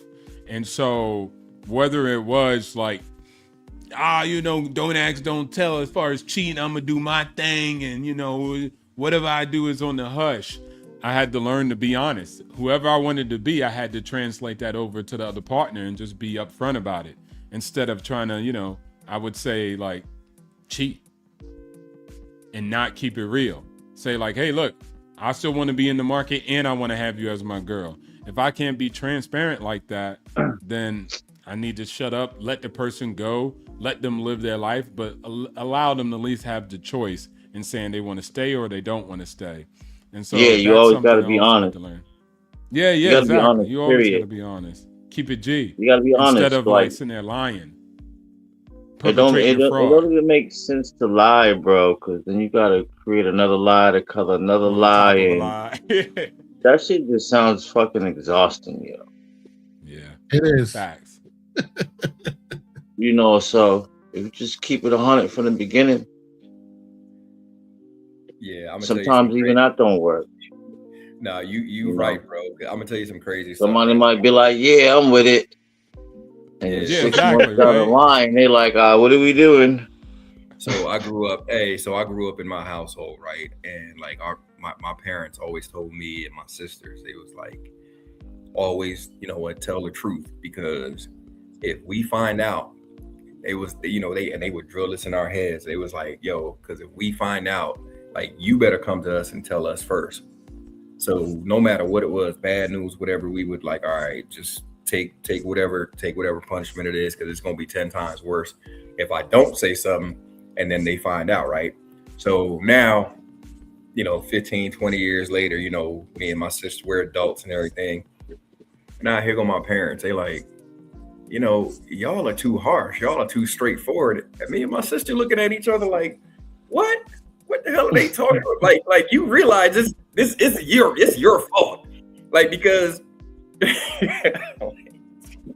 you told us always to be straightforward, always to, you know what I mean? So like, I don't know. It took me a minute to try and like soften the blow, so to speak. You know what I mean? Like sometimes you got to put the medicine in with the candy, you know, because, you know, this is where you would get a lot of things where people would be like, well, yeah, I know what you're saying is the truth, but it's not what you said, it's how you say it. And like, for the longest time, I used to be like, bitch, what the fuck you got? Like, what the hell? Like, Right. like if you bleeding out and I put it down and I tell you need a tourniquet, and I'm like, just because I may say, you know, motherfucker, take your belt off so I can put you. What, you gonna bleed out because I said, motherfucker, take your belt off? I need it for a tourniquet, or you like really, or what you want, baby? Not take your belt off. I'm gonna need that for, like, bro. So it took me a long time to like develop that skill also too. You know what I'm saying? So it's just crazy. All right, quick question. Yeah. Random. So domestic violence in relationships. You know, I done accepted some shit in my life. I done took a few blows, but at this point in my life, I'm like, you put your hands on me, because I've been taught to, if somebody hits you, you better hit their asses back. So at this point in my life, I don't feel like I am a woman beater, because I'm never gonna physically put my hands on you first. But if you put your hands on me, I'm gonna slap your ass back. You better believe it. How y'all feel about that? That's just my perspective. If I got it on camera, maybe I can get away with it. But if I ain't got it on camera, nope, I can't. Nope. So, nope. I'm 6'2". Most of the women I've ever dated are smaller than me. No, it wouldn't even matter. The cop would look at I'm me 6'1", so I'm not a little dude either. Yeah, the cops would look at me like, brother, you could have took that. You could have took that and just helped her out the door. You know what I'm but saying? I'm just my point is, I'm not taking no physical abuse anymore. Like, you're not just gonna haul off and slap me in my face and I just gotta accept that. No, I'm not doing that no more. I have accepted that at some point in my life, but I'm like, no, like, you know how like powerless that feels? Like, but the whole thing is not necessarily you accepting it, is where did you go wrong in your vetting process that you allow somebody in your atmosphere? Yeah. Like they could do that. Well, sometimes we make wrong choices and people are very good actors. So, you know, well, you just adjust, as they say in the military, adapt and overcome. It's funny that you say that, because I was just in a kind of a situation like that recently. You know, this person, their birthday was around the same time as mine, and they hit me with the "Hey, big head!" Like I got the Panamanian "Hey, big head." And I'm like, yo, you told me not to call you again. Well, what you calling me for? Oh, it's my birthday. Okay, well, it's my birthday too. What's up? Oh, well, I want to see you. You know, let's celebrate our birthdays together. I thought you was about to say. Yeah. I was about to say no, cleaner, no. Which one? I was like, you out there cleaning clocks too? Okay. So anyway, long story short, you know, I'm trying to. This was one that I never got a chance to deal with, you know, and so I was like, all right, I'm gonna since my birthday, I'm gonna treat myself. So I let her back in to the, you know, just for the night. Big mistake. You know, she's over there making all these demands, this, that, and other. I think I've told this story. Told the story about the girl at the casino. It's that shit. I told it on Charlie Chan's live a couple I think it was like a couple of months ago that happened to me before I went to Cartagena. It was this chick. But anyway, long story short, you know, allowed her to come because it was her birthday and it was my birthday. I just finished partying. It was late at night, so I'm just like, all right, what's fine?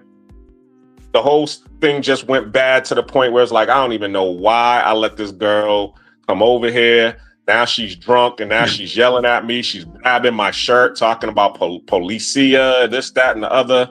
And I was just like, you know something? Don't call me no more. I told her and her girl, don't call me ever again. Forget that you ever knew me. Forget that I shouldn't have said yes to you in the first place. And the only reason I said yes to you was because it was your birthday and it was my birthday, and I was trying to be a nice person. But you showed your behind at the casino, and I should have just left it there. But now I know. Was she drinking? Yeah, she was drinking. You know, because I had some sangria at the house, huh? Like, come on, cuzzo. You already know. Exactly. And we gotta start paying attention to the type of people we're dealing with, because we already know a motherfucker's gonna want to talk a lot. They gonna want to cry. They gonna want to fight, or they gonna want to get sexual. Mm-hmm. And she wanted to fight. Those are the scenarios of someone indulging in alcohol. All I can say is the worst case scenario is letting her in your environment and you guys are fighting. Exactly. She's gonna break up your whole house. Yeah. Don't give that. Yeah. Because it's your shit. And I've had that happen too. I mean, I wrote a book about it. You know what I'm saying? So that's where I would, the common sense came to me. Miguel is Say it backstage again. Miguel is backstage. Got it. But yeah, that's pretty much what happened. I was just, it just came to my mind. I had to adapt and overcome. I was like, okay, you showed your behind at the casino, and you told me don't call you no more. I should have just not called you no more. And when you called me, I should have just blocked you. But I know now I'm not going to mess with you no more. And I blocked her, and that was it. I don't circle the block. There's a reason why you left, and there's a reason why I don't care that you left. I'm exactly. not wanting to. Yeah, my bad. I'm out here with the struggle stream. Black Cleaner, you out there whooping a bitch? I missed it. What's going on? My bad. I almost had to, man. I almost had to, and I had a great night that night because my family was here from, they flew in from the States to, to visit me, and we ended on a great night, loving night. You know what I'm saying? And then I ended up going to the club, trying to hang out, and I leave the club, I come home, and it was funny because I knew the chick saw me at the club, and I ended up coming back home. And I'm about to get into bed, and the chick calls me. And I'm like, who's this? And then she shows her face on video, and I'm like, oh, it's you. And she's all like, it's my birthday today. And I'm like, okay, what do you want? You told me not to call you no more. Come on, forget about that. Let's see each other. I want to see you. And I'm like, all right, you coming by yourself? No, I'm coming with my girl. I'm like, nah, I don't want you coming with your girl. Guess what? Well, send me a location. So I send her my location. She showed up with a girl. When she showed up with a girl, I should have been like, I told you I wanted to see you by yourself. But we ended up, sitting out talking. And then, she got drunk. And then once again, she got, into her little violent situation. Well, first she was talking about she needed some money. And I'm like, you already know I don't do that. You're not my girl. I ain't got no reason. We ain't fucking. I don't got no reason to be, giving you any money. Well, it's my birthday. Well, you should have got with your boyfriend. Now she's talking about you are my boyfriend. Anyway, she was just running game because there was nobody out here who was going to fall for it, and she thought I was going to fall for it. And then it got violent, and I had to, cut her off and just let her go. Like, yo, don't call me no more. And told her girl, your girl's crazy. Make sure she stay the hell away from me. And I'm blocked because she called on a girl's phone anyway, because her number was already blocked. So I just blocked her girl and her, and then I just ended up going home. But yeah, she was grabbing on my shirt, talking about she about to call the police and all this stuff. And I'm like, I ain't even do shit to you. The only thing I've been doing is being nice to you. And her girl said it too. She was all like, yo, calm down. Why are you getting all violent? Yo, it's my birthday. I want to have fun. You called the wrong dude. That's on you. You should have never brought your ass over here if you thought you was going to get something from me. So anyway, it was just a wasted night. Well, it was a good day that turned into a bad wasted night. So that's what happened. But I didn't hit on him. I just, as you say, I did the Chris Rock. I shook her. What's wrong with you? Bitch, you crazy? Oh shit! Okay. You out there giving bitches shaking baby syndrome? Okay. Exactly.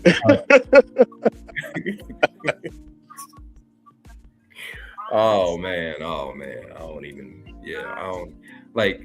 So I'm not gonna say. Like, whose phone is that? Mute your phone. We hearing music. Yeah, a lot of people got it messed up, and they be like, "No, there's never no time to put your hands on a woman." And I disagree.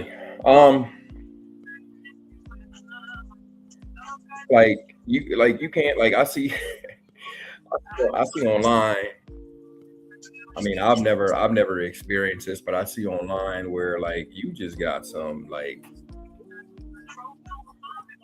I don't know. I don't even know how to say it politely, but you just got some big chicks, and I think they get with these smaller dudes or these little skinny dudes because they know they can they know they can press them, and they just be tearing these dudes up. And I'm like, yo, like really, like a lot of times it's not even about that size. It's that testosterone and everything. And this is what some women don't really realize. Like a lot of guys out here, a lot of these dudes are like, you know, that's been drilled in their head, you know, to, hey, don't put your hands on a woman. Don't put your hands on a woman. But I tell my daughters, I tell them, look, don't ever touch a man because you don't know, you really don't know that person's background. You don't know what they've been through. And if you put your hands on them, like, what if they do something back to you? And a man is, you know, depending on who the dude is, it 3, 4, 5 times stronger than you are. You know what I'm saying? And you can't dictate somebody's reaction to your action. So you putting your hands on somebody, like, they may haul off and blacken both your eyes at one punch. You never know. Like, you know what I'm saying? So like I tell my daughters to act accordingly. Unfortunately, my middle daughter, she's more like me, and thankfully nothing's really popped off, but she be spazzing. I'll be like, baby, calm down, yo, like chill. Like, I'm so glad she got a dude that's understanding, but she be spazzing. I just be like, oh my God, I don't know what I'm gonna do with this girl. Like me and you both need to go to counseling. But yeah, it's if people just everybody. I mean, in a perfect world, everybody would keep their hands to themselves, but we live in an imperfect world and an imperfect society. I mean, I don't know what I would do. I would probably at least try to maybe restrain. So I don't even know, because like, I mean, sometimes you'll even have chicks. I saw this one time. One of my boys, he was trying to actually leave, and shorty was like, no, you're not going nowhere. You're not going. I was like, okay, all right, it's time for us to go. Like, y'all got some stuff y'all need to work out. Like, but she would not let my boy leave. And I was just like, yo, she took his car keys. I'm like, all right, like, bro, let's go. You can get in the car with me, whatever. She jumped in front of our car. She jumped in front of my car. I'm just like, yo, bro, go talk to her. Go do something. I don't know. But it's just a lot of people just need to know how to behave, man.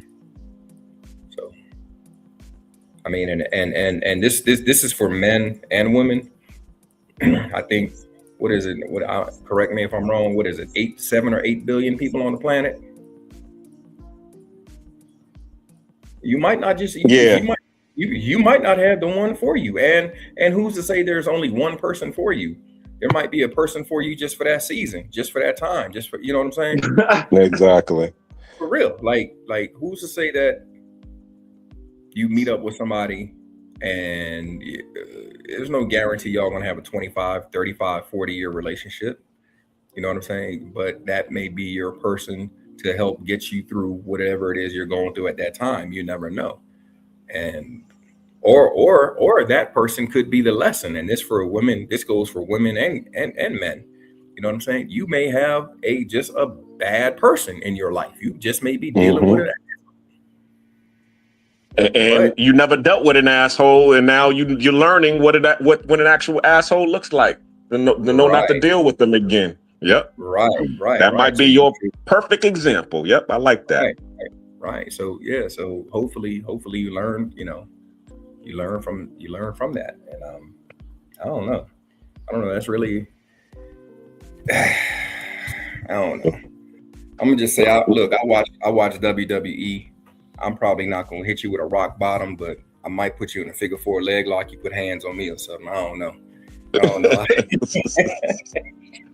Let me hit this comment real quick. Shout out to Friend Zone Millionaire. Is there a possibility that dealing with a relationship is a Pyrrhic victory, meaning that success is achieved at such a devastating cost that it's tantamount to defeat. Yeah. Yeah, because a lot of times, I think what he's trying to say, like a lot of times you would hear people say, well, look, do you want to be right or do you want peace? Because a lot of times, and guys in particular, because a lot of us, I'm not going to say every guy, but a lot of us, we deal with logic and you can't really argue with somebody when they got emotions and their feelings in there. So, and this has happened to me also too. I'm trying to explain, like, I used to, like my second wife, I used to ask her all the time, take me step by step. I want to know, I want to help. I want to go through your decision-making process. Yes, exactly. How did you get from point A to, to point Z? Like, take me through point stupid. Right. That help. And she took that like, oh, you just think I'm stupid. I didn't say that.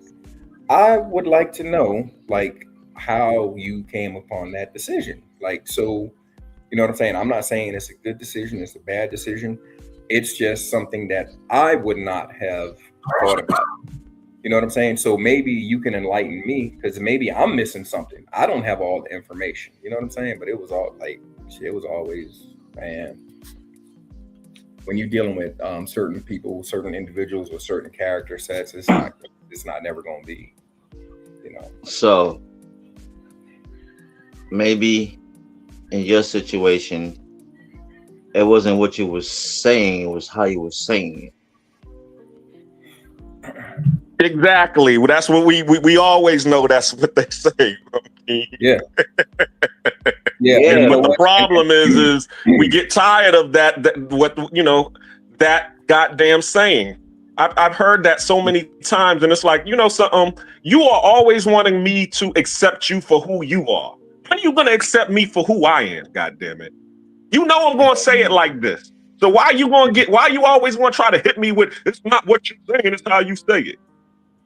Well, it's not even that. A lot of times when they'll pull that out when they feel backed into a corner, and it's almost that's just being respectful. Kid who got caught with their hand in the cookie jar. You know what I'm saying? Because, and had I had my wife at the time, if she had the tool set to actually communicate effectively, because I thought I don't know how else to say it. And believe it or not, I'm really a calm person. I am really, until you could step on my toe, you could do what, it's certain things that tick me off. That's just a button and it's just like, all right, now I'm going from 0 to 100 real quick. It's only a certain things. And at this point in my life, the other day was dude talking shit about the military and all people in the military. But before that, I think it was like a lot of stress from dealing with shit. I was in a stressful job. The States, everything was stressful. COVID. I mean, it was, but it wasn't only for me, it was for everybody. And that's what I had to realize. So I had to do some work on myself. You know what I'm saying? And now I'm in such a great spot, bro. Like, I think the only thing that could really probably take me back to something like that, to where it's just like, all right, I'm trying to be a headhunter. Like, if something would have happened to like one of my kids or something like that, or somebody do, you know what I'm saying? Because it's really, I really don't see it. I really don't see, like, it's just like, why? I'm in such a great place mentally. You know what I mean? I can't really see anything that's just knocking me off the throne right now, so to speak. So,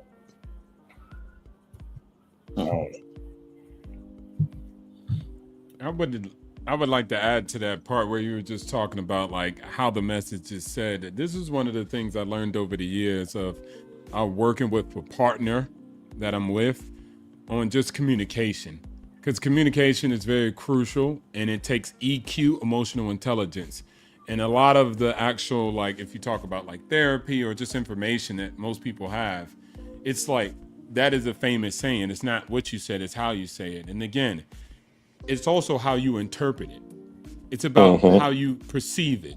And so that is always a moving variable that's hard to understand. It behooves you as a mature adult with high EQ to be able to hear a message regardless how the message is translated, because it might actually even save your life. But because you can't hear it because the tone might be too high or too aggressive, then you end up not getting the information you need to survive. And so this is something that it's a crucial skill set that needs to be built by both parties. I give you an example. If a man says it in a wrong particular way, a woman crying and being frantic and saying something could be negative too. So both are not great ways to communicate, but it is up to both parties to understand how they're communicating and then get the message and grasp it, right? Not trying to change you to say, hey, the way you're speaking is wrong, and I'm going to disregard everything you said and talk about the tone of it. That's a different conversation.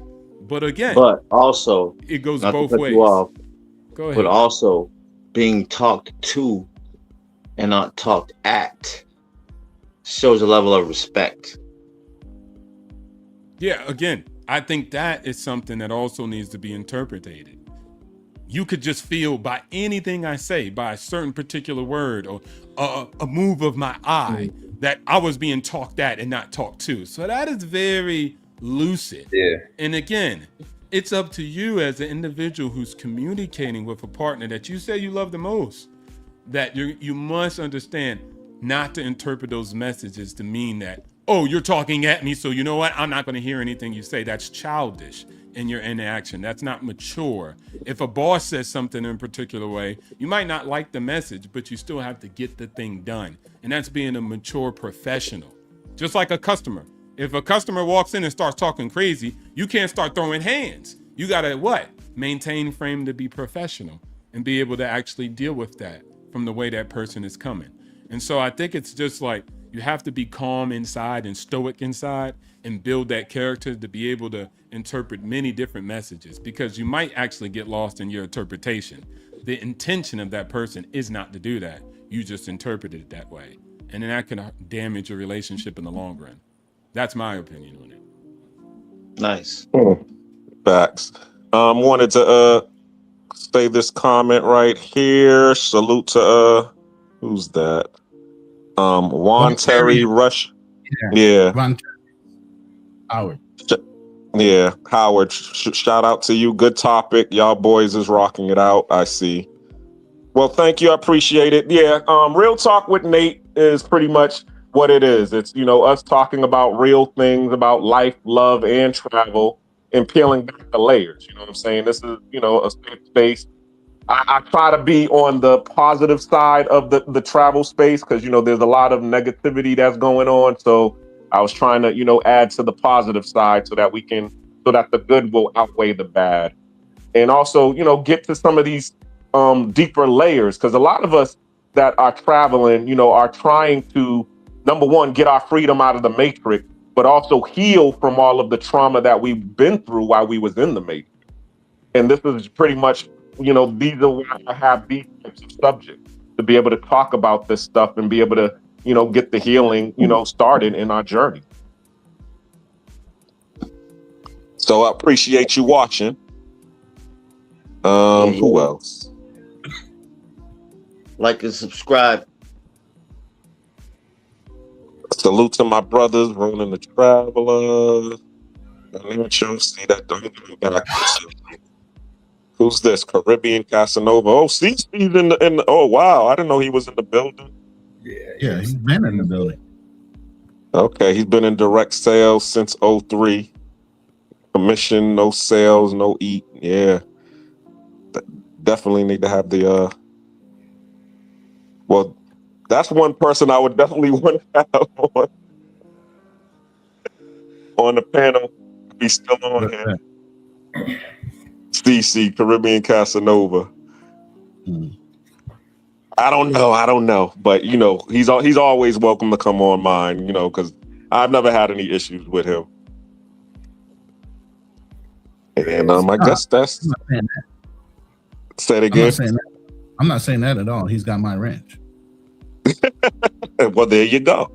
Exactly. But, yeah, I've been in sales for, like I said, almost 40 years. So I've been 100% commission since like 2010. You know, before I started my own agency. Mm-hmm. You know, and obviously, if you're a business owner, you're what 100% on your own, right? Mm-hmm. Exactly. You know, ain't no guarantees. You know, your hustle is your guarantee. Your consistency is your guarantee. Your drive is your guarantee. You get what I mean? Mm-hmm.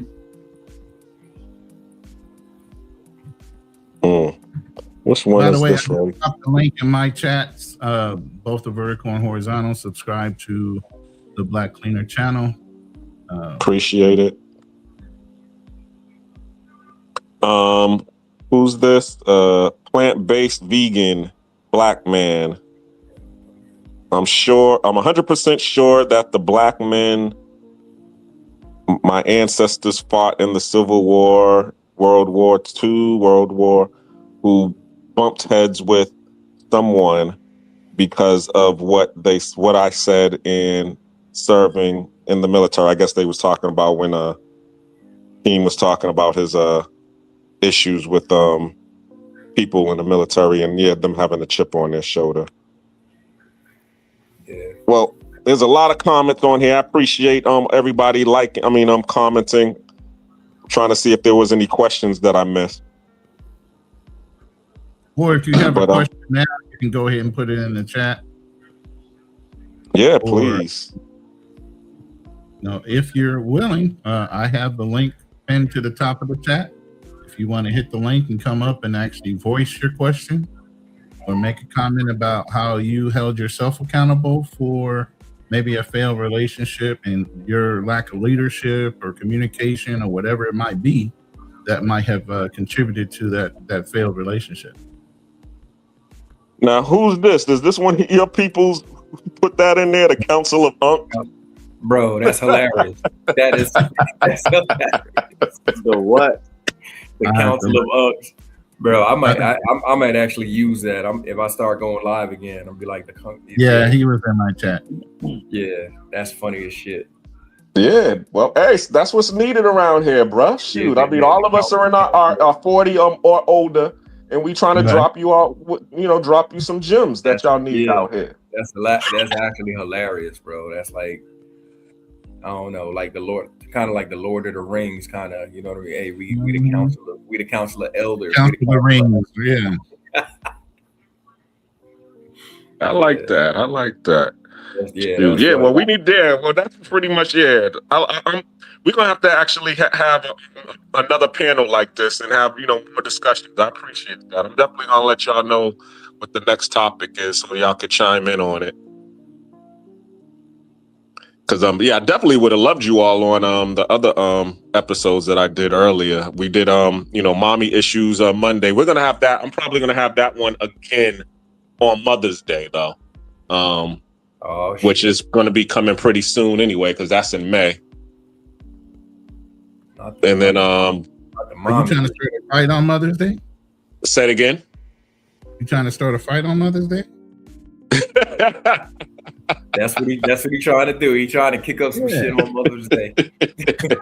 Well, it won't be on Mother's Day. It'll be on the Monday after Mother's Day, but still, He's trying to stir the pot. He's trying to stir the pot. Okay. Yeah, I'm what's it called? On Sunday, we're going to take them out to dinner and give them all the flowers and candy and everything. And then on Monday, we're going to talk about how ungrateful they are. Exactly.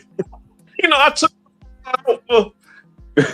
and she talking about Cheesecake Factory. What are you talking about, Cheesecake Factory? I don't need that Cheesecake Factory no more, baby. Oh, man. Salute to the moms. Well, yeah. Really, the last mommy issues we was talking about, how they have affected us either through their nurturing or their neglect. That was really what the main issue was. So I guess and we was able to unpack some of those things, but I really wanted to go a little.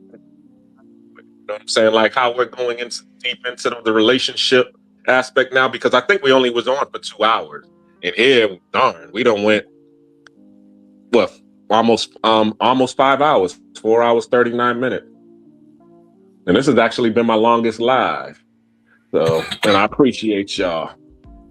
But is there anything else that anybody want to talk on, touch on while y'all are on here?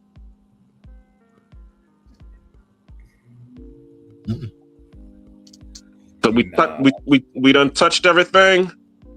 I think so. I think the council gotta go take our medication and go to bed. I don't know about you, but me and 020, we're sitting on the other side of the planet. It's only noon here. Oh yeah, that's right. Yeah, but I'm about to go play some tennis. Uh-oh. Oh, that's you got a nice little cutie that's gonna be across from you playing tennis in that little dress. No, I'm gonna be playing against a shorty because ain't no guys really free enough to come play. But yeah. Hey, it's some. I done seen some nice tennis skirts. Yeah, I love them in them tennis skirts. Some tennis skirts be looking nice.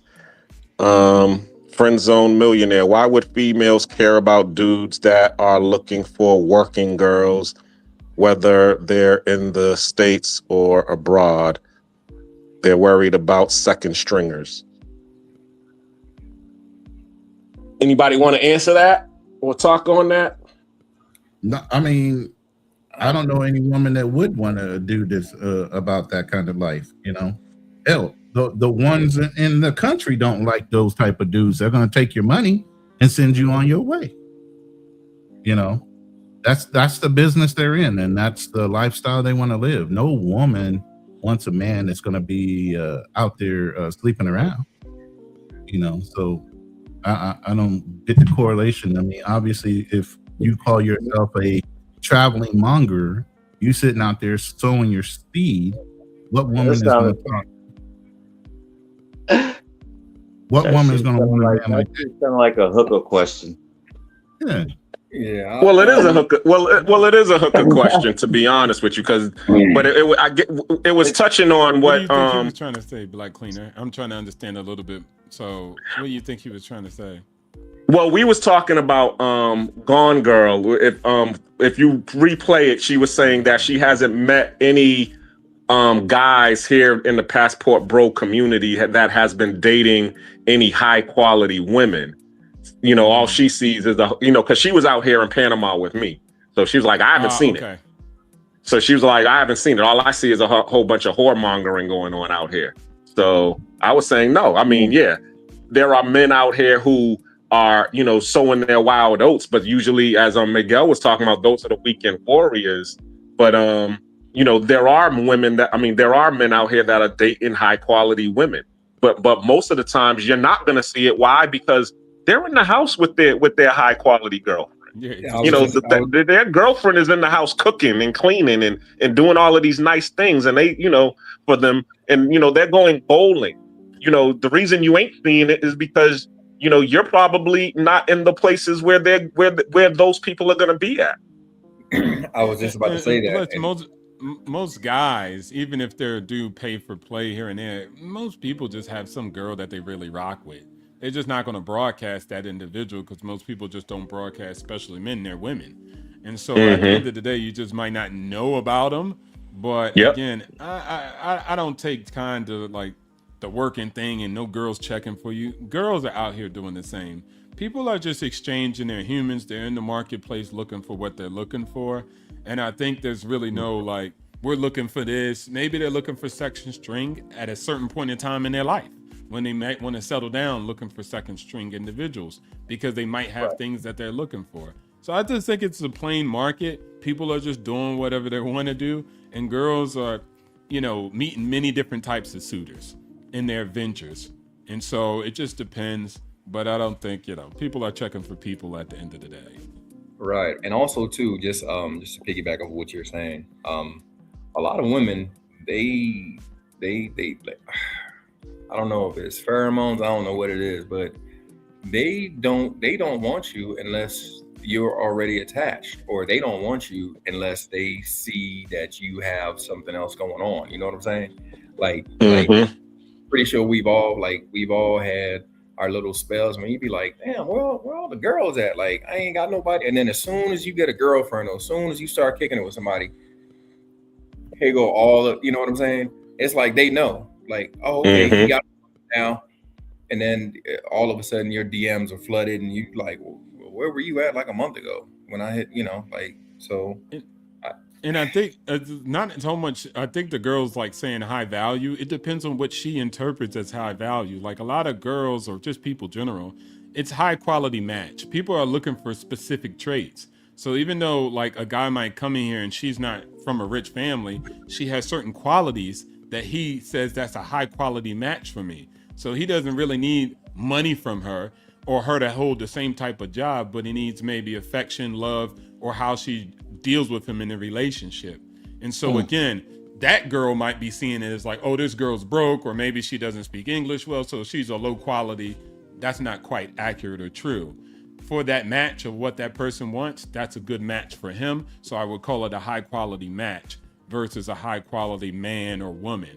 And so that's why I say it depends. The beauty or the match or the value is in the eye of the beholder. And then they make that exchange in the marketplace depending on what they want. And so I think a lot of people just do that. That's more of a trope, gaslighting, just, you know, being negative about the whole market. Like, oh yeah, you're working.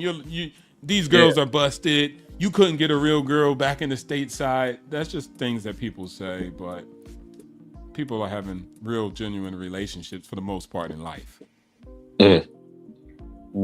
Facts. Most people are with like regular people. They're not like with Instagram models and stuff like that. Like they're just with regular people having regular relationships, even if they're working girl. Working girls got regular relationship guys. I don't know if you know, but they do. So yeah. All of them. Some of them are the taxi driver that dropped them off. Exactly. Came on a scooter and dropped them off, right? So it's just like, it's just regular people. Yeah, some of these Jones out here be married and everything, but they know it's like their spouses know that they can make way more money. I mean, like, all right. So for anybody in the chat who know, I'm down here in Colombia. I'm in Cartagena, Colombia. It's like you got people out here maybe making $400 or $500 a month. You know what I'm saying? So like, it's nothing for women, even professional women, to do a little, you know, do something strange for a little piece of change when they may get into a bind. So you got all right. So down here you have your regular working girls. That's all they do. They just addicted to the fast life, the money, this and that. Then you may have some girls that actually have jobs, work at a bank, work at, you know, wherever. We just had some police officers over at the hotel the other day, and my boy was talking to one of them, and he went to give her some money. She was like, no, I'm cool, this and that. I don't get down like that. So he was like, all right, cool, bet. 2 days later, she's sending him pictures of her son. Was like, oh, I had to take him to the hospital. Now I need money for medication and this and that. But he showed us a picture. He was like, yo, shorty over here tripping. He was like, she must have forgot that she already showed me a picture, you know, showed me pictures of her family. So the picture, she showed him an old picture of her son when he probably was sick, like maybe like a whole year ago. And it like little buddy is like 2 years old now, but in the picture he like, you know, like a couple of months. And so she over there playing games, you know what I'm saying? It's just like, wait a minute. So when he offered you the money, you felt some type of way, but now you feel like, all right, I got to scam him out of some money. You know what I'm saying? So I call those the part-timers. You know, they may need a little something to supplement. And then you got a regular, you got whole regular chicks. Like I was dating a lawyer for some time out here. I dated a lawyer, I dated a dentist, you know, I dated professional, you know, and a lot of people gotta they don't understand what like the like how it is down here. It's very, let's just say that it's the standards is the women are like, it's the societal norms are kind of like different because it's like more free. It's more, you know what I'm saying? Like the United States in particular, I mean, it's still kind of like this Puritan culture type thing, you know? So, and like all of these professional women, like I took them out, we went out to dinner at the walk, and that same night, it was like no hangups. We went back and it was like, all right, we got down, you know, and we had a, you know, had a relationship, you know, a couple months, you know what I'm saying? So it's different, you know? Yeah, because I mean, as you just said, I mean, here in Latin America, because Panama is included in that too, it is legal here. You know what I'm saying? So there are a lot of girls, and it was funny because as I said, my family was here for the weekend, and you know, we went out on Thursday night to Casco Viejo. Now we're walking through Casco Viejo, and we walk by this certain club where all of the brothers hang out now, and there was a whole bunch of females standing in front of the club. So of course you can tell that they're working. So we're walking through, you know, my families are all behind me, and all of a sudden all of the girls light up and they're like, hey! And you know, I gave them all a hug or whatever, and I keep walking. So my brother's wife is like, what the hell is going on here? I'm like, yo, you know, you friends with all of these girls over here that are working? What are you out here pimping or something? And I'm like, nah, I mean, that's just the economy out here. You know what I'm saying? And they look out for me and I look out for them. That's really what it is. You know what I'm saying? And then I started explaining, you know, that there is no welfare. There is no, you know, child support or, you know, Section 8 where they, you know, any type of government safety net. So if they got to get out here and do it and get it how they live it, or they're gonna start.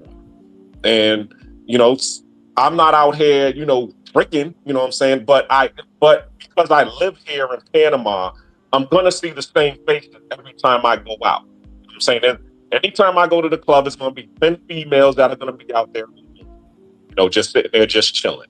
So therefore, you develop a relationship and just, you know, just laughing and joking. Just be yucking it up outside the club. That's how they know me. And then, you know, occasionally we will go to POP or whatever after hours, you know, to go get something to eat. You know what I'm saying, hey, yo, come on with me, yo, I'm treating. That's how, and for that, they reward me with letting me know, hey, don't talk to that girl over there. Yeah, she's saying, oh yeah, that dude, he's about to rob you, or you keep an eye out on, you know, on him. You know, you get that kind of information from these people when you are like humans. You treat them like humans, they treat you with and my family was able to see that this weekend as well, because a couple of the girls came to the party, and my girl was supposed to be my girl was there. She cooked and then sat down the rest of the night. The rest of the girls was cleaning and, you know, just doing all of this stuff in order to, you know, make sure that the party was successful. And then, you know, my sister-in-law, she was like, you guys are friends. Yeah, I do. These were the same girls that you was kind of, you know, asking me about when we was, you know, down in Casco Viejo. These are those girls. But as you see, when they on their day off and they chilling with me, this is how I get treated. You know what I'm saying? They treat me with the utmost respect. I treat them with I don't judge them. Sorry to be long-winded with it, but I just wanted to get that story out there. So that's what's up. That's what's up, man. I mean, I think a lot of people come down to you know, these countries, and and they bring their American sensibilities or wherever, you know, Canadian sensibilities, and they think that, hey, this is how it should be. But just like you said, they may not know the circumstances with these, you know, what these girls have to deal with, or not just the girls, but their families. You know what I'm saying? And then you have one side of the coin where you have some people be like, oh, well, y'all taking advantage. But then there's that other side of the coin too, where it's just like, hey, well, is it really taking advantage when you have like because similarly to you, like I know some girls that do that, and then I'll be like, y'all still in the same place like 4 or 5 years later. Like why? Like, but then I also know some girls that did it for like a short amount of time and they got their bread up, and now they're thriving, and they became business women, opening up a clothing shop, little boutique or something, where they doing something else. I know I ain't gonna put her out there like that, but I know a very successful but she, the way how she started, it was like not the not the best of looks, but she got in where she could fit in until she was able to get up out of that situation, and she used that as a springboard to the platform that she's on right now. And like, for people who don't know, like, it'd be like, oh damn, like, wow, this and that, but it's like, yes, I mean, we all got our past, and we all have, we all have our own crosses to bear. So I don't judge. I try not to judge anybody, because I don't know anybody. We don't know the circumstances behind why people do what they do. So I try to give grace. And as I said, I come from a family of all walks and lives. We've had people that have lived their lives in the streets, and the only thing that we try to do is we don't judge them. We just encourage them, and if we can help in some way, shape, or form, we do. And that's all that I do here. You know what I'm saying? I don't judge any of them, because I understand, their circumstances. And if I can help in some way, shape, or form, I do. I mean, I had some of the girls, they come over, I pay them $50 to do house cleaning for me. You know what I'm saying? A couple of the girls, I they do hair. Expats who need their hair done. You know what I'm saying? Because a lot of them be in the street. They rather would be doing hair or cleaning. They just ain't able to. They don't have a business structure set up to be able to get the clientele that I would be able to refer them. You know what I'm saying? So, but when I refer them to that clientele and they do a good job, they're able to retain their customers, and they're happy for it. Because now that's one less day they don't got to go out that night. You know what I'm saying? And the more that I keep doing that, that lessens the days that they have to be out, at night. And a lot of these, they have kids. They got 2 and 3 kids that they got to feed. And a mama who's, 50, 60 years old and too old to get out in the street. So that's why they put their daughter out there. You know what I'm saying? And that's the thing that they don't see. I see all of that, because I live here. So, but I'm gonna get with this last comment, and then I guess we can close out. What did he say? It says, "I'm 100% sure I'm in the black man." Oh, I already saw that one already. Yeah. Oh yeah. I guess that's it. I don't see any more. Did anybody else? I'm about to close this out. Does anybody have any last word? No, I'm good. Good chopping it up with my brothers again. Yeah. So sorry I got on a little bit late, but like I said, I was. I was late too, Miguel. He was 107 minutes in when I saw that he was live. I knew he was live, but I was just working, so I couldn't stop to get on the line. Yeah, man. Today was my first day back into the gym, and when I tell you, man, I'm bruh, I'm about to go back to bed. so I just happened to grab my phone, and I rolled over, grabbed my phone. I was like, oh, the brother's on live. Let me hop on real quick. Well, I appreciate your support, man. I really do. I'm definitely coming back to Cartagena. They're talking about in June going to Medellin for a festival. They're supposed to be having some black parade, Joy parade. Yeah. I forget the name of it. I know what you're talking about though. Yeah, but they do that out in Medellin. Yeah, the Afro. Yeah. Yep, Afro Joy Parade or whatever. Yeah. So, and then So but they want to hop around. So they said that they wanted to go to Medellin, Cartagena, but they wanted to go to what is it, Santa Marta or what's it, Santa Andrea? Where's that at? Yeah, Santa Marta. Santa Marta is like a little bit north of Barranquilla, but San Andreas is actually an island off the coast of Nicaragua, but it belongs to Colombia.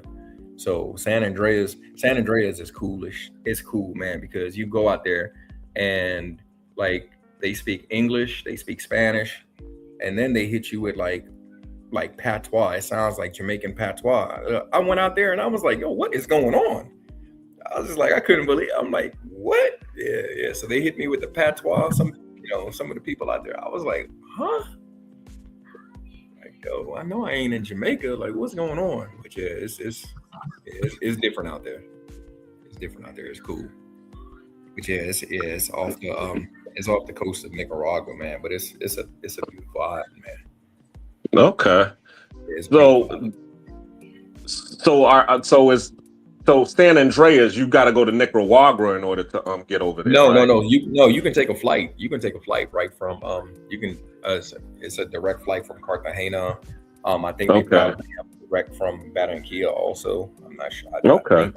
Yeah, but you can. Yeah, it's a direct flight. I know they got direct flights straight from Cartagena. So I've been out there what, 3 times? Okay. All right. Well, we'll definitely be seeing each other again, most definitely. Y'all got any events coming? No, not really. It's been we were this past weekend. Well, we had a bunch of brothers come down, so the hotel was completely filled up. Okay. For about a week. Yeah. And now we just have like we do like local things when the local Colombians, like they'll, like if they're having birthday parties and things like that. So they really been supporting. So that's cool. You know, they'll rent out like the pool area. You know what I'm saying? Yeah, and then like we just sell them plates and alcohol or whatever. So that's what it is. Okay. So things have definitely been looking up for the Rooftop Republic, correct?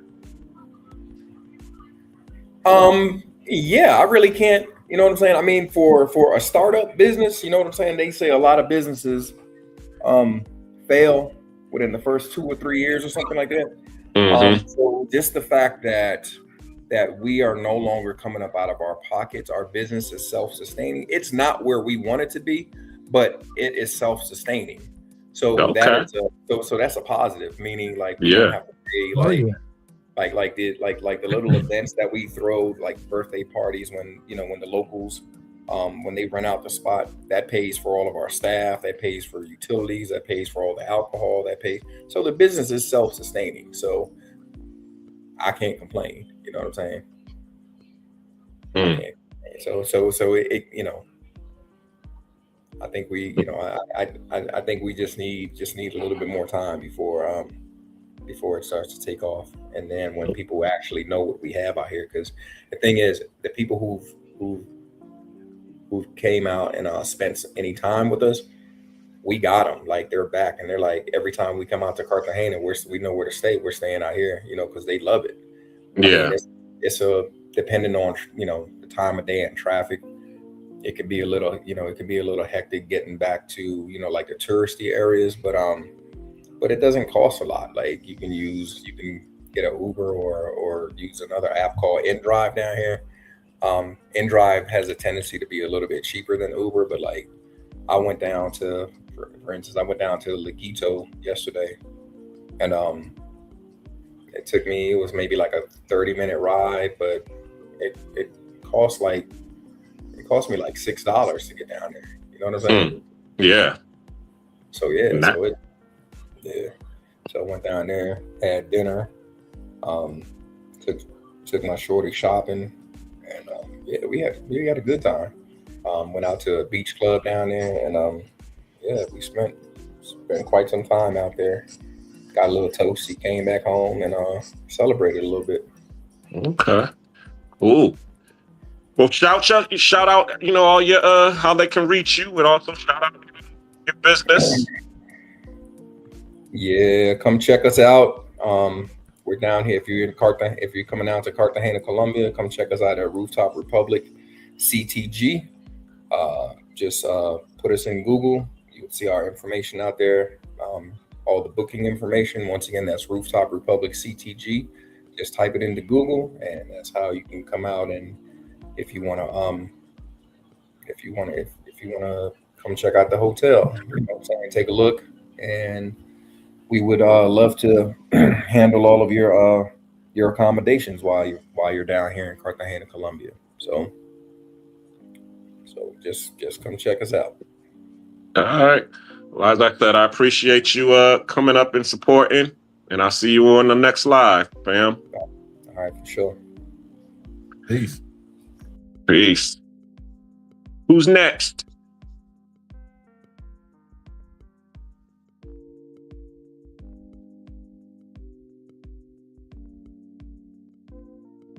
Who's next on the... Oh, I guess it's just me now. Everybody done logged off.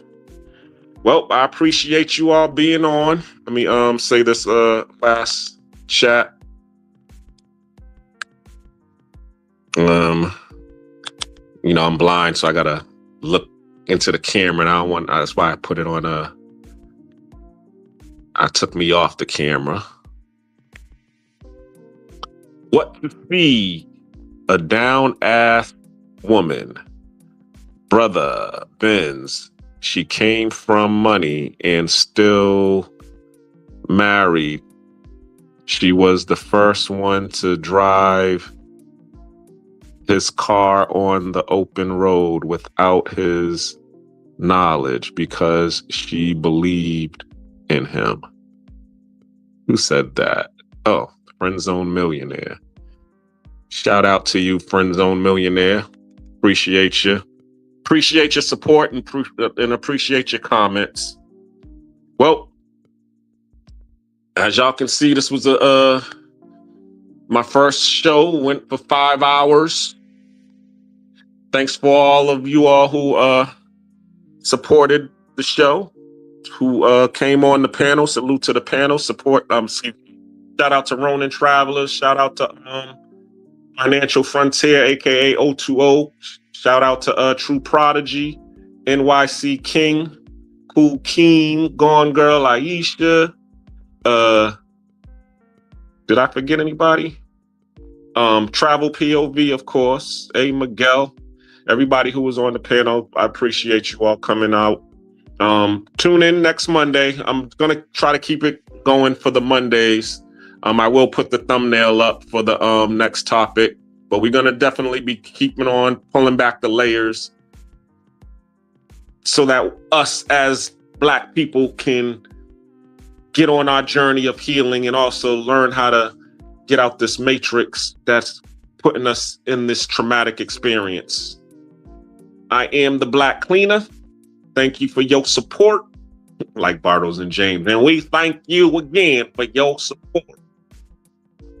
Over here messing around. But yeah, signing off. Thank you for supporting the Black Cleaner Presents Real Talk with Nate. I'm your host, Black Cleaner. Until the next time. Peace.